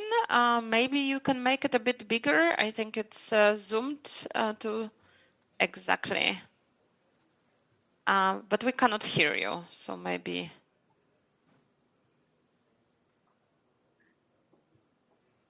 Is it okay now? Yeah, it's much better. It's still a bit small, but I think we can do it. Let me stop sharing here and just make it bigger. One moment, please. No worries, no worries. So maybe I will use this opportunity to let everyone know that, of course, we're happy to receive the questions from the audience. We have small audience here with us at the session, so we can put your questions in the chat. We hope to get maybe some questions from our audience in Poland. So if you want to ask question, then after our speakers speak, to grab a microphone and then connect with us, and then I will also monitor our social media and YouTube. But with this, Marcel, the floor is yours. Okay, thank you, Carolina. Okay, for my presentation, I would mainly focus on what we are doing right now in Cameroon. So we will not go to the whole Africa, but focus on our activities in Cameroon. Vivi and Liv has already set up the place with the report from the World Bank, so I will not talk about it. However, even in Africa, the African Union has put gender equality at the top line of the activity in Africa, and so far things have been going really good because women are more and more visible in our society and every stage of the administration. And for now, we are around 24% of women, for example, at the parliamentarian level. However, when it comes to the internet access, even if people are getting used to it, women are still behind when it comes to the full access to the internet. So the numbers are around 90% in sub-Saharan country. Another point I would like to highlight here is the access for finance for the women is still very low in our region. So what we are doing is, let me go next. So what we are doing regarding the identity in Cameroon, there's a first part with the national ID, where we have a system as presented by Vivi, and to have an ID card, you have to share some document like your birth certificate. You have to prove where you live and where you are working, so that they can collect those information to build your ID. Now, when it comes to the digital identity, what we have been sharing with the women is that your digital identity is not only what you make up. So as once as you are using the internet, you are starting from all your fingerprint over the internet, building that identity. So you must be careful. And in Cameroon, you don't have yet a kind of digital identity, but we have a digital certificate, which is delivered by Antique. And to have one, you have to have your ID card first. You have the birth certificate. There's a fees with it, and the process can take like at least 1 month to have that certificate delivered to you. And this certificate can be requested by the civil as by the company. So there's no restriction. Even if people does not really know that they can request for it and have it for their own activity. So in Cameroon, with women, we are working mainly on empowerment. You know, we have started using the internet without, let's say, being educated on how to use it now. So we are doing like a reverse engineering things now, trying to cheat and to get educated on good practice on the internet. How do you make your research? How to build the brand profile for your company? How to make the good connection and all the legal part around it. So when the women start a business over using the digital space, it's really difficult for them to have that digital certificate, just because they have to prove that they are entrepreneurs. And to prove that you are entrepreneurs in our context, you need to have a kind of amount of business transaction. And they're just starting. They cannot prove it yet. So it's really difficult for women now to have that certificate that they can link to the digital activity and even have their documents signed online with and that are recognized everywhere. Working with women is one part of our work when it comes to digital environment and identity. The next thing is that we are also working with parliamentarians in Cameroon. So the first step of our work is just we work with them to remove all the barriers to have a digital identity, and also with the discussion we are strengthening the opportunity for gender equality. We have seen that when we are working with them, there's not a real framework, and we believe that this framework should be defined, should be put in place with clear definition on why, how, and why do we collect those information, what will be the usage, and and it should be aligned with the respect of the civil rights and the specificity of the locality too. We have started on that process. We have been working on personal data protection right now, and we are also ready to start the conversation regarding the digital identity. When we discuss on the field with the women, as well, women parliamentarians and business, there's a kind of fear that is raised. Women are wondering, okay, now that we are starting to be seen on the global world, if we move to the digital ID, all the benefit we're having from the gender, can we lose it So there's that reflection that is going on, and we are giving them the answers as we are having them, we are collecting them to let them know that, okay, there is no, if there's the risk of lose the opportunity because you are going to have a digital ID is not real. The next point is how to build. I think Liv and Aviv and Vihani talk about it. Is how to build the digital ID system without a robust identification system, which is trusted by and available for all. So that's it for my presentation, and look forward for the question. Thank you.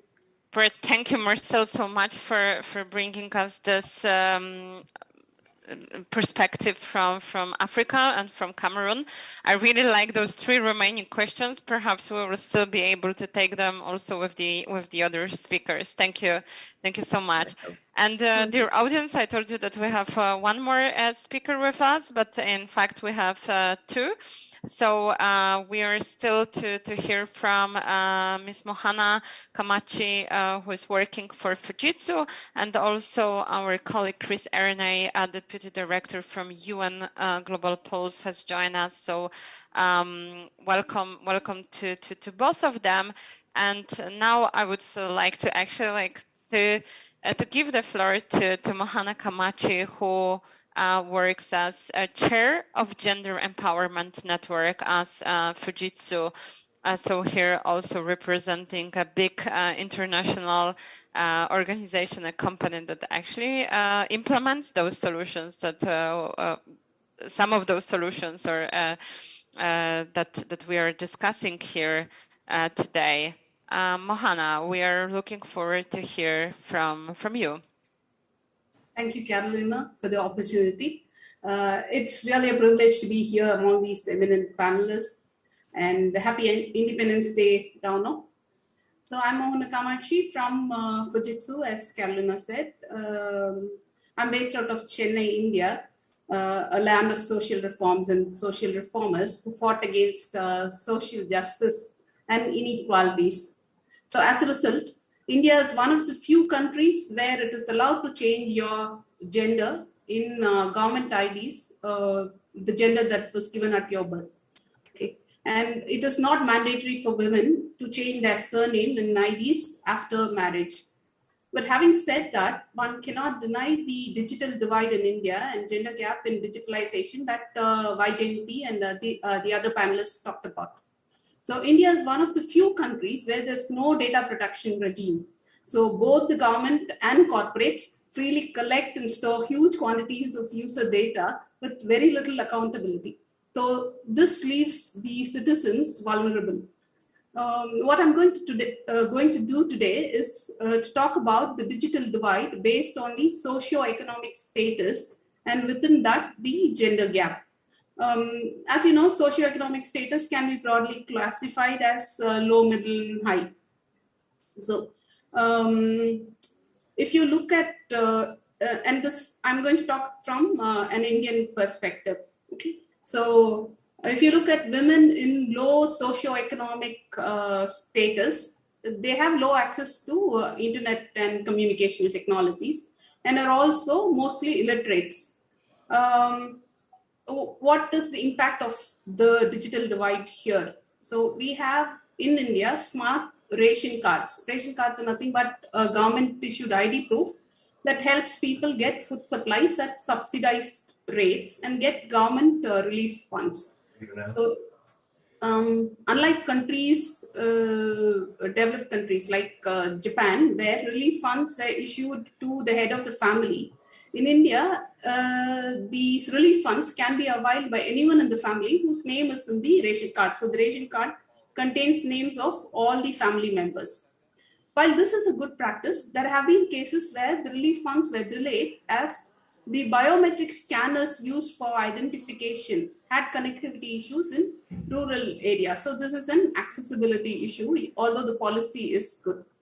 And similarly, touching upon another accessibility issue, education became a question for children in rural areas during the pandemic, whereas in urban areas, the children smoothly shifted from regular classes to online classes. Added to that, like Vaijayanti was saying, the cost of smartphones, availability of smartphones, data connections made education inaccessible for children, and this especially for girls, because preference is given, although it's totally changing now, for boys. And if you look at women in the middle income groups, they have access to internet, but not necessarily tech savvy. Their digital IDs are often with their husband, fathers, or children. And if they sometimes have smartphones of their own, or they do not have it. And even if they do, they do not know how to use them completely or fully understand how data is collected. So they are the most vulnerable to digital frauds, as they gullibly share information like OTPs without knowing who's asking for it or why it is being asked. And going to women in high socioeconomic status, they have access to internet, are educated, and are also tech savvy. But still, you can divide them into categories, one who are aware of data privacy issues and one who are not aware of that. So if you look at an example of the popular messaging app that rolled out a policy update few months ago, the users were given an ultimatum to either accept the policy or stop using the app. However, the same app for users in Europe did not have any such policy updates. So if you look at the interesting statistics on what happened, out of the 52% who agreed to the changed policy, only 25% actually read the policy. This is what happens most of the time. We just accept terms and conditions without seeing what actually is we are accepting. And this despite India having a literacy rate of 77 and above %. Okay. And even the remaining 48% who did not agree to the change policy, only 2.5% actually read the policy and then disagree. The others were just indifferent. So this is the condition of awareness on data privacy and data protection. So data justice is a big question. So to conclude, I would recommend policymakers to be ethical and responsible when creating policies. Ensure data is used only for the purpose it was intended, and do not exploit the ignorance of users. We should have a global standard for data justice. Data privacy, like Rano said, is every human's right and not just the right of few countries. So deprival of data justice will lead to a new colonialism, if I may call it, which is the data colonialism. Thank you. And looking forward to the questions and more discussions on this. Thank you so much, Mohana, for bringing this perspective of also like different socioeconomic status that influences the access to internet, and also our access to actually digital rights, and also thank you for this very clear takeaways and calls to action. And last but not least, I would like to invite Chris Ernay, who is Deputy Director at the UN Global Pulse New York. And for those of you who don't know the UN Global Pulse yet, very, very shortly, that's the UN Secretary General's initiative on big data and AI for development, humanitarian action, and peace, and initiative also to bring the real-time monitoring and prediction to the UN work. And as Internet Governance Forum is a UN event, I'm very pleased to welcome Chris to this discussion. Chris, I know that you had a bit of challenges to join Zoom. You were on your phone. Are you able to take the floor? Yep, absolutely. Thanks very much, Carolina. Yeah, the floor is yours. Yes. Hey, first of all, thanks very much for inviting me and for inviting Global Pulse to this event. I actually so Global Pulse works across the length, breadth, and depth of the United Nations system. Yes, we work on big data, data science, futures and foresight, behavioral science, and so on and so forth. One of the big spaces that we've really tried to make an impact in is around internet governance and supporting some of our UN partners in kind of the policy space.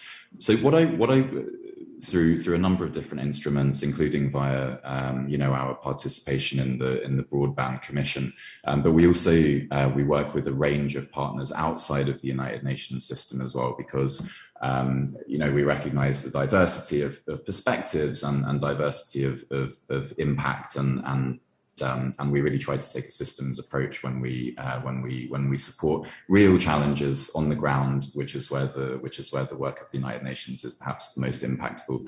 So what I wanted to talk to you today about is actually taking quite a different perspective to digital identity and connectivity itself, and really looking at connectivity as an enabling golden thread.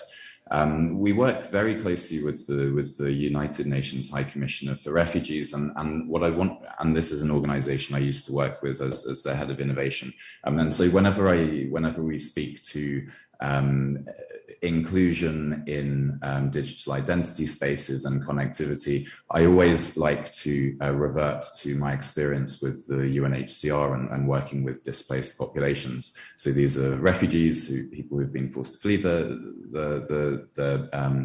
the countries of origin, and these are internally displaced people who have been forced to flee conflict within their own country. It includes asylum seekers and so on and so forth. But really the reason that I want to speak to these populations is because when we speak about connectivity and when we speak about inclusion, digital inclusion, inclusion in digital identity spaces, we always must remember to include the most vulnerable of our populations. And this is for a number of very, very obvious reasons, which I won't go into now. But what I wanted to speak about is a range of research that the UN Refugee Agency had carried out that gave me many, many important insights into this line of work. And it gave me perhaps 6 or 7 key lessons that I wanted to share with you today. Obviously, displaced communities and populations that host them have the right, they should have the choice to be a part of a connected society. They should have access to technology that enables them to build better futures for themselves, their families, and also the world.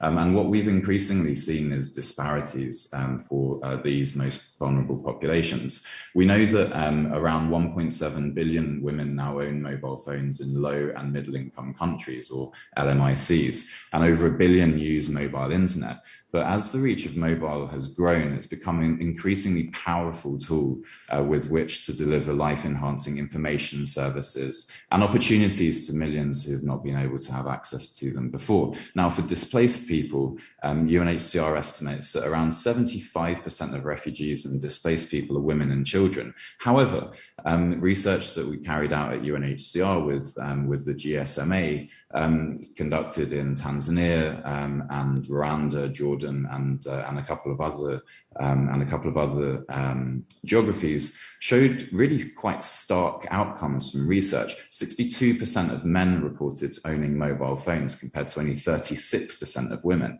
This is a gender gap of about 42%. However, the mobile gender gap in refugee contexts has received very little dedicated attention, partly due to the dearth of gender disaggregated data available, partly because displaced populations simply don't fit the ease of market penetration that mobile network operators perhaps might enjoy with other populations.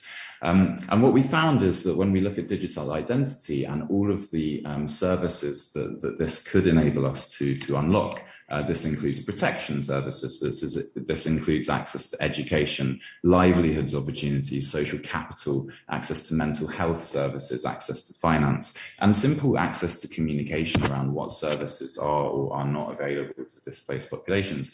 We find that there becomes a gender divide between those who have access to these empowering communications efforts and information put out by aid agencies such as UNHCR and its partners and broader UN development efforts, But it can also be extremely disempowering for female populations within displacement settings, because they simply don't have access to devices, let alone perhaps the finances to become connected, even if devices are available. And this is something that I think is incredibly pertinent to this conversation, because when we move into displacement settings, both for those who have been forced to flee, but also those who are hosting refugee populations, we find that the disparities become even more pronounced, even more acute in populations that are already vulnerable.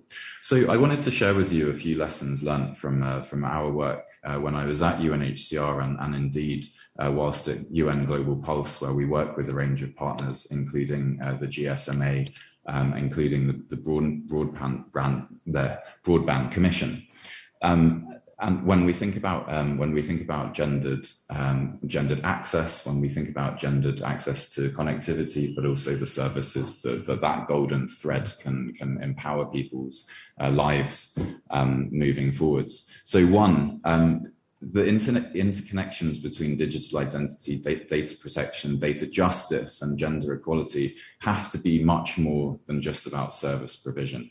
We have to take a 360-degree view around connectivity itself, and whether that is the provision of digital identities or access to services themselves, we must make sure that we're promoting a better version of life via connectivity, rather than reinforcing some of the gender norms and negative aspects to access that we're seeing currently, particularly within the most vulnerable of our populations. Secondly, when we look at good and bad practices in policy making and practical implementation, we must make sure that we have a robust understanding of all of the actors involved in this space. This includes private sector organizations as well as broader civil society and humanitarian and development circles. I think too often we see quite a stark divide in understandings, perhaps, of the ubiquitous private sector for-profit organizations who humanitarians in particular don't necessarily have such a robust understanding of. But then on the other side, when we look at large private sector organizations, whether mobile network operators or even the regulatory spaces, there can be quite a warped understanding of what humanitarian actors are there to do and to promote. So we need to have a 360-degree understanding of the challenges that we're trying to solve, and we need to create inclusive spaces for perhaps non-traditional actors to be involved and to have dialogues and better understandings of how we can lift up those most vulnerable populations. Thirdly, when we look at sets of principles that support technological progress and digital services, I think that we need to revert to shared values partnerships and a much more sophisticated understanding of who we're working with on the ground. What are the systems we need to change, and what is the evidence base and research driven decision making that we need to all get behind to improve the lives of the most vulnerable. 4, where we look at progress in the area of digital services, I think that policy spaces need to be much more robustly engaged in, whether we're looking at SIM registrations linked to valid ID, know your client, KMI, IMEA. What we see is policy spaces require a lot more work, opaque access requirements, including dormancy periods, engagement with regulators, government service providers, as well as human development organizations require an awful lot more understanding. And it really is the policy spaces and the prosaic spaces around which we can guide decision making that requires an awful lot more work. 5, and I'm almost done. Gender bias in technology development and policy making. Whether we're looking at digital humanitarian digital teams on a global level or at a local level also requires a lot of work. When we look in the humanitarian and development space, we also see a lot of gender disparities in terms of our own workforces. And that's something that people don't necessarily like to talk about, but it's harmful when we look at digital design and the design of policies themselves in terms of access. And the last point I would make is that when we do look at this space and we do look at the evolving gendered norms around access to digital ID or beyond, we need to take a much further look into the future. We need to engage with foresight efforts, and we need to make sure that these are inclusive and empowering for all. Thank you very much, Carolina. Over to you. I can see you nodding because you want me to be quiet. Thank you so much, Chris, for all those points and again bringing the perspective of the displaced populations and women from displaced population to this discussion, and again sharing great call to action and then key takeaways.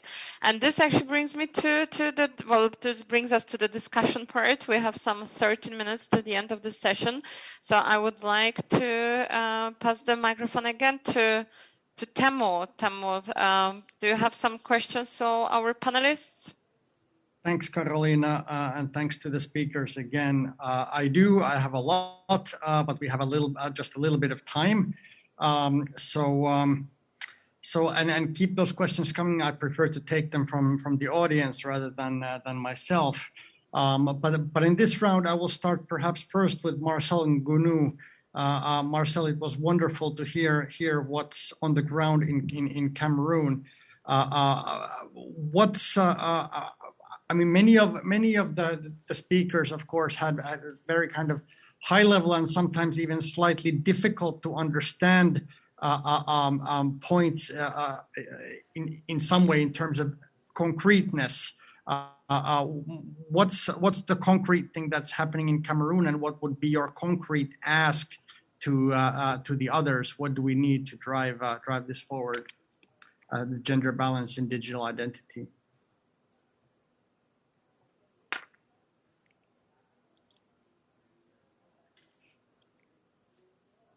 Marcel, I think you are muted. I'm sorry.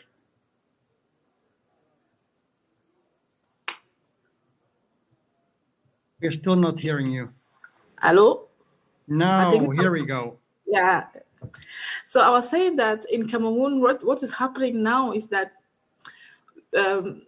as the government has signed the Convention of Malabo regarding the cybersecurity, they are putting everything in place to have really a digital space the safer possible right now with all the input they have. So you have at the legal level, you have those parliamentarians working at the legal level to build the laws that will be put in place to have that the legal framework. The next step, which has been doing, is that in the organization round, there is a training of which is organized, and in the training, there's like you have to have some women. It's an obligation to have at least 30% of women that are attending the training so that we make sure that women are also in the process of the decision and the contribution to promote the digital space in the country. So and lastly is the work done by the civil society with the training, as I said, because really there is a need for training. People should learn how to use it, because the first thing we were using the digital space was just for fun.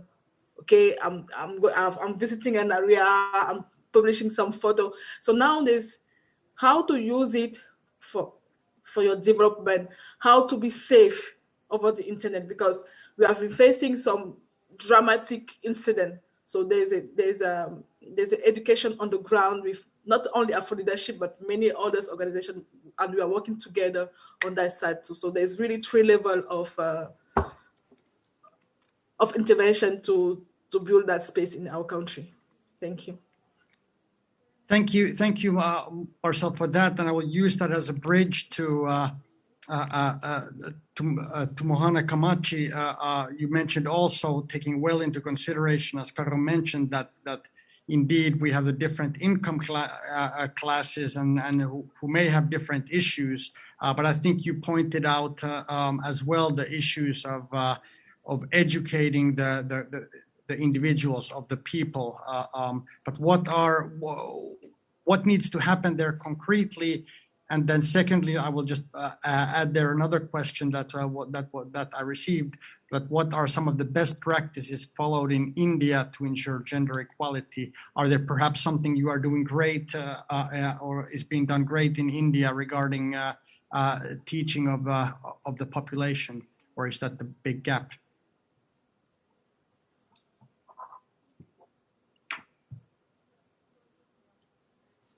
We are not hearing you. So Mohana Kamachi, are you there with us? Sorry, yeah. Can you hear me now? Yes, we can. We cannot see you yet, but we can hear you. All right, wonderful. Hopefully you can see me as well now. Yes. So I'll take the last question first. So some of the best practices followed in India for gender equality is in India there's a preference for male child in some regions.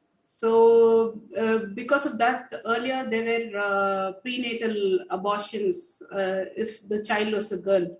But since 1994, the government made it illegal to reveal the gender of a child. So even the healthcare workers who do the ultrasound, they cannot reveal or know the gender of the child. So this, I think, has improved the sex ratio, and India had gender ratio imbalance until recently, and now it's no longer there. All right, that was quite interesting. And then our third speaker of the second batch, to Chris. What should we start? What should we stop? What should we continue doing in the attainment of our aspirations to regarding a digital identity for gender equality and justice? What to start, what to stop, what to continue? I know it's a big question, but if we can summarize on that. I mean, my brain is going off in all sorts of different directions now, Timu, so thanks for that. Look, I think the first thing that we need to do, and what we need to start to do, is being more and more evidence-based and research-based. And this is such an obvious thing to say, but I think that particularly in the humanitarian and development space, we find it really difficult to step outside of our own systems and to see the broader world at work. And that includes the complexity and complicatedness of private sector organizations. And I don't really want to reduce this down to, you must work with the private sector, but we must work with the private sector, and that involves not only us being able to look outside of who we normally operate with, but also being able to bring in new skills, talents, and expertise who can better understand the world outside our systems. So I think that's one thing we need to start doing. I know lots of efforts have been made in that respect.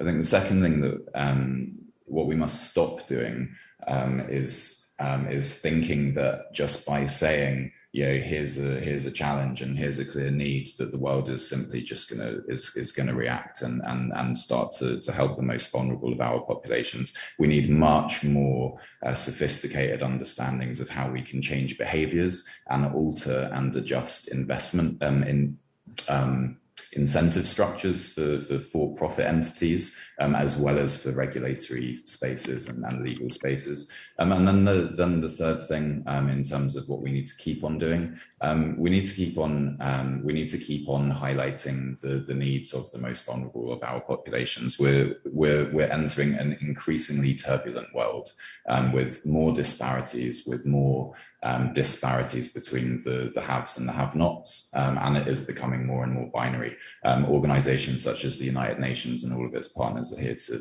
help identify those needs, but also to share those needs and to advocate for filling those needs with a diversity of actors. And we need to keep doing that, but do it a hell of a lot more better and with more impact. Over to you, Timo. Thank you very much, Chris, for that. And we realize we're a bit short on time, many questions to remain unanswered. I will ask the first three speakers to perhaps take a key takeaway. It would be wonderful if you can take away something you learned or something you appreciate from the perspectives of the other speakers. So perhaps I will ask Vijayanti Desai if you can first in less than a minute to kind of like highlight what was your key takeaway from this session. What would you like us to take home? So that's quite a difficult question, but one thing is that there was just a resounding sort of alignment across a number of the speakers on putting inclusion and trust at the heart of all of these platforms that we're talking about. And I think it came out in both in the broader sense, but also in the very specific examples that were highlighted.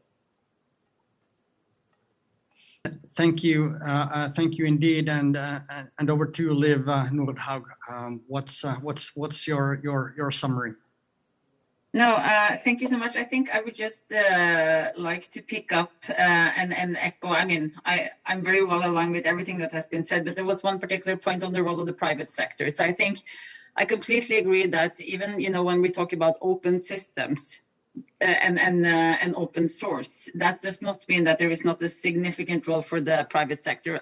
I would almost say it's the other way around, because it can allow large systems integrations, contracts, etc., potentially also over time much more involvement of the local vendor ecosystem. So I think I would want to echo working with the private sector, but again stress that for this paradigm shift to really happen, we should really look at how to involve the local vendor ecosystem and local vendors in this, so that the value added, really more of that remains also in the countries where these systems are being deployed. Thank you. Thank you. And to close, Ambassador Rauno Merisaari, can you summarize what your takeaway? Thank you, Teemu. I believe that we are pretty much in common.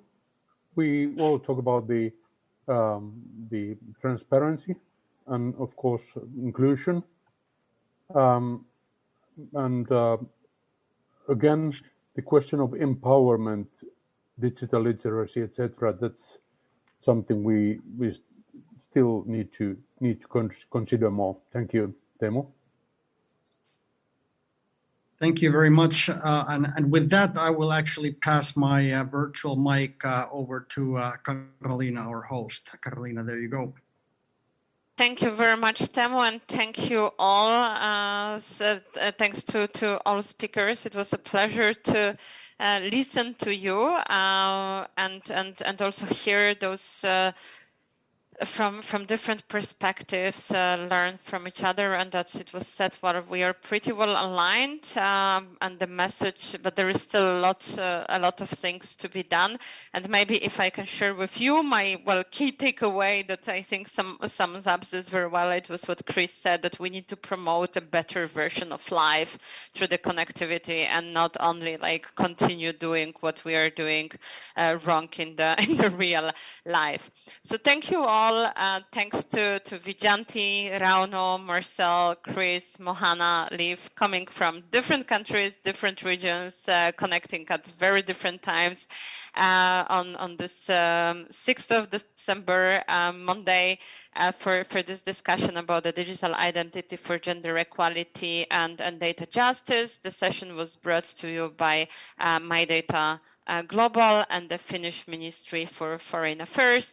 And if you would like to learn more about My Data, who we are, what do we do, and why we're called Global, then follow us on social media and then also, of course, website mydata.org. And we continue this and other discussions around the human-centric approach to personal data and human-centric internet, well, within the MyData community, and also at the upcoming MyData conference, which we hope to host on site, in person, live in Helsinki in June. So thank you so much for this 1.5 hour. I wish you all a lovely Monday and again, happy Independence Day to Finland. Thank you so much.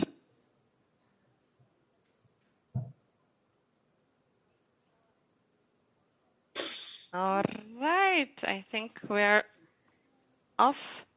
So thank you so much. We all live in a digital world. We all need it to be open and safe.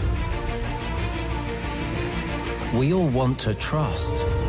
And to be trusted. We all despise control. And desire freedom. We are all united.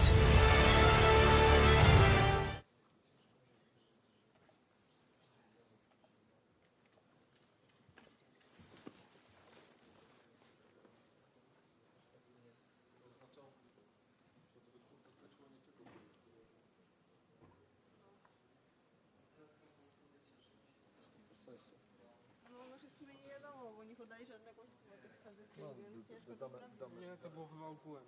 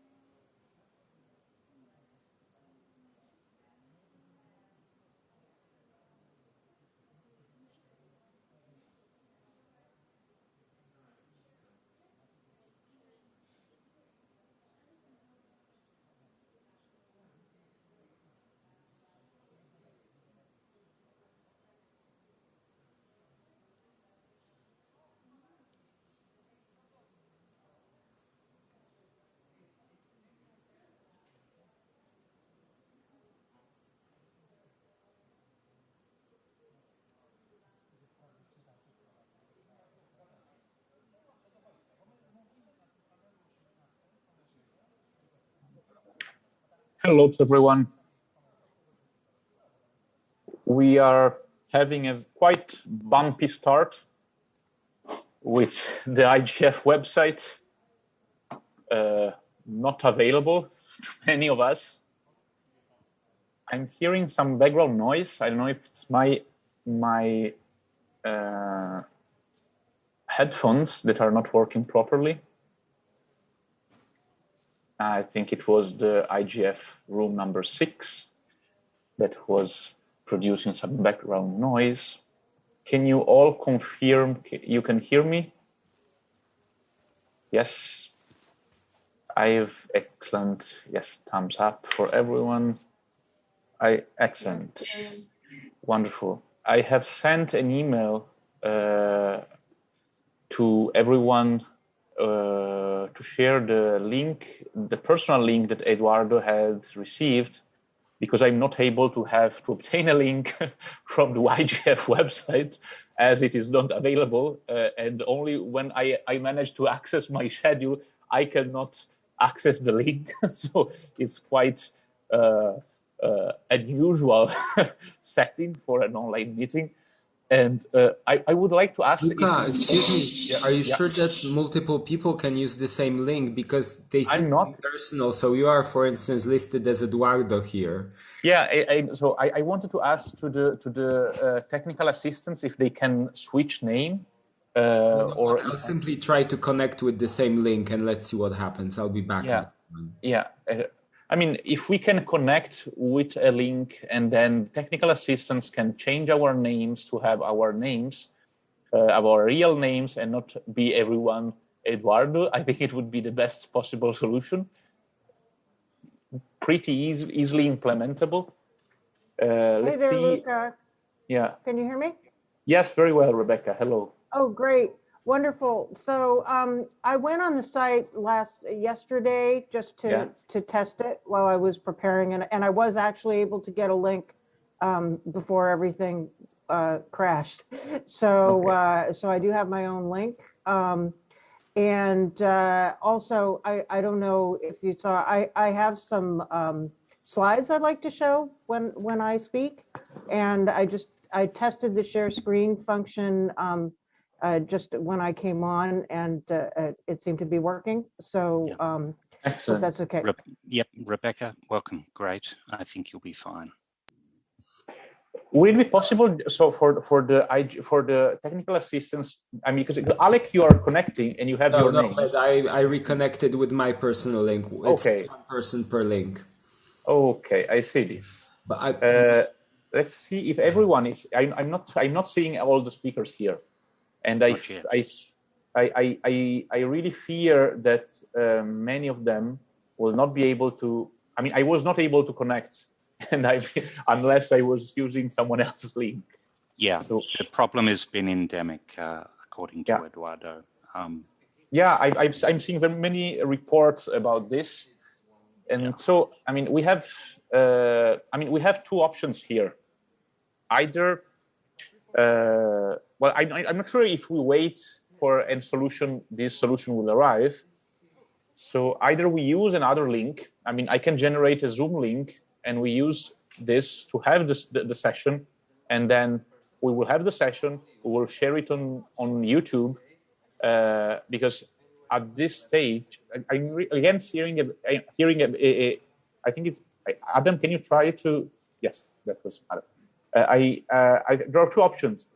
Either we, well, yes, the IGF tech team is saying that they don't have access to personal links or to change names, so they only have the meeting links. But here we don't have all the speakers.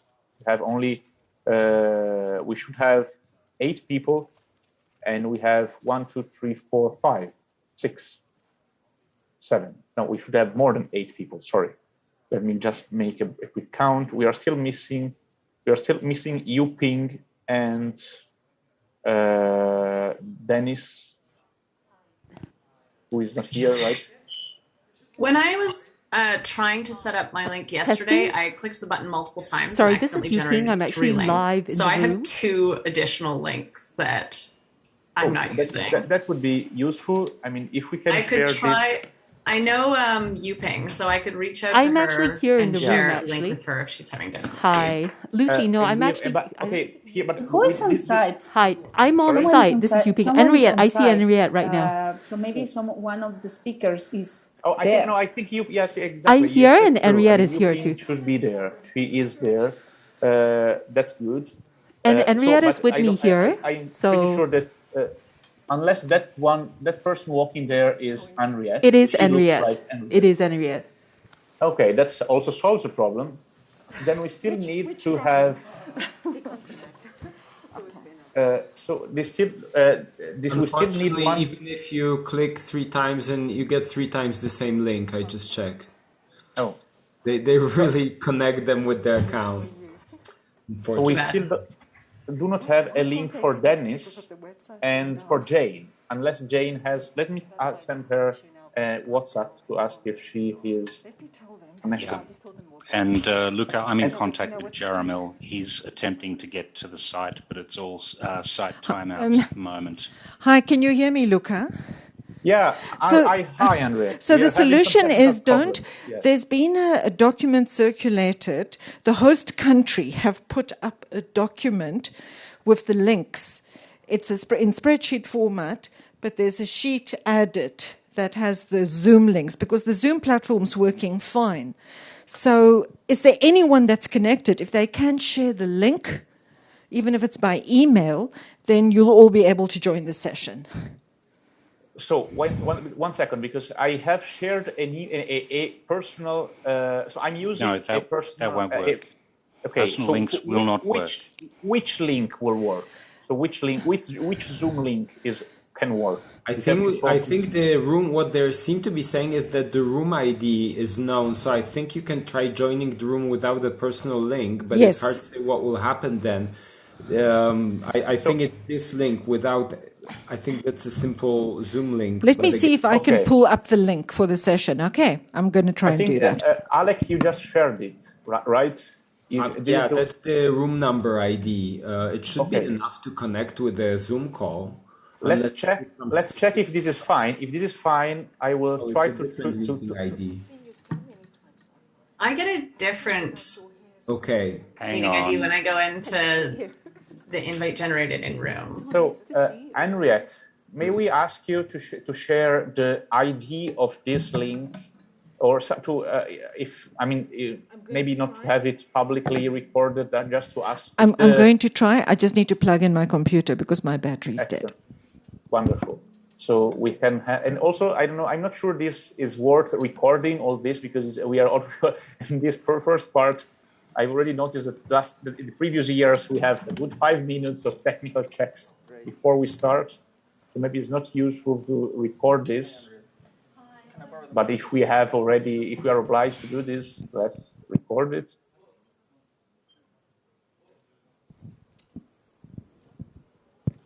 Hello, Luca. Yeah. Yeah, it's Raul. Hi, Raul. Yeah, I think the tech person should have shared a link with you that should be working. With me? Yes. I haven't received any email from this tech person. Really? Okay. I have it here in the chat. Yes. Let me try to log off. That's a link that should work, and let's use that. Okay. Is there also a password, or is it only everyone can use? I just checked, and I provided the wrong link. The one I think Lucy shared is the correct one. Thank you. Okay. But so we have a link. It requires providing email and some personal. Okay. So if we use that, so may I ask you to kindly reply to my? I sent a general email a few minutes ago to say that we could. That someone had problems. So can you kindly share this link in this replying to the general email I sent 10 minutes ago? I'm disconnecting and trying this link. 1 second. I'm also noting the. I've just passed this link to Jaramil as well. Hopefully this will solve his problem. Hope so. And we will then get started in 5 minutes with some delay. Let me also ID. We are almost done.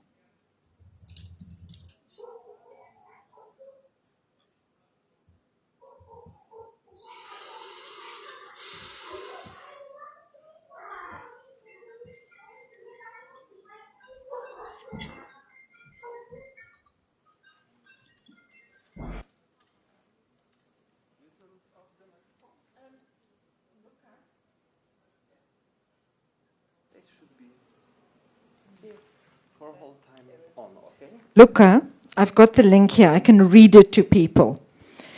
So, Henrietta, it's okay. Shall I try that?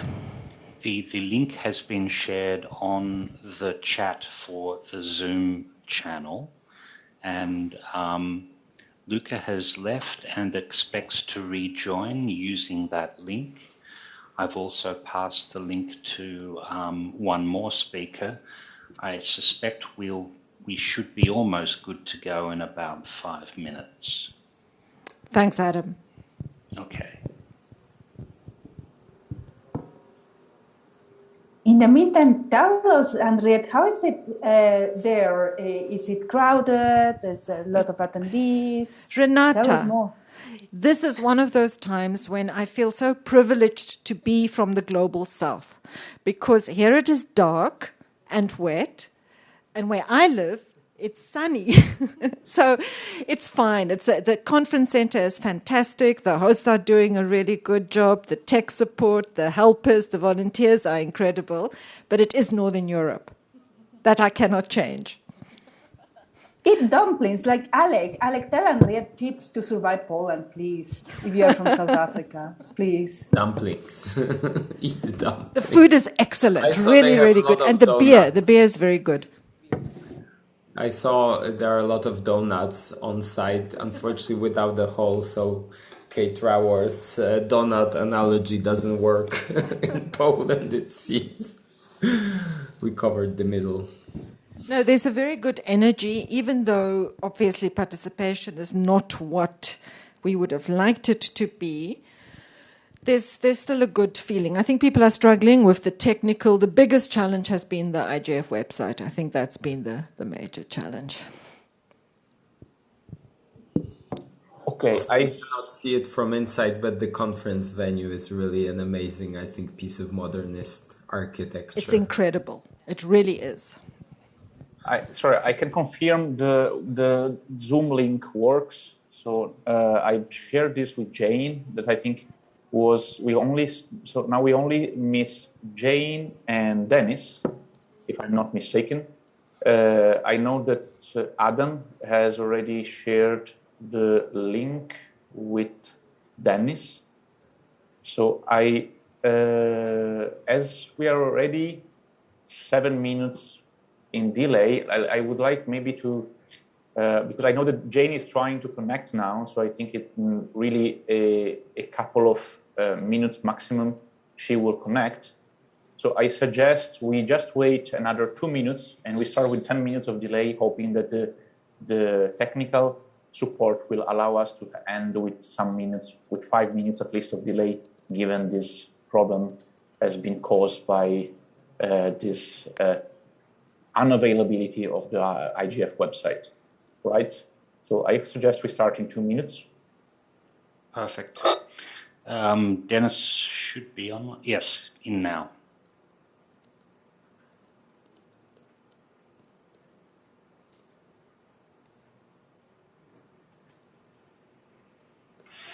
Hi, everyone. Hello, Dennis.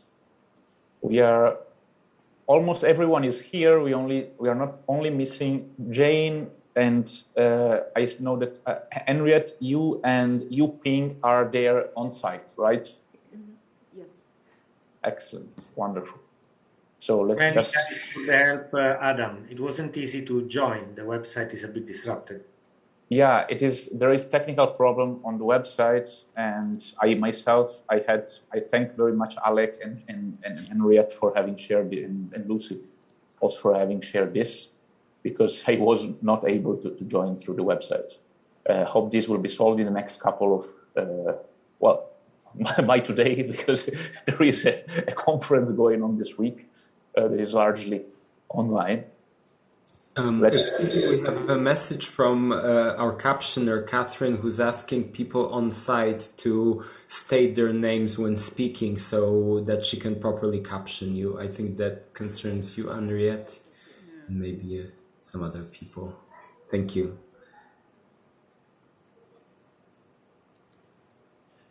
Okay, let me just let me just send another email to Jane because she doesn't seem to have seen the email.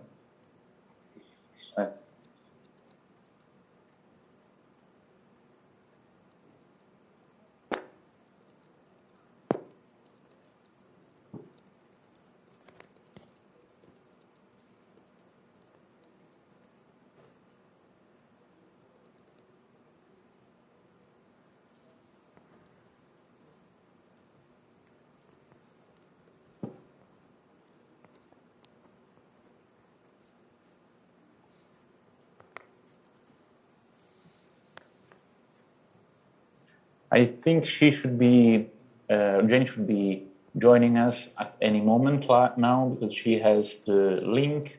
So I think maybe we can wait just one extra minute and then start. There is some really surprising noise, Adam, when you connect. Maybe you just to try to unplug and plug again your headphones.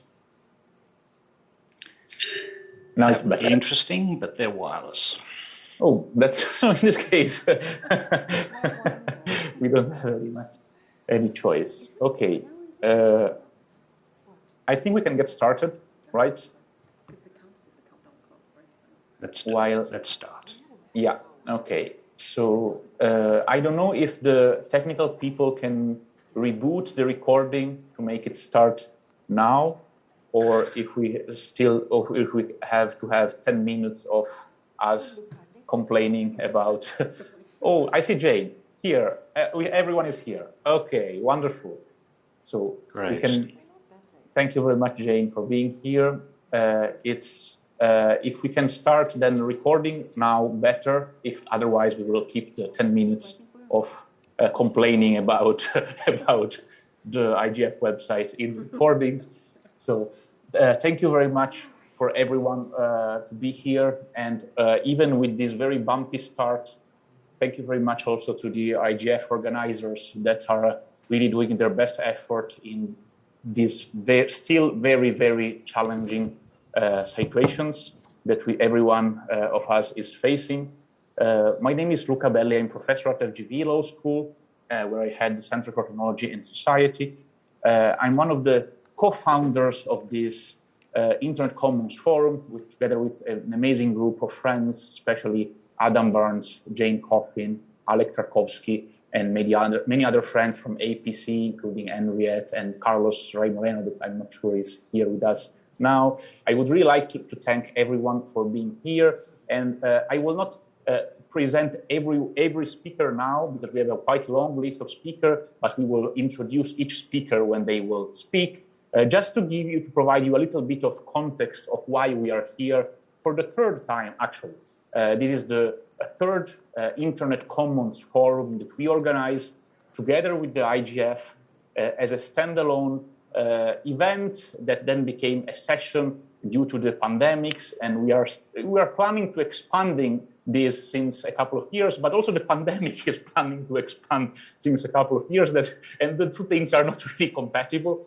And so the goal of this Internet Commons Forum is to bring thinkers, doers, policymakers under the same roof so that they can share their strategic thinking, their best practices, their stories, their ideas about how we can construct a less concentrated, a more just internet. And this is the real reason why we speak about internet commons, digital public goods as of this year. So we all know that the commons it's a very multidimensional social institution. It allows us to organize both the production but also action in a very distributed, horizontal, open, and very participatory fashion. This reminds a lot of the original design, the original architecture of the internet. Those of us, and many of us, have been here studying the evolution of the internet for years, decades, or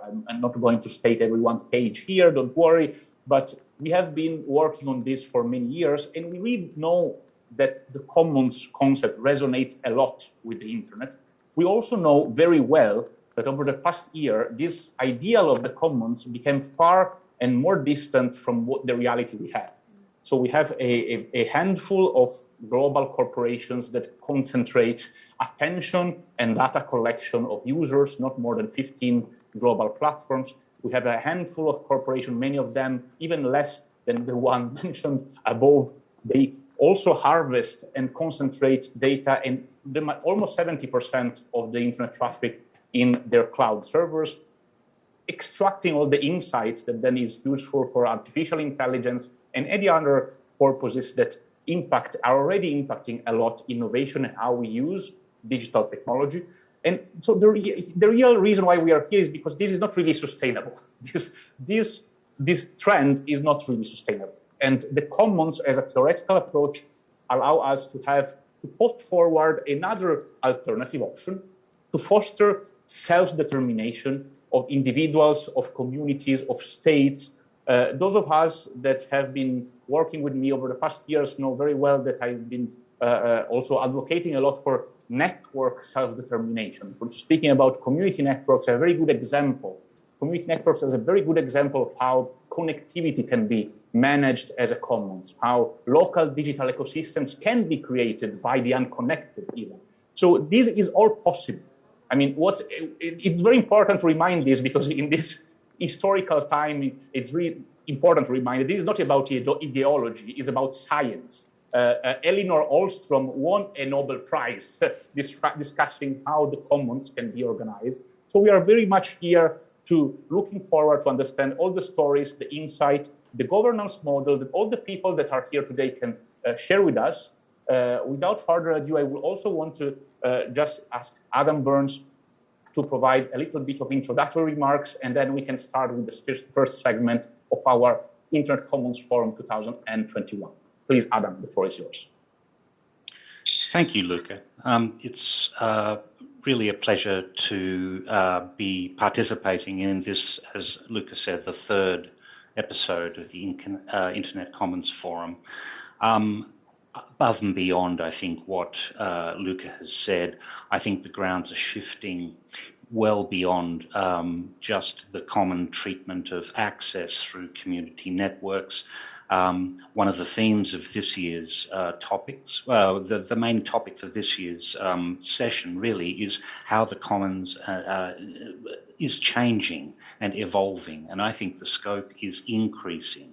The scope of threats to human agency, the scope and threats to the control and maintenance of our own individual behaviours and identities and our social and cultural foundations. And I think we have a great lineup of speakers in divergent areas that we have not touched on in the past two sessions that we have held, including the areas of alternative currencies, cryptocurrencies, the use of cryptography as a commons enabler, amongst many, many others. So I am very much looking forward, in brief, to participating with all of you for the rest of this session. Thanks, Luca, and let's begin. Thank you very much, Adam, for kicking off this third edition. And we are now starting with the first segment that is dedicated precisely to the evolving conceptions of digital commons. We have the pleasure also of having attracted the attention, I would say, of many institutional stakeholders this year. So we have a representative from the UN Secretary General's Envoy of Technology Office, Yu Ping. It's a great pleasure to have you here with us. Well, here, in this hybrid format. So Yu Ping, thank you very much for being with us. The floor is yours. Thank you so much, Luca. And indeed, I'm privileged to be here with Henriette on site at the IGF. And I just really want to echo her and thank the others in the room as well, because those of us that have made it here really can see the spirit of the IGF, both in virtual as well as in hybrid. And that I want to echo what Henriette has said, that really there is a strong mood of cooperation, collaboration, and energy that I think comes from us now being able to be in person, but also connected online to all of you as well. I want to start by what Luca and Adam had said, that there is very strong institutional interest in this idea of an internet commons. And I think this is a response to the challenges crisis of COVID and the fact that we are now facing a digital age fraught with challenges that require global cooperation and leadership to steer through. So, for instance, this concept of the Internet Commons has found itself into the highest thinking here at the United Nations, where in his recent report, Our Common Agenda, released by the Secretary General in response to the United Nations 75th anniversary and the voices of over 1 million people that responded to the United Nations on the digital future that we want, there was this very clear call for the digital online domain to be seen as a global public goods. And the Secretary General himself has really seen this cyber digital online space as a commons, as a digital commons that has to be governed in the way as of other commons, perhaps as space, as sea has been done. So for instance, in the Common Agenda, it says that the internet is a global public good that should benefit everyone everywhere, and that our approach to global governance and multilateralism really needs to take into account this specific concept. This builds on a lot of the work that's been done in the United Nations through the Secretary General's high-level panel, the Digital Cooperation Roadmap, which also points to the importance of open source technologies, digital public goods, and this spirit of openness and collaboration that characterized the beginning of the internet, but as time has gone on, has become characterized by proprietary interests, commercial interests, and really the ending of this ethos of openness and collaboration. So the question perhaps is, how do we bring that back? And how do we really reinforce this notion of inclusivity, openness, transparency, and collaboration that really was at the heart of the internet and what we are collectively trying to achieve by looking at the Internet Commons itself? We see at the United Nations a vision of a more open, free, and secure digital future for all. This was called for in the roadmap, reinforced through the Common Agenda, and really will be at the heart of what we are trying to build for September 2023, a global digital compact that will be a consensus, a coming together of governments, private sector, civil society, all of the stakeholders to really agree on the digital future that we want, that we think can be built around this concept of the Internet Commons, the internet as a global public good for everyone everywhere. In this building towards a digital compact, we see three potential areas, and this is why I would be very interested in hearing colleagues' reflections on this. Firstly, we think at the United Nations there will be a push on open source technologies and digital public goods. There have been recent developments at the United Nations. For instance, the member states and governments passed a resolution at the ECOSOC on open source technology, and the Secretary General is being asked to put forward proposals on how he thinks open source technologies can be used to achieve the Sustainable Development Goals. Our colleagues DESA, that also run the Internet Governance Forum Secretariat, will be working on this report. There are strong efforts to build greater partnerships with multi-stakeholder alliances and coalitions, such as the Digital Public Goods Alliance. I believe my colleague Lucy is here to talk about that in a greater detail later, precisely to leverage on the potential of digital public goods to help the United Nations fulfill its mandates. And in all these efforts, there's also the sense that the United Nations itself needs to build our internal capacity to deploy open source technologies and digital public goods more effectively. The Office of Information and Communications Technology here at the United Nations Secretariat, for instance, is working with my office to create an open source program office at the United Nations that can precisely help achieve this and create a culture of open source here at the United Nations. The second area that the United Nations is working very strongly on is on the issue of universal connectivity. And I think it does speak to the fact that we are still able to connect online despite the technical difficulties that we were able to surmount just now and still communicate like this. But for 2.9 billion people, this connectivity is a pipe dream and they are unable to benefit from the digital technologies and being online and the benefits of internet. So for those people, the need to narrow the digital divides and bring them online is crucial and fundamental to the United Nations work as well.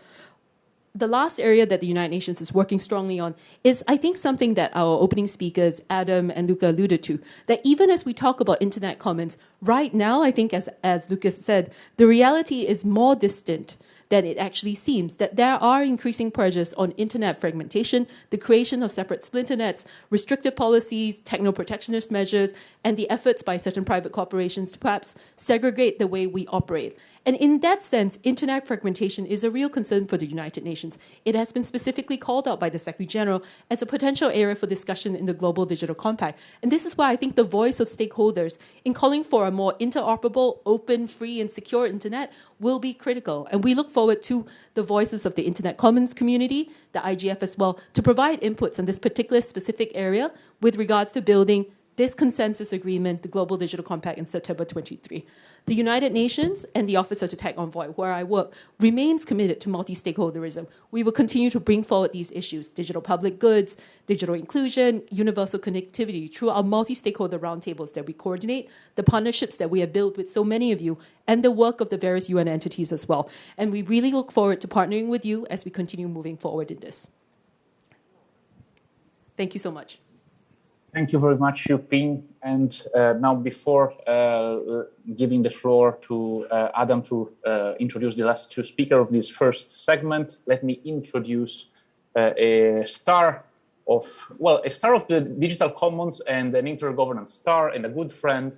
I'm very honored to have here today Rebecca McKinnon, that now, since some months, is Vice President for the Wikimedia Foundation, which is probably one of the best examples of how commons can really work in the digital ecosystem. So please, Rebecca, the floor is yours. Thank you so much, Luca. I assume everyone can hear me okay, and that you'll tell me if you can't. I'm very honored to be here today, and thank you for your kind words, and congratulations to all of you for pulling off a challenging hybrid forum. I know it's not easy, and thank you, Henriette, and Yuping, for your remarks. I'm going to attempt to show a few slides to illustrate and humanize my remarks. So please bear with me while I share my screen. Can you see my slides? Yes, wonderful. So I'm going to be focusing my remarks primarily on the policy framework that we need for the digital commons to survive and thrive. And I'm going to start by talking about people, because that's what this really is all about at the end. And this photograph here is of Dr. Neetha Hussain. She is based in Sweden. She's a clinical neuroscientist and doctor who throughout the pandemic has been spending her downtime editing COVID-19 articles in English and in her native language of Southwestern India, and later focusing her efforts on improving Wikipedia articles about COVID-19 vaccines. And this, living almost 3,200 kilometers away from her, is Dr. Ala Najjar. He's Wikimedian of the Year. He's a volunteer for Wikipedia and medical doctor who spends his breaks during his emergency room shifts addressing COVID-19 misinformation on the Arabic version of Wikipedia. And this is the Arabic page for the COVID-19 Omicron variant, as it happens. Thanks to Najjar and Hussain and more than 280,000 volunteers, Wikipedia has emerged as one of the most trusted sources for up-to-date, comprehensive knowledge about COVID-19, spanning nearly 7,000 articles in 188 languages. This is a very concrete example of the value of the digital commons. I'm bringing those of us who don't speak Arabic back to the English version of the Omicron variant page.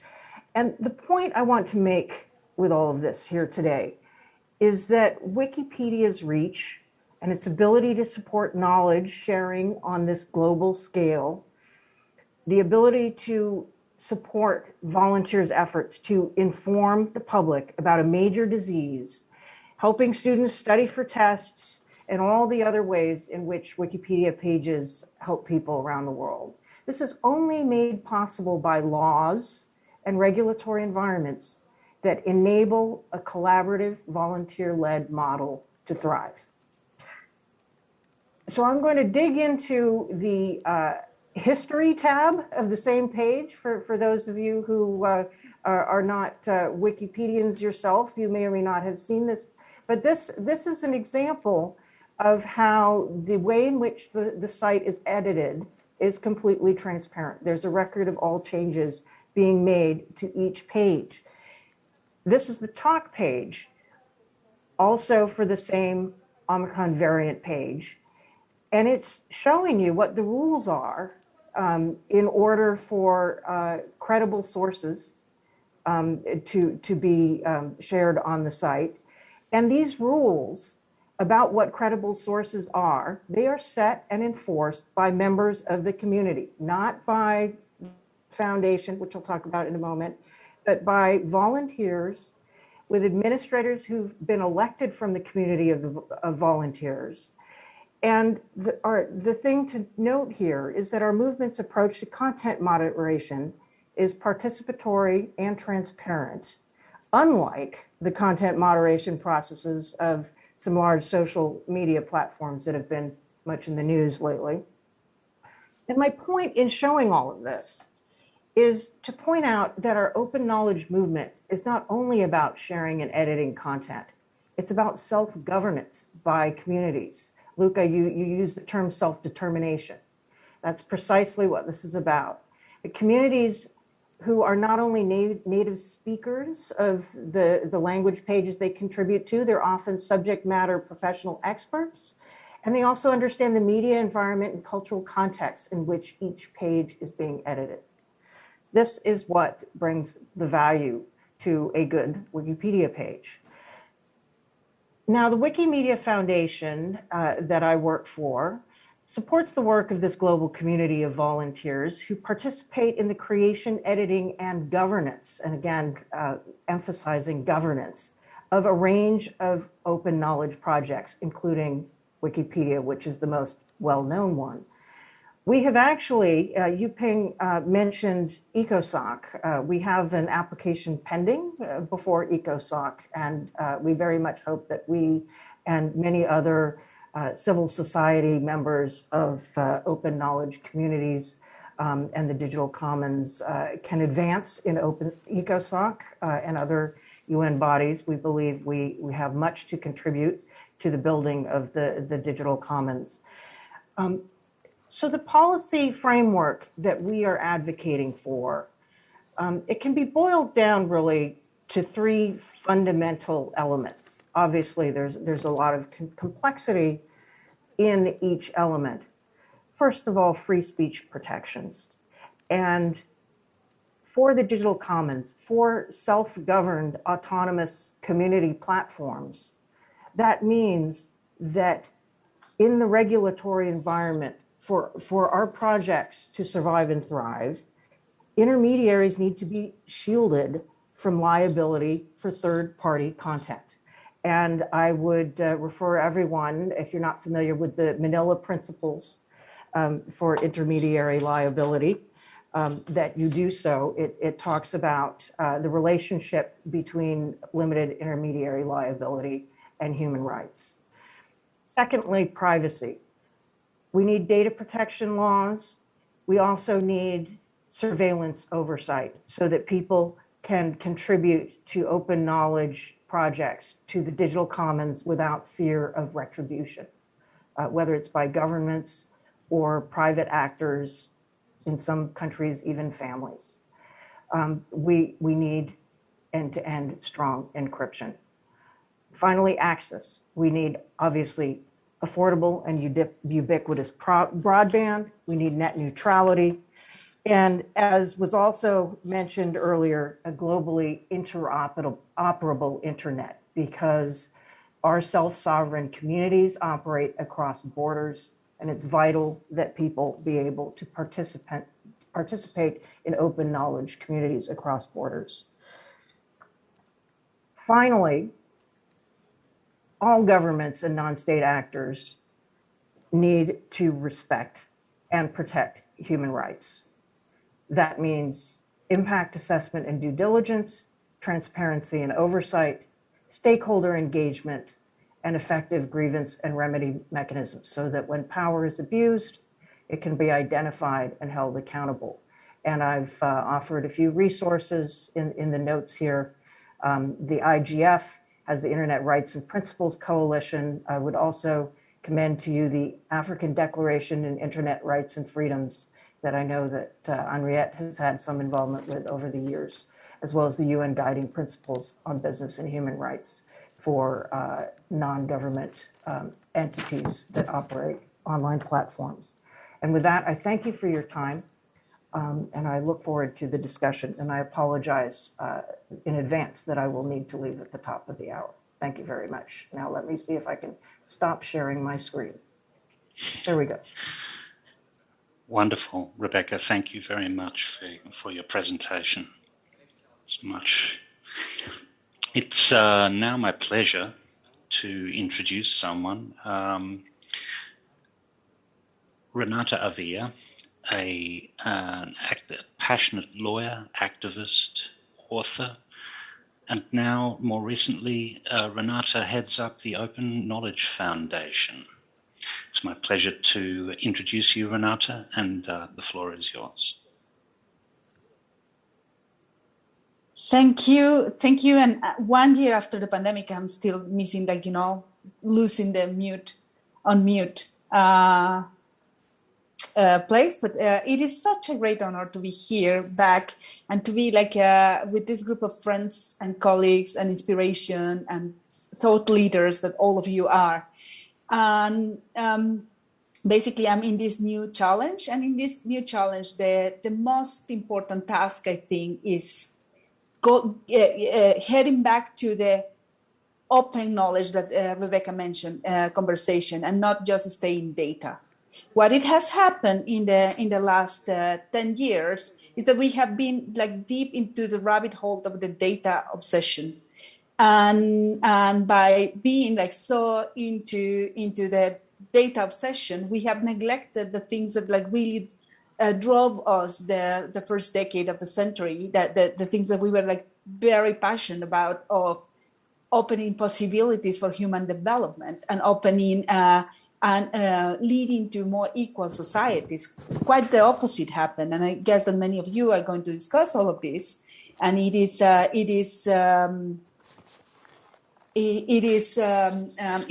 read the mission of the Open Knowledge Foundation, it is still even our mission, of the last that needs to be revisited. It's a little bit data focus and not people focus. So the reflection that I have had around my head in the first 2 months of my leadership is this one: data is not knowledge; it needs more to become knowledge, as we have seen examples of the Wikipedia. But it is not only static. It's not only an encyclopedia. It's this active knowledge that transforms things through systems. And that is what the logic of digital commons enables. And that is how our mission become more complex somehow. Because sometimes, if we look back in time, the time of Wikipedia, the time of Creative Commons, it was the very basic building blocks of what we have today. And now what we need is to make it dynamic, make this digital commons a living organism into the bloodstream, something transversal into the bloodstream, as the other speaker said, inside the United Nations system, inside multilateralism, inside decentralized communities.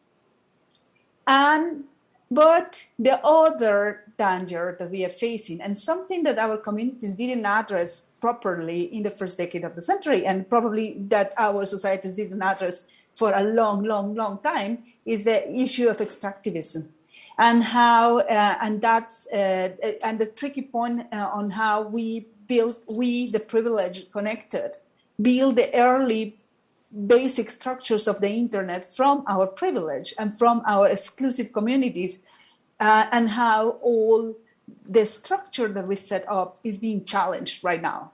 It is being challenged by a completely different generation of activists and advocates and movements that question, that are starting to question in a very, very open way and challenging way for our movements. Or it is open just for the sake of open, but what if the communities have a say on their data? But what if So it's not open for everybody, but it is open for everybody who's advancing a global vision of survival. But all this questioning on the initial ideas of openness that are like key to digital commons, or who's responsible for it, or what is our responsibility? We release a data set or a knowledge asset that then is used as the basis for a campaign of misinformation. Like all of this is the overwhelmingly global north presence of content, digital content, where like the rest of the world is like still very absent from digital. Lots of questions that we need to address as a community, and I think that we are like less in a time of evangelizing about openness, evangelizing about digital commons, and more in a time of looking into what we have like proposed and fixing and recalibrating, recalibrating what we stand for, adding not necessarily just patches, but adding into our movement and into our moving principles profound structural reforms or like revolutionary changes in the way that we see digital commons to be, let's say, to be something fit for purpose for the next 50 years. And the what we have on the other side is this in appearance passive de-skilled users in the space of digital commons, while they are at the same time very active, energetic, and engaged creators and interactors in platforms that keep that creation and that excitement and that collaboration trapped in proprietary platforms. And that's a very while I agree a lot on the issues that Rebecca has said on internet liability and all of that, the logic of the platform is the architecture of platforms is profoundly anti-commons unless very strong, principles are like the founding architectural principles of such platforms. And the internet as itself, it is moving pretty fast in its architectural evolution to be like this space of surveillance and control. And we must not forget the political dimension of this, that it is like basically, even if we go with our communities and try to make the most resilient ecosystems, politics is very powerful in the side of the anti-digital commons, basically. Economically powerful actors concentrate most of the data power, and these economically powerful actors are not isolated from politics.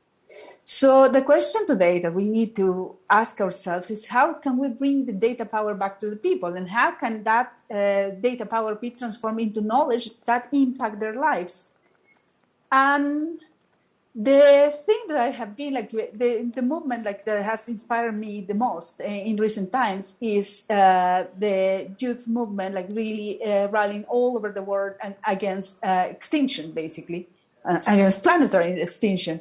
So my dream and my hope would be to bridge the digital commons movement with this natural commons movement and make something powerful. Make not only a resilient alliance where data is transformed into power to the people to avoid planetary extinction, but where an alliance is built back to also rescue the very powerful and very important local knowledge that is also in a risk of extinction by being missed by digital transformation, by being discarded as irrelevant, in a virtuous circle that enables us to have sustainability in both sides.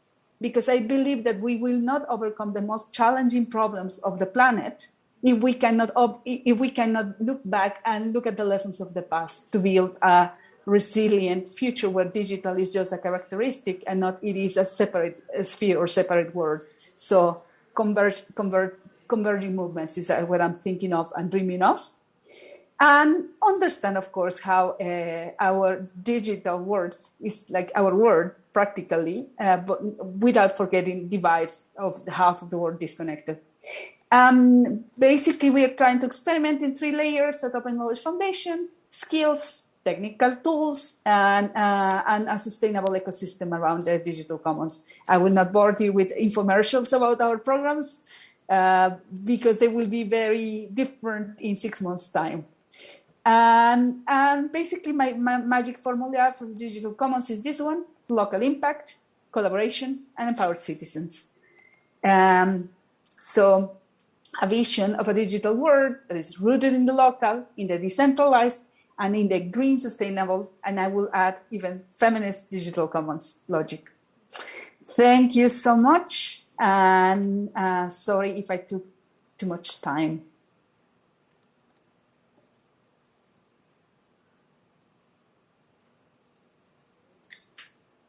No, not at all. Thank you very much, Renata. Thank you for your particularly insights.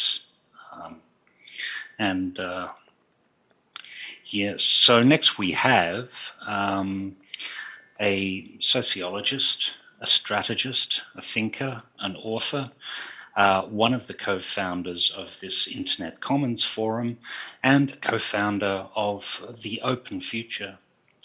And I'd like to introduce Alex Tarkovsky. The floor is yours, Alex.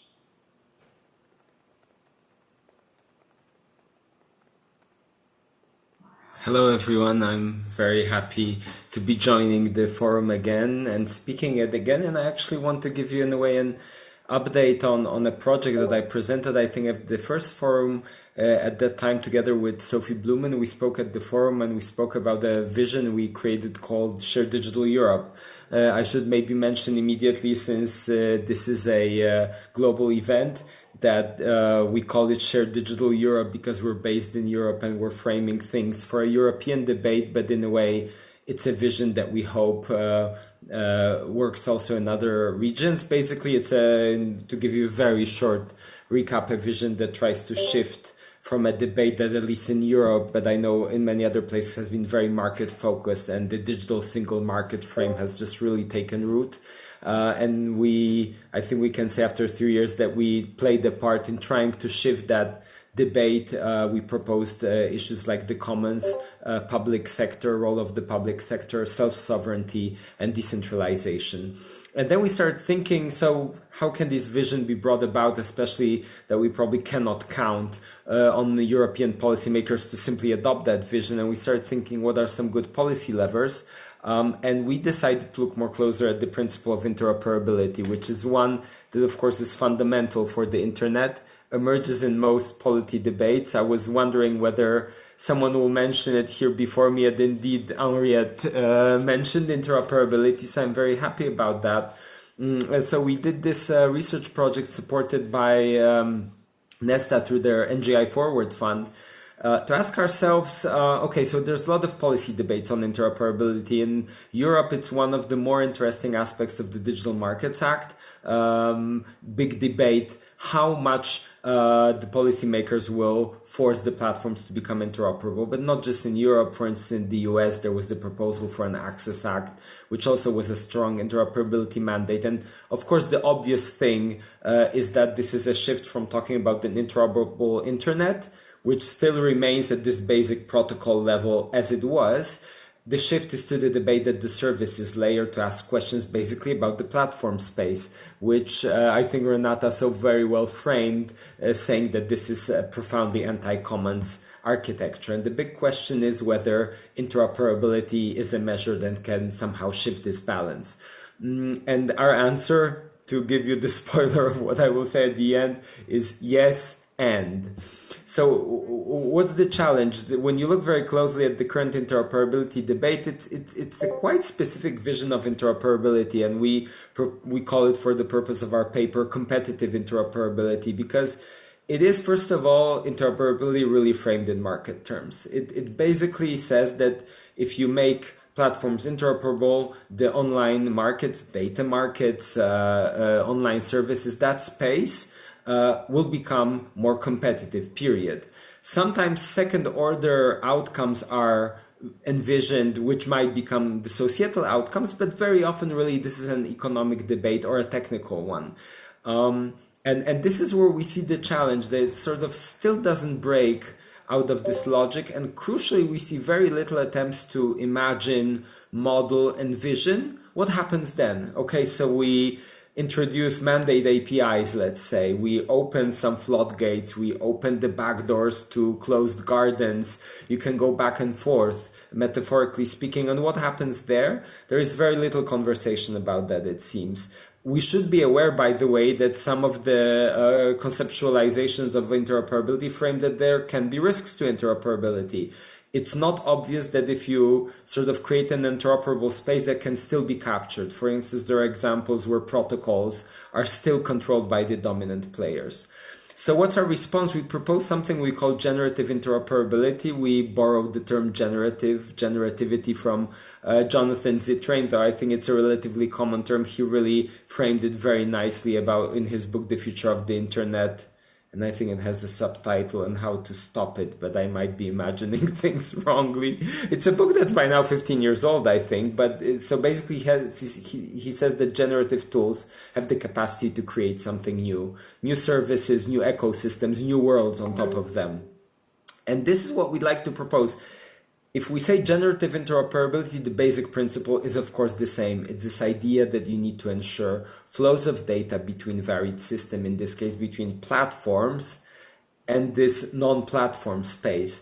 But we believe, and we're doing this also on the basis of interviews with experts. One of them, Jaromil, is here, and thanks, Jaromil, for your support for this study and your advice. Basically, when we start asking experts on interoperability what's important about interoperability, they mentioned everything else. They mentioned co-creation of code. They mentioned good governance of protocols. They mentioned necessary public funding and very important public procurement rules, like the prototype fund that was part of that short Renata's advertising. And this basically led us to think that you cannot think it's a simple principle. It's a very important principle, but on its own, it probably will not succeed. It'll work great if we create more complex projects around it that think in terms of also these additional building blocks. And maybe one important thing to say, and hopefully it also shifts this thinking from a very market-based perspective to one that's either non-market or thinks in terms of new economies. So we highlight, for instance, that we'd really hope that an interoperable space is one where a greater role is played by civic projects, public infrastructure and institutions. Cooperatives are something we're looking very closely.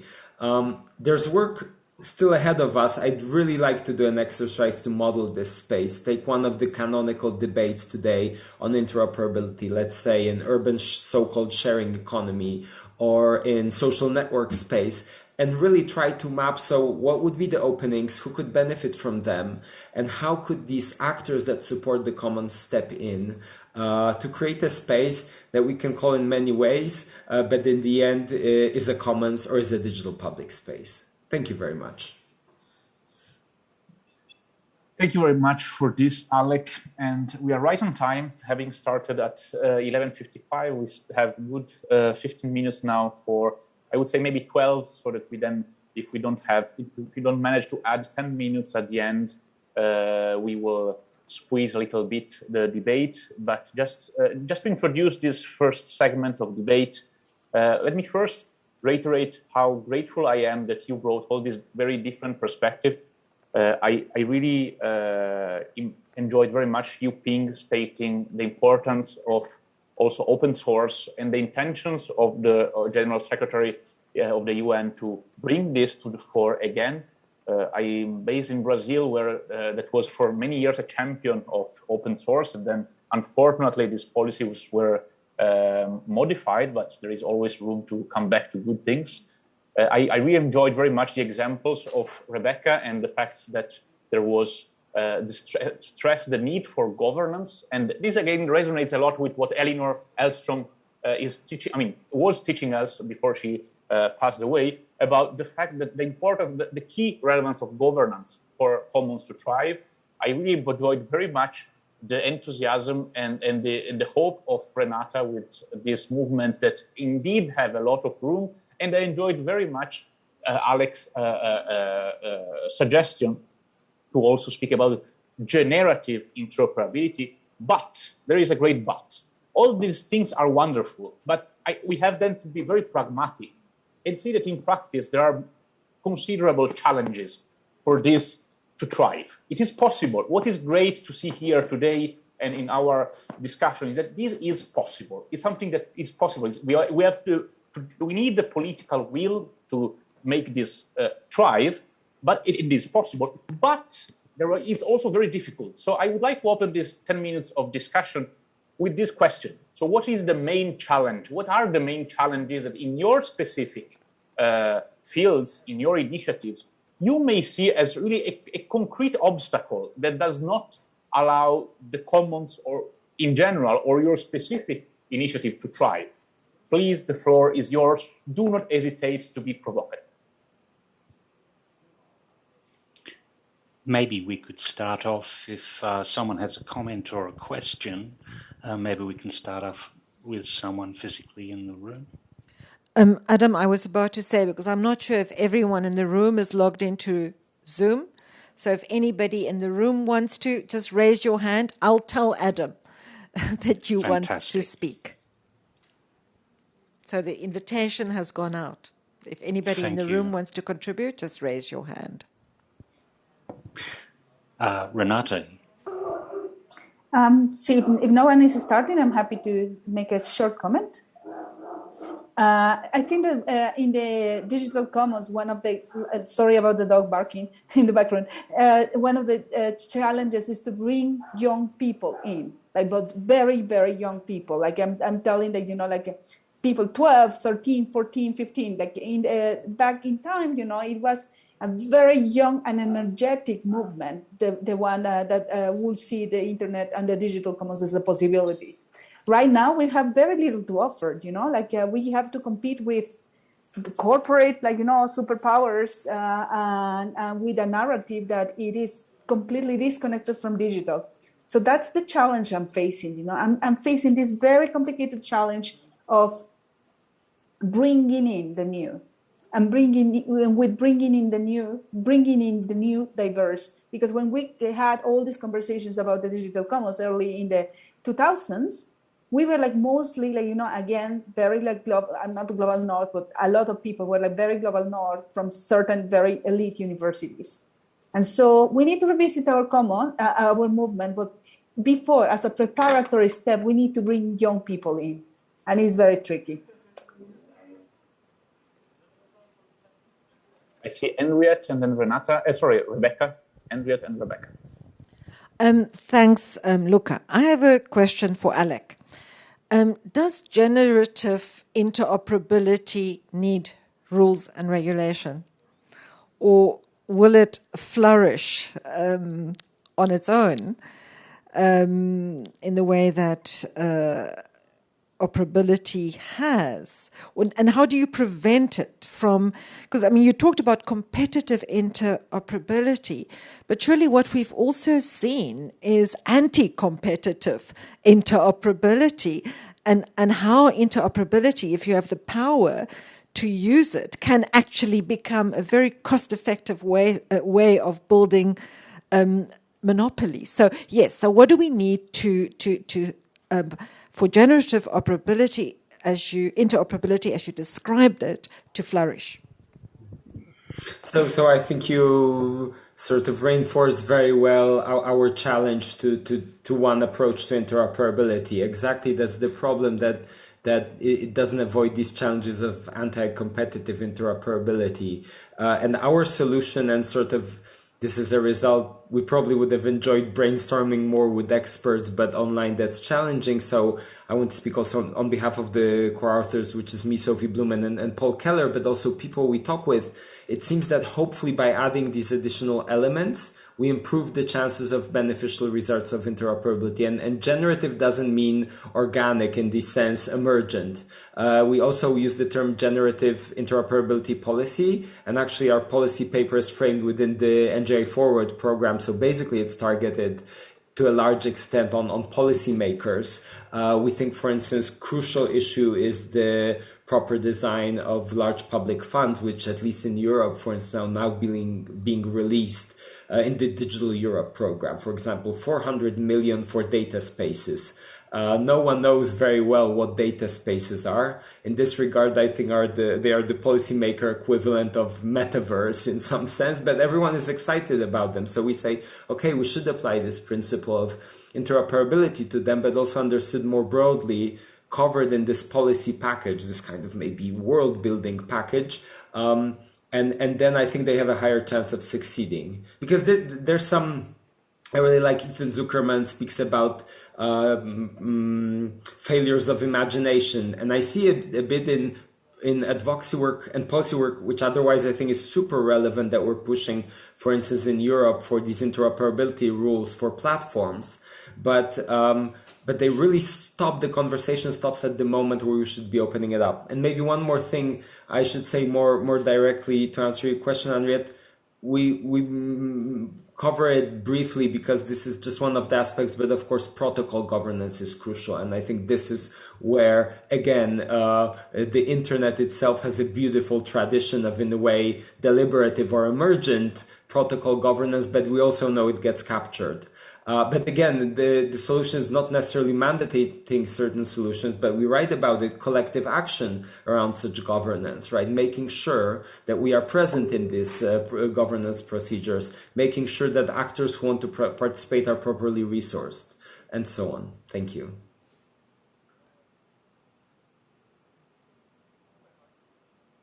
Rebecca, please go ahead. Okay, or we could let Vittorio respond on interoperability first, since he put that in the chat. Oh, sorry, I didn't say. Yeah, please. I'm going to respond to your question about. Yeah, I'll respond to the question about obstacles after that. No. Okay, where do I have to look?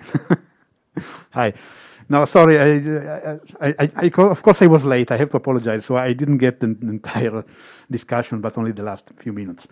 But I was really prompted by the question, since I've been involved with several NGOs and companies in actually lobbying the European Union and the Parliament and getting interoperability into the future rules for digital markets as they are being voted like next week, at least for the first reading.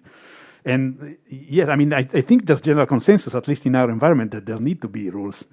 Because, interoperability is one of the key principles of the internet, and it's what allows you to choose between multiple providers and so on. And exactly for this, when markets have tilt and there are dominant positions, you need rules to impose the dominant companies to open up again their platforms and their interfaces. Otherwise, it's just in their business interest not to do this. So I do see that in some cases, a big dominant platform that is not dominant in a market enters through interoperability and then uses their market power to, basically kick everybody else out.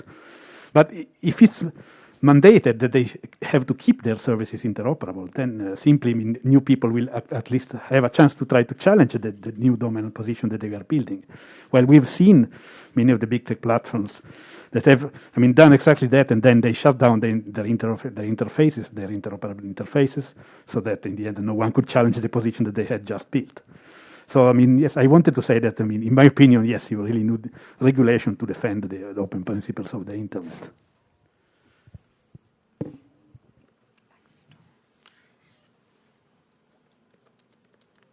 Shall I go ahead, Luca? Yeah, so just to respond to your first question, Luca, about obstacles, I want to just point again to the policy environment that is increasingly unfavorable globally to the digital commons in a couple of regards. One being that by all indicators across the world, governments are increasingly criminalizing online speech. Network shutdowns are growing. There's just a range of policy trends around the world that are not conducive to broadening participation in the digital commons, particularly in the global south and among young people, and who need to be able to participate across borders without fear and without censorship, and actually to just even access these projects. So that's one thing. The other concern I have is perhaps overcorrection in North America and Western Europe. I wrote a book 10 years ago talking about the unaccountable digital platforms and the need to hold them accountable. So I certainly agree that accountability is needed.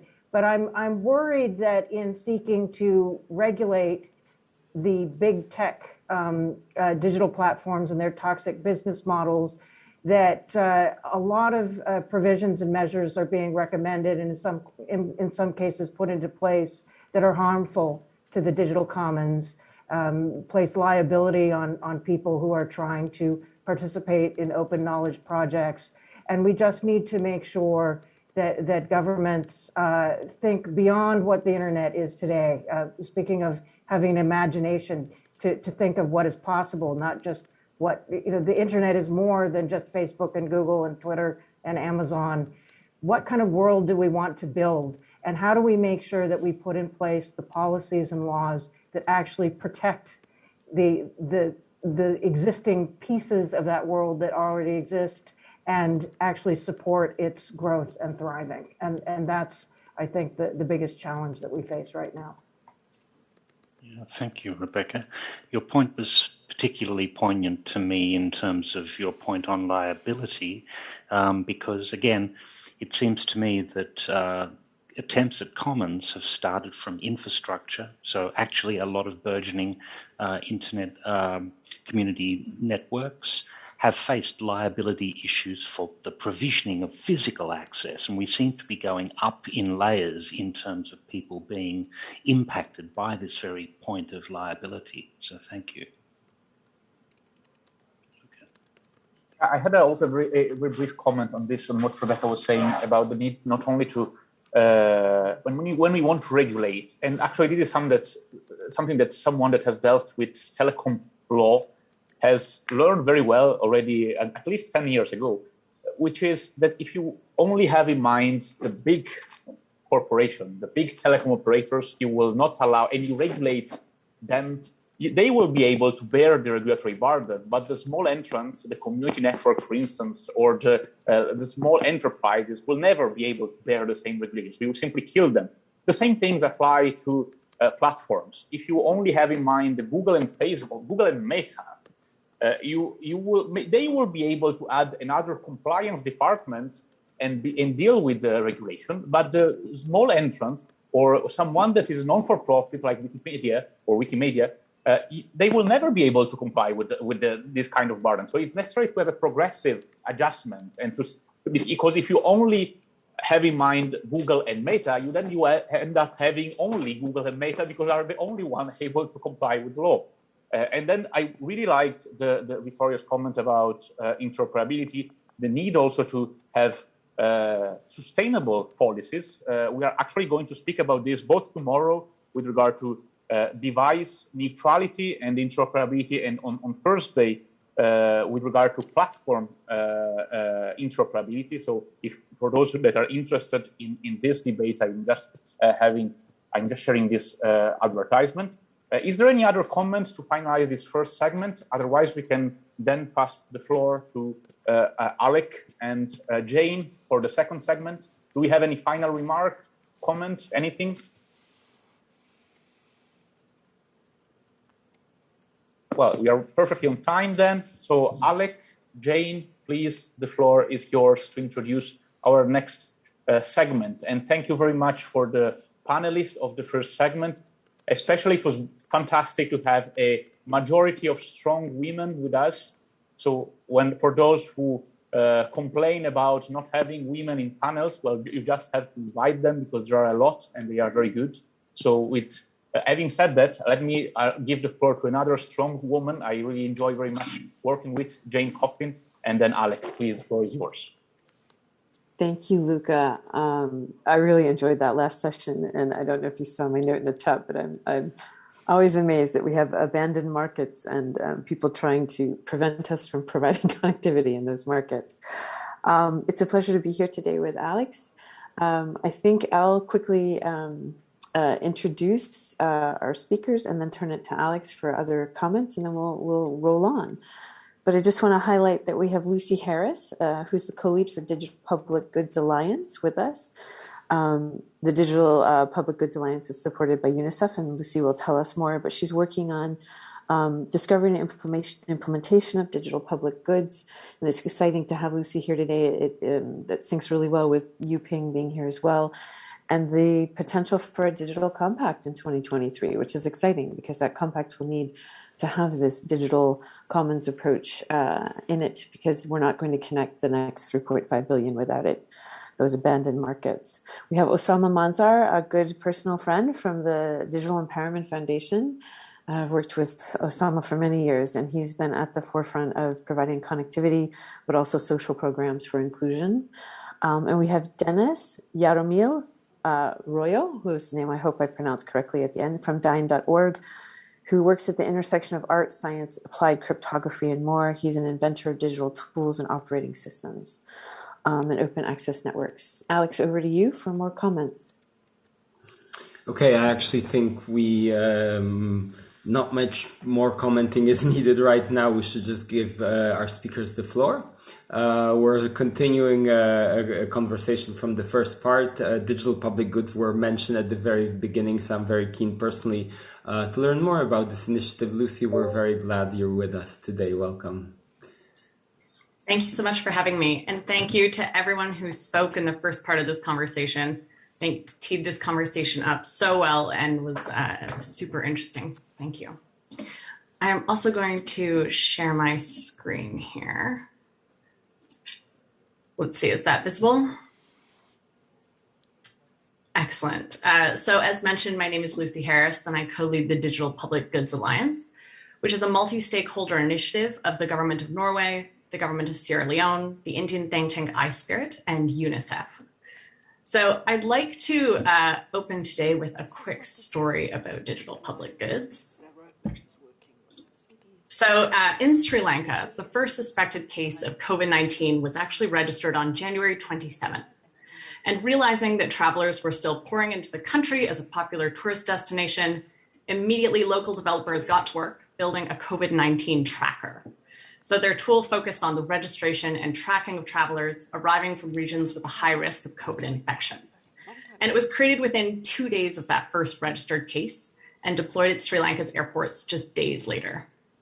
So the reason they were so successful is that they weren't building this tracker on its own. They were building it on top of DHIS2, which is an open source health information management system and a digital public good that's already in use in Sri Lanka. So the speed and efficiency with which Sri Lanka was able to respond to this crisis is not even the most impressive part of the story. DHIS2 is already being used by countries around the world, and that meant that when Sri Lanka shared their user guide with the global DHIS2 response team, the tracker was able to be implemented in a further 38 countries and is being adapted for use in 14 more today. So the tracker isn't just a great piece of technology that was created rapidly and deployed rapidly. It's also something more. Because it was part of an open source project, it meant it could be modified when the problem was spotted, COVID-19, could be adapted to fit a new circumstance and a new need, and then it could be shared back with a global community of others who are able to benefit from that solution and solve the same problem in dozens of other countries. So technology itself doesn't solve societal problems, but we can use technology to solve them. And the way that technology is designed and developed matters. This idea that how technology is designed and developed matters isn't new, but there has been a growing focus on the idea of digital public goods. Make sure my slides change. And that's largely driven by, I think, a recognition that the process of digital transformation needs effective, adoptable, open tools. So as Yuping mentioned in the high-level panel on digital cooperation, the UN Secretary General recognized the potential of digital public goods to reduce fragmentation and duplication, and said that all actors, including member states, the United Nations system, the private sector, and other stakeholders, should be promoting digital public goods, open source solutions that adhere to privacy and other applicable laws, standards, and best practices, and do no harm. So this combination of ideas is what we call digital public goods, or DPGs, to keep things a little bit shorter. They really harness the power of the internet to create thoughtfully developed digital solutions that deliver shared benefits and solve common problems. But at the Digital Public Goods Alliance, we wanted to make this definition even more comprehensive, because it's easy for people to think of DPGs just as free software, but there's so much more than that. When we talk about digital public goods, we're talking about a solution that was designed and developed to advance the Sustainable Development Goals, that is open source, and that has taken steps in how it was set up to avoid and mitigate harm. Wikipedia, who spoke earlier, is a great example of this. It was built collaboratively. It's available for anyone to change and modify, and it presents a solution to a common problem. And I love what was said about the way it thinks about privacy and protecting human rights in the way it's set up. So we have set up working collaboratively with experts from many organizations, including Mozilla, Creative Commons, Chaos, and other, to create the DPG standard, which is a set of 9 indicators that creates a baseline requirements that must be met in order to earn recognition as a digital public goods. So solutions have to be designed and developed as open projects, which means using open licenses, but also having good documentation, non-PII data that's accessible, that they have a commitment to following standards and best practices, and have considered other components of do no harm. And if you like open standards, I recommend you take a look at the website. This folds out into a much more detailed document that you could take a look at. And solutions can test themselves against it. They can build to this standard, but they can also submit to the DPG registry, and they'll be reviewed by the Digital Public Goods Alliance against this standard. It is also itself an open standard. It's an open source project. It lives on GitHub and can be contributed to by anyone. So having framed a little bit about what digital public goods are, what is then their role in creating a kind of digital commons? Why do they matter for a healthy internet?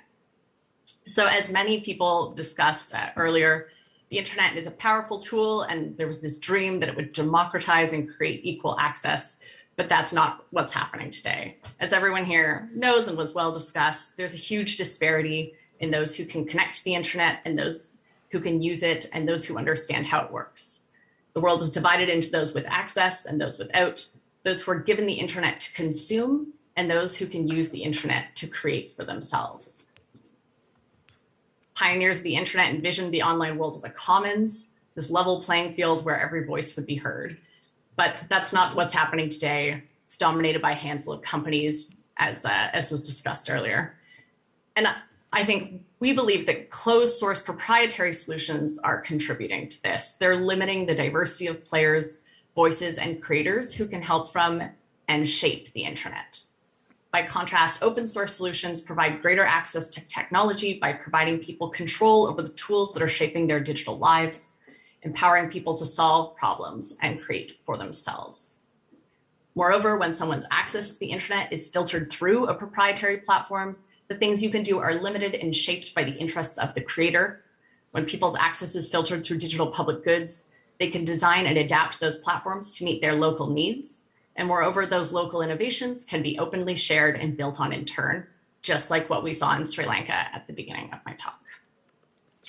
This next wave of digitization could either create opportunities for millions to become the builders, maintainers, and creators of their digital environments, or even more deeply divide the world into those who create and those who consume. Digital solutions must retain the ethos of the internet that powers them, and core technologies, software, content, data, AI models, and standards with the potential to shape society need to remain free, open, and accessible as digital public goods. Thank you very much. I will find out how to stop sharing my screen. There we go. Thank you, Lucy. That was excellent. You gave us an overview of what a digital public good is, how it interfaces, and why it's how it helps with tech and designing more open problem-solving solutions, and helps us with looking at the bottlenecks to privacy and creation that are inherent in some proprietary networks. And thank you for reiterating that how tech is designed matters for the effective adoptable for adoption and for public tools, and where DPG can help solve common problems and shared solutions. And it's great that you have the support of the United Nations and some governments and other organizations with you in this. And I think it's really great for people to hear more about what you're doing, because this will definitely probably filter into the digital compact coming up. So thank you for that. We'll move on to Osama Manzar from the Digital Empowerment Foundation. Osama, you're up. Yeah, hi. Thank you very much. Am I audible to all? Okay, thanks, Luca. When everybody was talking about Internet Commons, I was thinking that can we put Internet Common Sense Forum, or do we need Internet Common Sense kind of thing? And so I would like to start from a couple of ground stories, which actually reiterate the fact that how much internet has been appropriated by the corporates, the business, the governments to create their own narratives, rather than the internet of people, which has no more internet of people. And that's the reason why we are looking for Internet for Commons and Internet of Commons.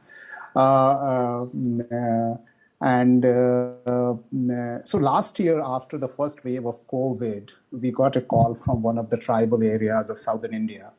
And they said that we are in the hills of tribals and we are very secluded. We have our own tribal hospital. We have our own craft. We have our own language.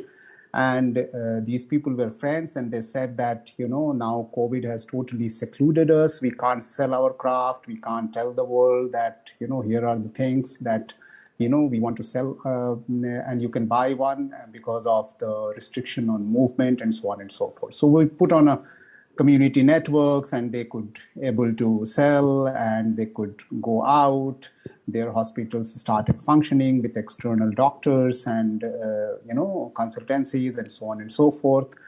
And then we said that why don't you also put lots of computers for that? Because we have seen that you become suddenly more consumer of internet rather than a producer on the internet. And we don't want to consume external content too much to influence the local community, and we would rather like to publish ourselves and our content and so on and so forth. So I don't want to go further, but they were very conscious of using the internet for the way they want to use the internet, and not the internet wants to use them. I got another call from a lady who is a great traveler, and she is an environmentalist, and she said that all the storytellers in the villages, they are suffering without getting tourists coming to their areas, and their earnings have totally secluded, and they are unable to earn any money.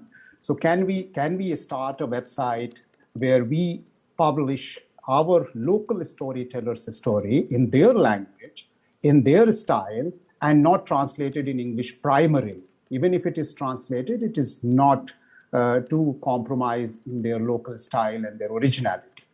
We started it, we paid them, and as soon as we started talking about scaling it up and why not just record it and translate, they just backed out. They said, no, we want to publish the way we want to publish. We don't want to, be losing our local culture in the garb of translation, in the garb of internet, in the garb of higher reach, and so on and so forth. And then there is this third story. We all know that COVID also, created a whole situation of misinformation and fake news. Huge amount. And most of the time, local people were suffering. And in most of the places where we had internet and where we had community radio, most of the people were tuning in community radio to find out what is believable and trustworthy news or information, rather than the internet information or internet-based information, which is certainly the mode of internet-based information is WhatsApp and Facebook and all social media and so on and so forth, which they think is the culprit of all the misinformation and fake news. And here we had to use community radio to broadcast information, to fight misinformation and fake news. So these are the three stories that we realized is that even if we have used community network, wherever we go, the people use internet more as a consumer than people use internet more as a citizen.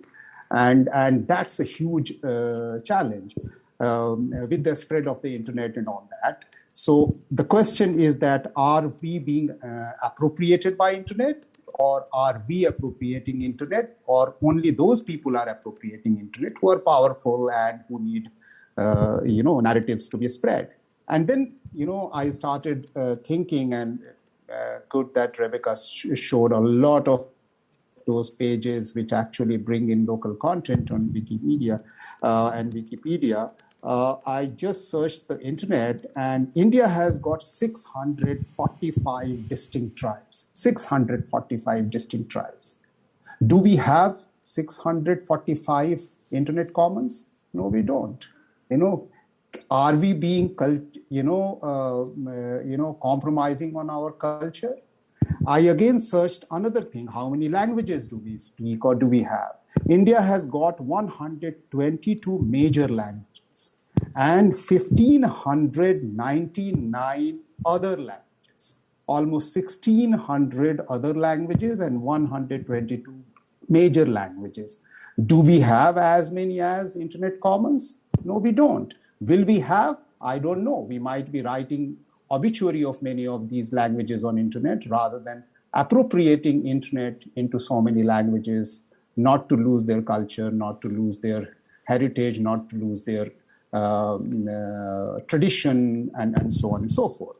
So the question, and I'm not giving any solution here, but we are asking ourselves, and we need to ask ourselves, is that how do we take to global south, because half the world is still unconnected, and incidentally, this is the half of the world who is unconnected, is more diverse, more having deep culture, having more deep traditions, having deep, different diverse languages, and so on and so forth. So do we need to design internet? Do we need to design, community networks? Do we need to design, connectivity in such a way that every internet become more local, and rather than become more global? Because the global is creating more consumeristic way of pervasiveness rather than the other way around. And I want to close with, again, lots of questions, is that how do we design the internet commons to be as diverse, as multilingualistic, as colorful, rather than becoming one color for all? Yeah, thank you. Thank you, Osama. Digital determination and an internet commons that's multicolored, multifaceted versus one color. Thank you for that, really, those great stories, and also just helping us take a look at self-determination and collective governance from a different perspective. Your story about the pandemic and the different tribes is something that we all need to take and bear in mind when we're looking at how to co-create that digital compact, how we co-create together, whether it's a community network or it's local content that is determined by local actors versus outside actors. Our next speaker is Jaromil. And Jaromil, over to you.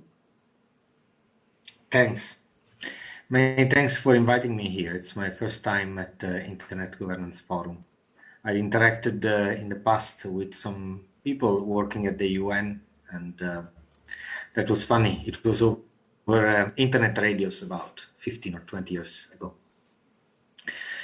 Can you see my slides?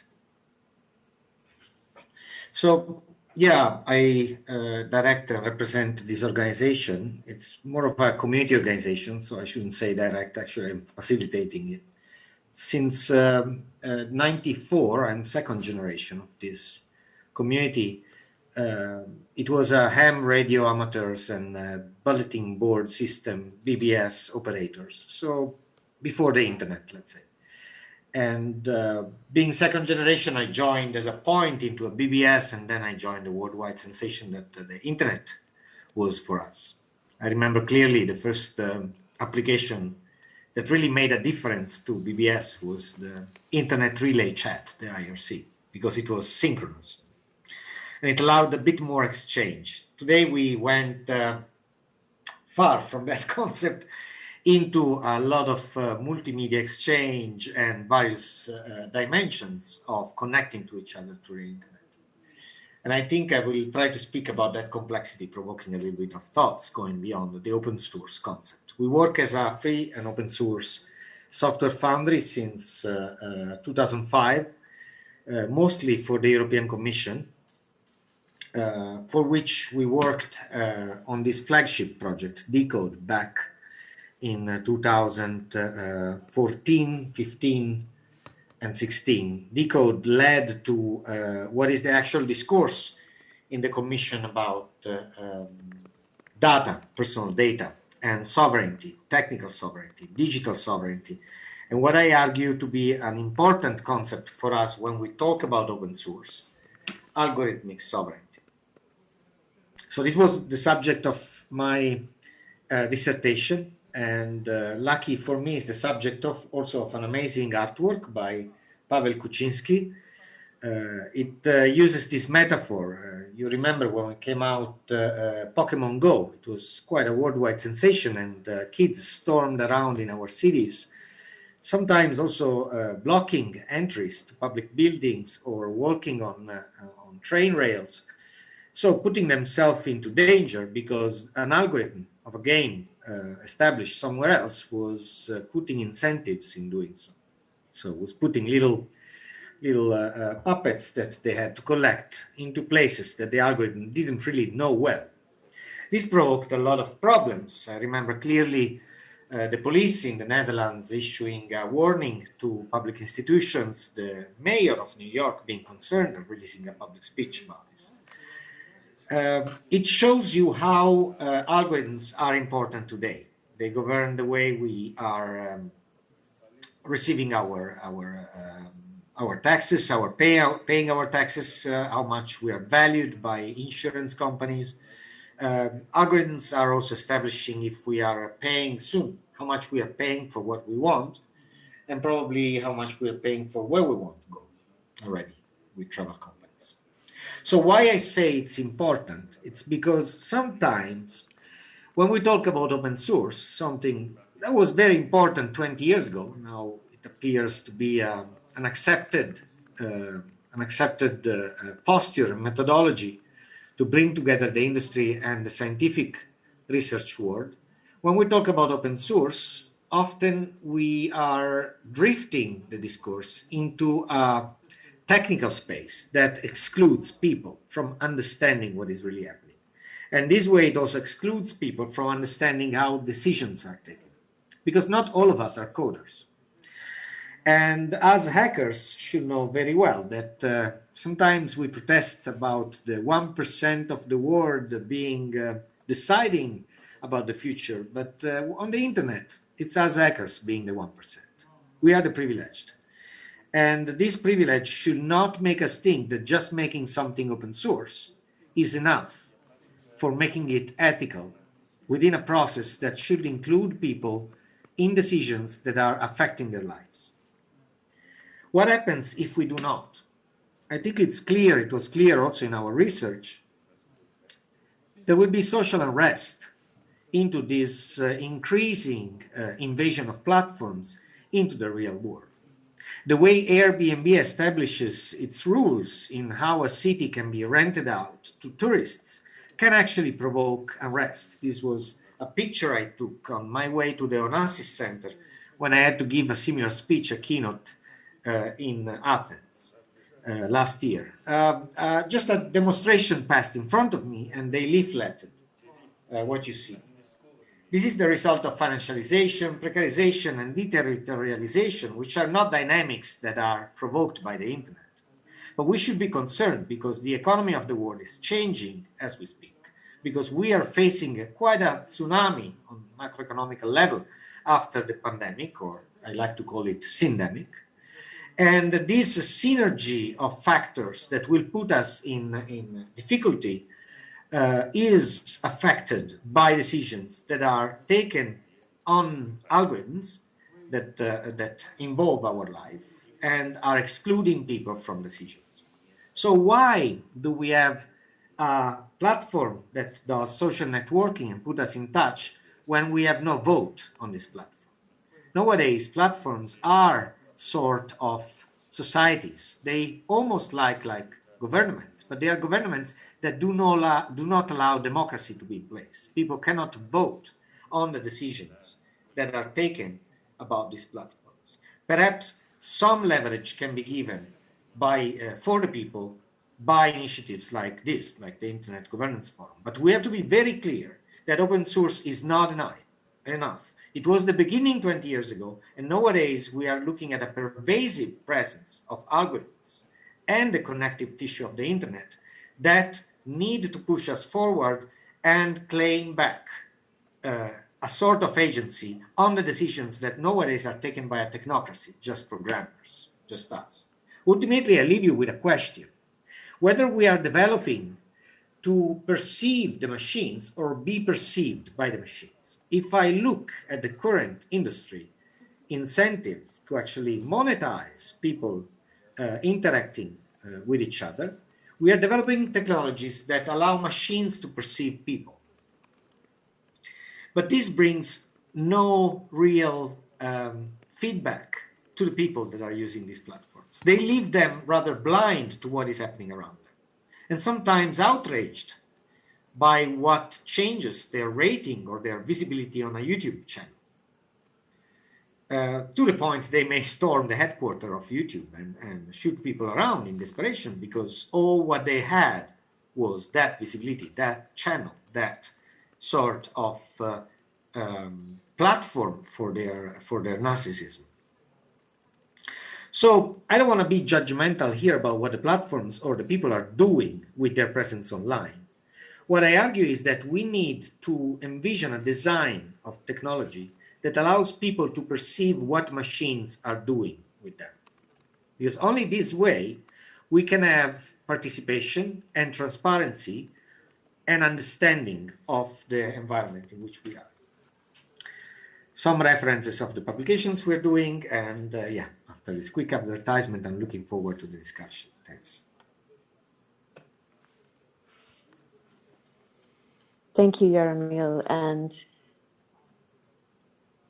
I don't want to sum up what you said, but I want to just make an observation that you sync really well with Lucy's point about the importance of how tech is designed matters. I loved your point about machine perception versus human inclusion and perception. Open source is not enough, as you said. It leads to questions about lock-in from tech. Diversity is important. Digital colonialism is in front of us potentially. Digital determination is important. Digital inclusion versus exclusion. And it really is a little scary when you're talking about the algorithms. And I'm going to turn it over to Alex to help moderate the next session, which is 15 minutes of Q&A. I think I'll turn it over to you, Alex, so you can help let everyone know how you want them to raise their hands or type something in the chat to both things will work, but before we start, I quickly wanted, I'm sharing, Jane, sort of your reflection after Jaromil, your talk, and I feel as if it adds a layer to our conversation, which I thought is sort of two-dimensional. I really liked how Osama brought this local perspective, this contextualized perspective to a conversation, which I frame more as systems, which I really like about the digital public goods framework that tries to work at scale at this highest level of systems. I had systems, individuals, very nice. and then you added basically machines. I don't think I'm scared by it, but I agree with you. We need to add that perspective, and it needs to be done by exactly the type of technologists like you who understand these issues, but openly say we need to bring these issues to the broader population. So thank you very much, and please talk about these issues more in conversations like this. We have a bit of time for some responses, comments, questions. I'm happy to take them both in chat and to see you raise your hand or simply start speaking. We're a pretty small group here. I'm not sure whether anyone is monitoring the YouTube, whether there are any comments there, but probably that's too late. Anyway, anyone would like to share their thoughts also on Adam, you seem to be saying it's a big, big space that we open. YouTube is too big. Too big, yes.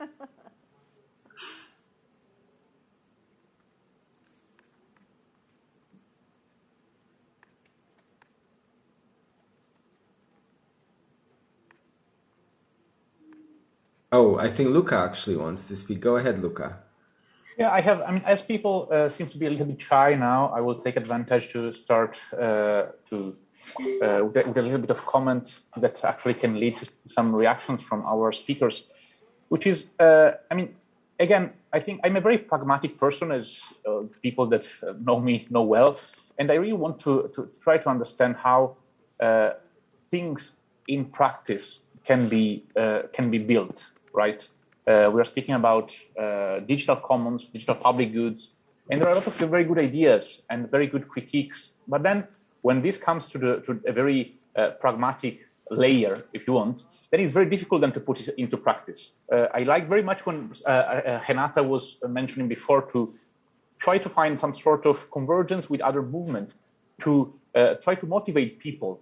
I mean, it really reminded me of an opposite conversation I had with a YouTuber a couple of weeks ago, telling me that actually nowadays every children, every teenager wants to be a YouTuber, and this is a very lonely life, because if you want to record yourself saying any kind of things and then sharing this on social media, you are almost always alone, and it's also so this is a great challenge we have in building a commons. It's also that in the pandemic is not helping us.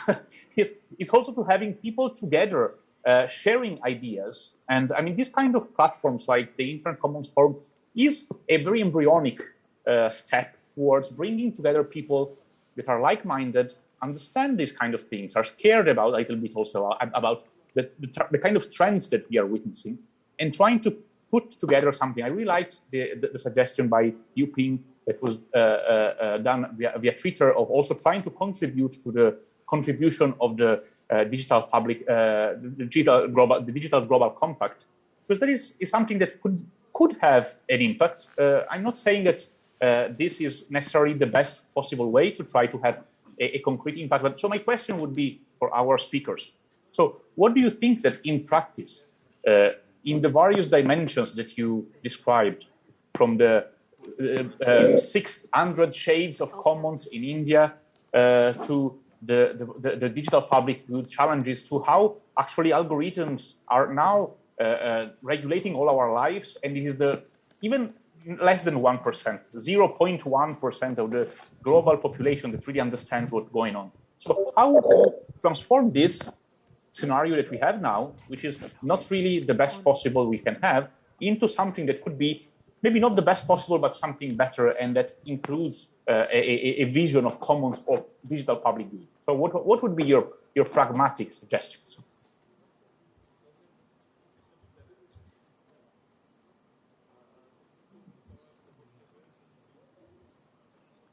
Would one of the speakers like to take that on? I could take a...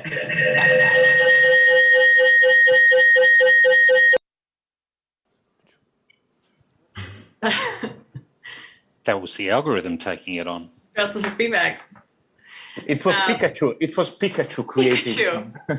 That art is really going to haunt me, that picture with Pikachu riding the saddle. But to try and get to kind of a concrete example, because I think in some ways it's easy to talk about like the doom and gloom version of the situation we're in. But I also think, you know, the pandemic and I think a renewed interest in what digitization looks like and how to do that in a way that's ethical and equitable. I think there's an opportunity at the moment right now, especially as huge portions of the world are coming online and joining the internet for the first time right now. And I think that creates an opportunity, and I'll talk about this from the digital public goods perspective, which is I think the pandemic has especially created an awareness of the need to have kind of digital infrastructure within societies. Things like what I mentioned, kind of digitized health systems, digital ID systems, civil registration systems that are digital because of the opportunities of being connected. And when things like a lockdown happen, those who have access to kind of digital education suddenly are flying ahead of the others. And so it really creates this need. And I think there's an awareness in this moment that we need to be looking at some of these like infrastructural level digital systems. And that, of course, is scary in some ways, because if those are designed incorrectly or if they are deployed incorrectly, it can cause a huge number of problems.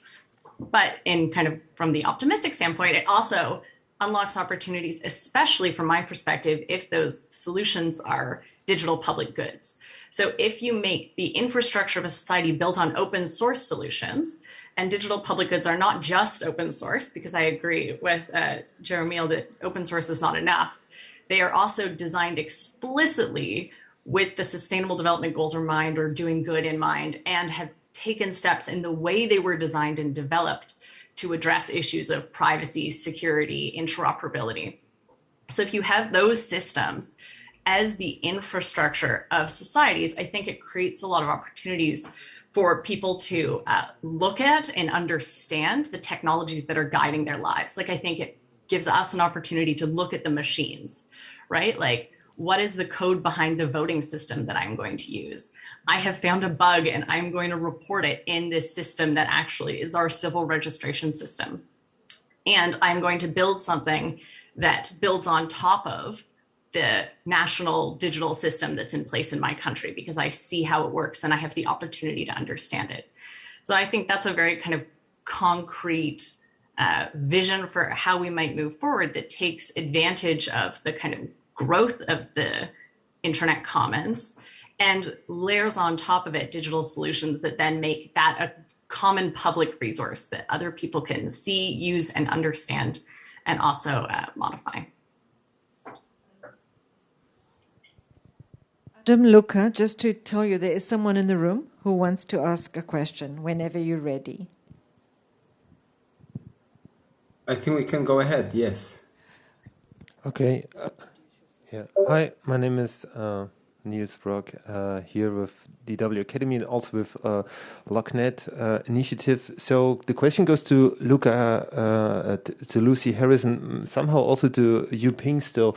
I was asking how to onboard like the private sector in those ideas that you have, so to say, the digital cooperation roadmap of the UN, and also when it comes to the digital public goods. So you even mentioned private sector as people or organizations that would sustain like public goods that seems at odds at the beginning. So what is in for them? What is the buy-in? So how is the ethos of open collaboration? Why should they buy this? Which seems to be anti-profit, to be a bit provocative. I'm happy to go for that. Or if you, Ping, you want to kick us off? Start. Sorry, what's that? Lucy, why don't you start and I'll finish off. Sure. So I think there are a number of reasons that the private sector is interested in engaging. The first is a brand thing. So there is kind of this greenwashing, like open washing. This is like my cynical answer, and I'll get to less cynical as I go down. Being able to say, you know, we understand that there's this global need and that our that we have a huge disproportionate amount of power, and we're interested in kind of supporting the Sustainable Development Goals, and we want to show our affiliation with kind of the UN system and those goals. So we have a component that we want to open source, or that's already open source, and we want to see it recognized as a digital public good. moving slightly less cynical, there's the idea that there's also value for them sometimes in having a piece of technology that either they maintain themselves suddenly freely available. And it can pose, it can create opportunities for others, but also for them. So, I mean, a great common example is Android, which is an open source operating system. And there was kind of a total, the market was locked up in like Apple, and by creating Android and then giving it away for free, making it open source, suddenly people all over the world are building on it, and it totally undermined the kind of capture that had already happened in the market. And then they could layer on proprietary versions and make money. So it was a way for like a business move in many ways to disrupt the kind of lock-in that was already happening so that they could have a voice in the market. And then by doing that, they also created opportunity for many other people to build on top of it. So the reason it helps create innovation for others can also be a motivation for them to release things as open source solutions as well. So those are, I think, there's both of those. There's this desire to do good on some level and a desire to be branded as doing good. And I think there's the fact that, you know, also supporting other digital public goods. If there's an open source ID system being implemented and you're like Google Pay, that means that you can see the code and build more easily an like make it your Google Pay system interoperable with that digital ID system. So it's going to be easy for you to roll that out. So they also benefit the same way anyone else benefits when solutions are open source. To add on to what Lucy said, I do also think that this is the time that we really do call them to account for the fact that they've made humongous profits and that in some ways they've really taken advantage of the open infrastructure that exists in the internet, because without the foundations that were built, they wouldn't be seeing the kind of profits they have today. So this is the time where we really say, you know, you've benefited and now it's time to give back. And we at the United Nations really have been the recipient of many of these tech companies who are now coming to us and, like Lucy said, are really eager to engage with the UN. So this is our opportunity to then use this coming to the UN and the international community to say, now these are the expectations that we then have for you. To go back to what Luca had said, this is where I do think the Global Digital Compact is an opportunity to precisely tell the private sector and the tech companies, this is what we want from you. Because it's not just about civil society talking to member states, but it's also opening the conversation to say, this is what we expect from the private sector companies who should be part of this Global Digital Compact in building this future that we want. Also then putting the onus on them to agree to this vision that we all collectively have of the internet. So no longer just us accepting what they necessarily are providing in terms of services and so forth, but really us also laying down the expectations for what we want for their continued use of the open internet that they have already been so lucky to benefit from, that was built from the efforts of so many of us around the table.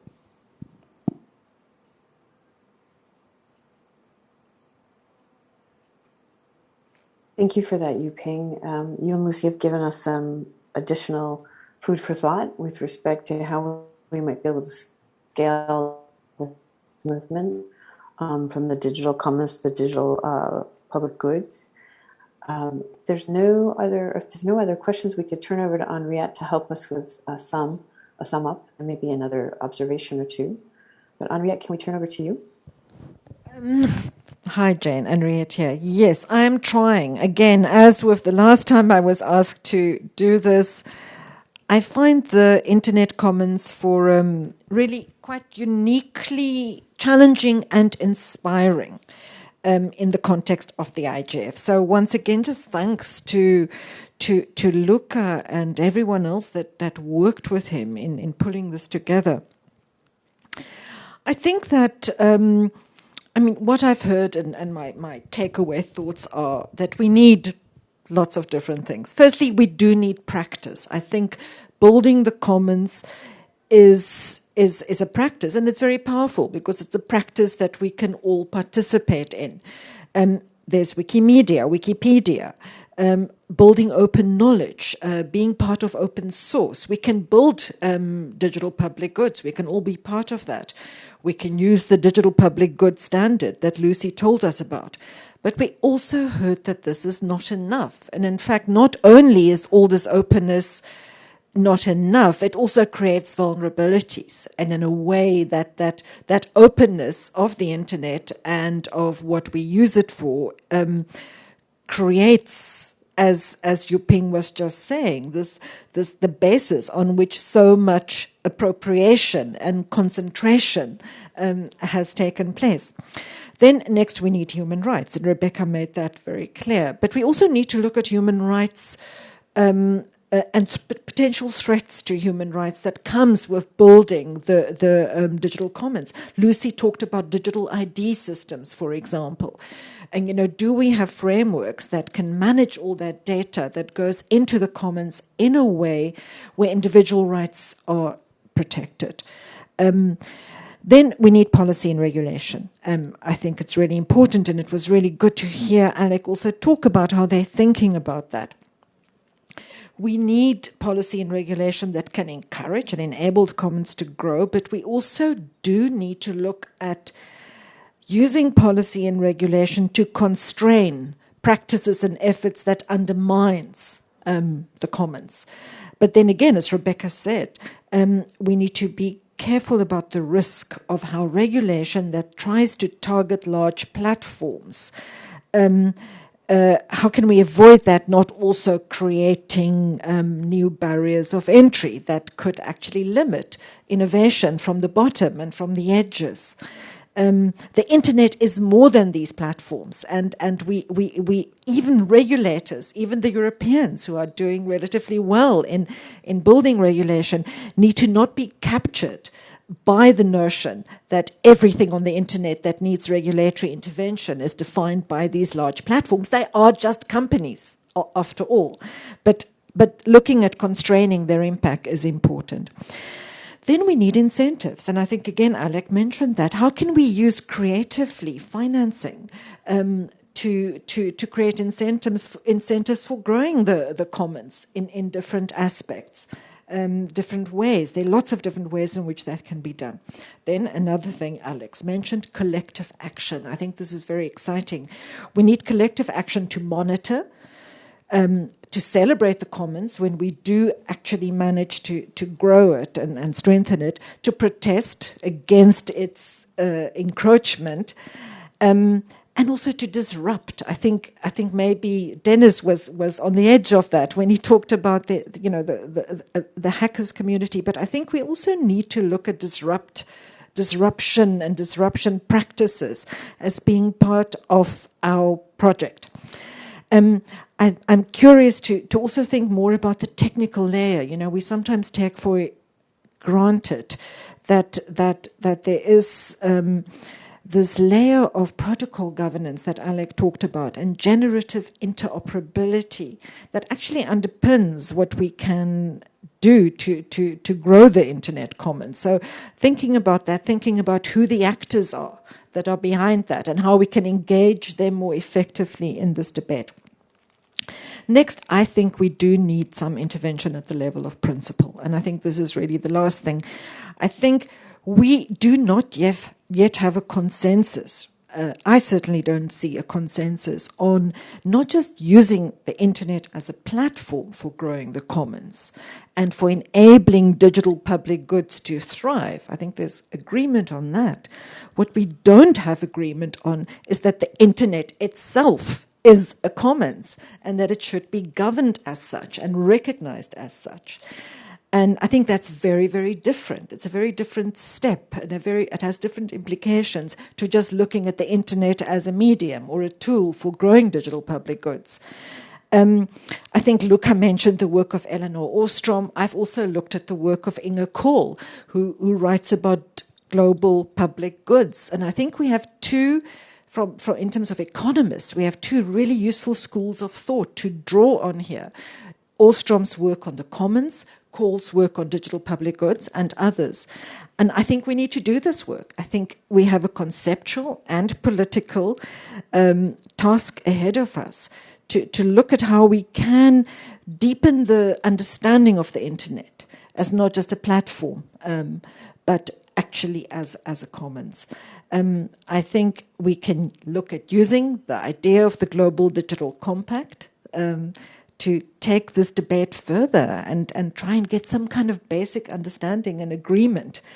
Not easy. And I think that's the final thing I want to say, really. I think this is not just one of those win-win, happy clappy processes. I think we often tend to talk about things at the Internet Governance Forum from this perspective of all stakeholders agree, all stakeholders, are on the same page. And I think as your question, about the private sector. It's a really relevant question. I don't think this is going to be easy. I don't think member states at a UN level will agree. I don't think businesses will agree. And I think for me, the really exciting challenge here is, can we use our multi-stakeholder processes like the IGF, not just to agree, but actually to disagree and work through that disagreement to come up with some kind of common understanding about how to really recognize and protect and promote the internet as a commons. So that's it. Back to you, Luca and Adam. Thank you very much, Henriette. And despite having started with some minutes of delay, we are reminded by the technical support that we have to close down in, I think, 1 or 2 minutes. So I would simply, I will use your concluding remark, Henriette, as an excellent wrap-up of this session. Actually, you facilitated a lot our work, and we are taking notes to then share this as outcome of this session. We are very happy also that we challenge you, but we inspire you at the same time. And this has been yet another excellent Internet Commons Forum. We really hope that next year we will have a little bit more time, and maybe also time to organize better things over the year, maybe in synergy with the Office of the UN Tech Envoy with regard to the Digital Global Compact, because I think that this is a very interesting opportunity that we should seize. I would like to thank everyone for their excellent presentations. Really thoughtful, inspiring as usual. Adam, please, over to you to conclude this third edition of the Internet Commons Forum. Thank you, Luca. I agree with everyone. I think the range and the depth of thoughtfulness in this session has been wide indeed. Again, I think I've put in the chat humorously, perhaps UNESCO should declare the internet as a significant cultural heritage site to protect against the capture of our digital commons. Don't think that's going to happen, but nonetheless, I think the people at this session are part of the forum that has really tried to examine these issues, and I thank particularly, again, all the speakers, including Jaramil, who's entered the IGF for the first time. He's been brave enough to jump the fences and dive through the hoops to get here, and we appreciate that. So I don't really have much more to add, other than I still believe that algorithms, machines, and systems have no idea of locality and space in human perspective, and I will argue they never will. We need to keep our agency, we need to keep fighting, and we need to keep our passions, and we need to talk about them, communicate with them to each other. So on that note, Luca, thank you again for doing the hard work behind the scenes to organize this session once again for the third consecutive year. Thank you very much, sir. It's always a pleasure to work with such a great team. Thank you, and let's build more between now and next year at the Internet Commons Forum 2022. Thank you very much to everyone. Bye-bye. And so we are also finishing on time. Bye-bye. Bye. Great. Thank you. Take care, everyone. Bye. We all live in a digital world. We all need it to be open and safe. We all want to trust. And to be trusted. We all despise control. And desire freedom. We are all united.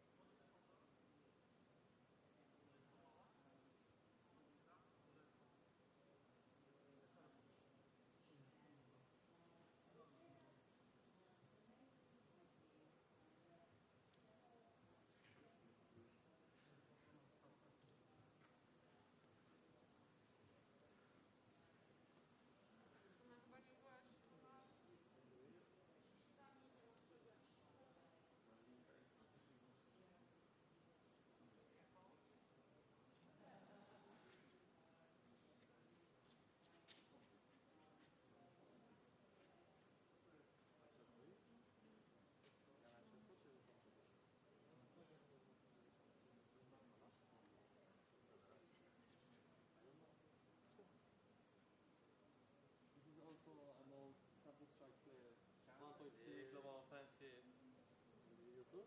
Yeah, I used to play a lot. What's your fastest hands in the office? Fastest crochet in the office.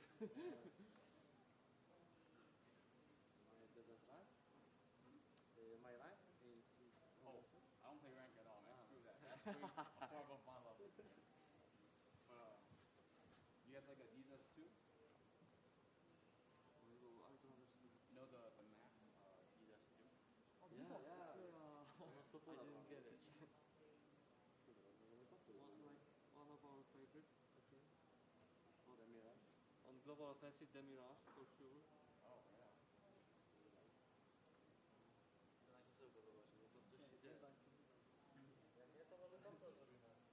Oh.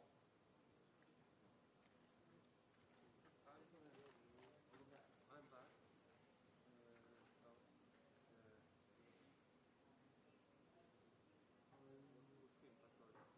I think it's Spain. No, I'm currently funding the emergency door. Okay. No,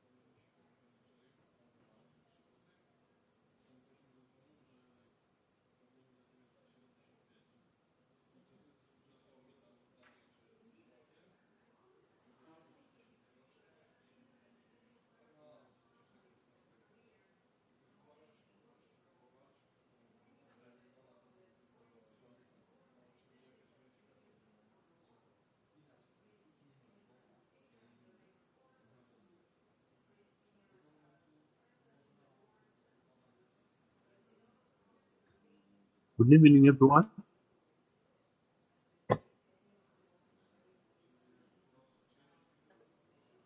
Yes, good evening, everyone.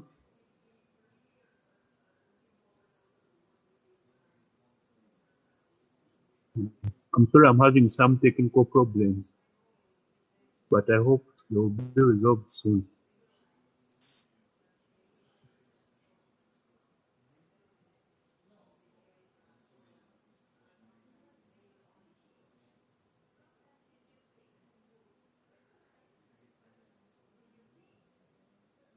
I think maybe we should start the meeting.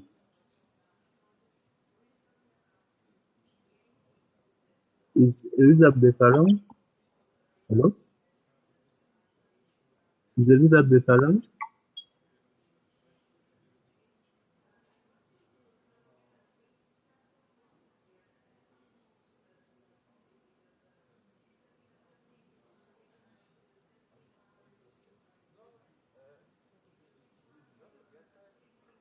Hmm.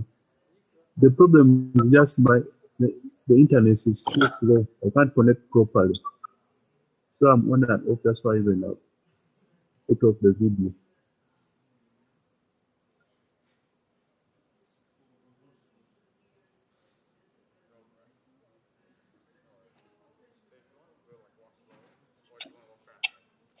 Yes, good evening, ladies and gentlemen.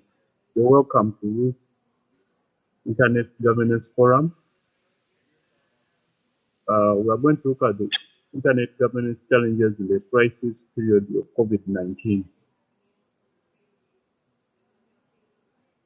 I hope everyone is listening. Is there anybody who can't hear me? Hello?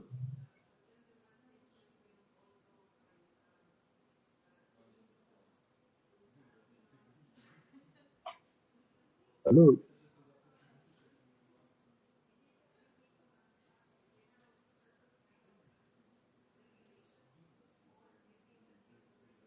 Or maybe let me proceed from here.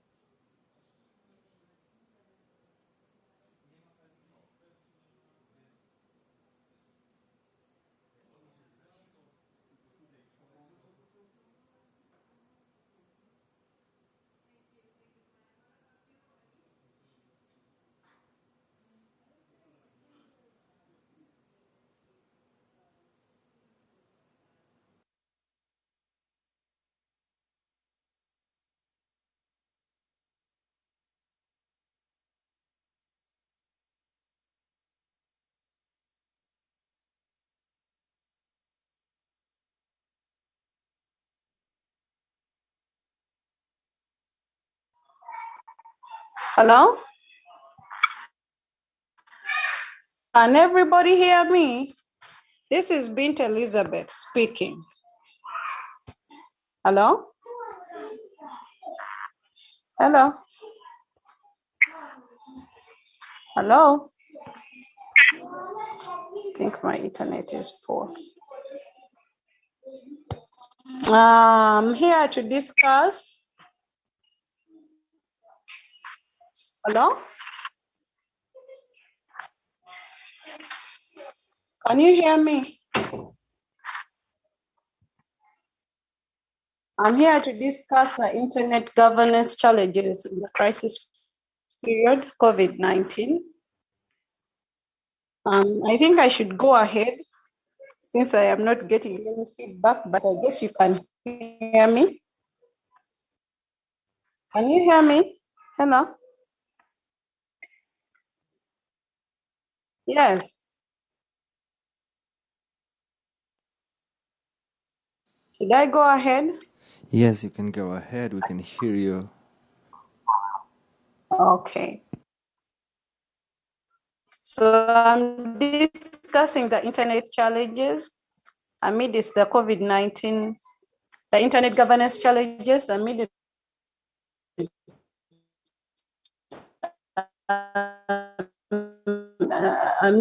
COVID, the crisis.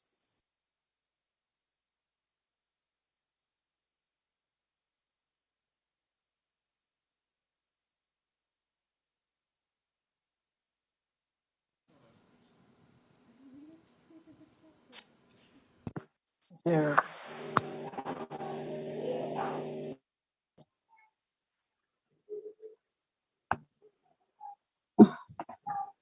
I can't. Igani.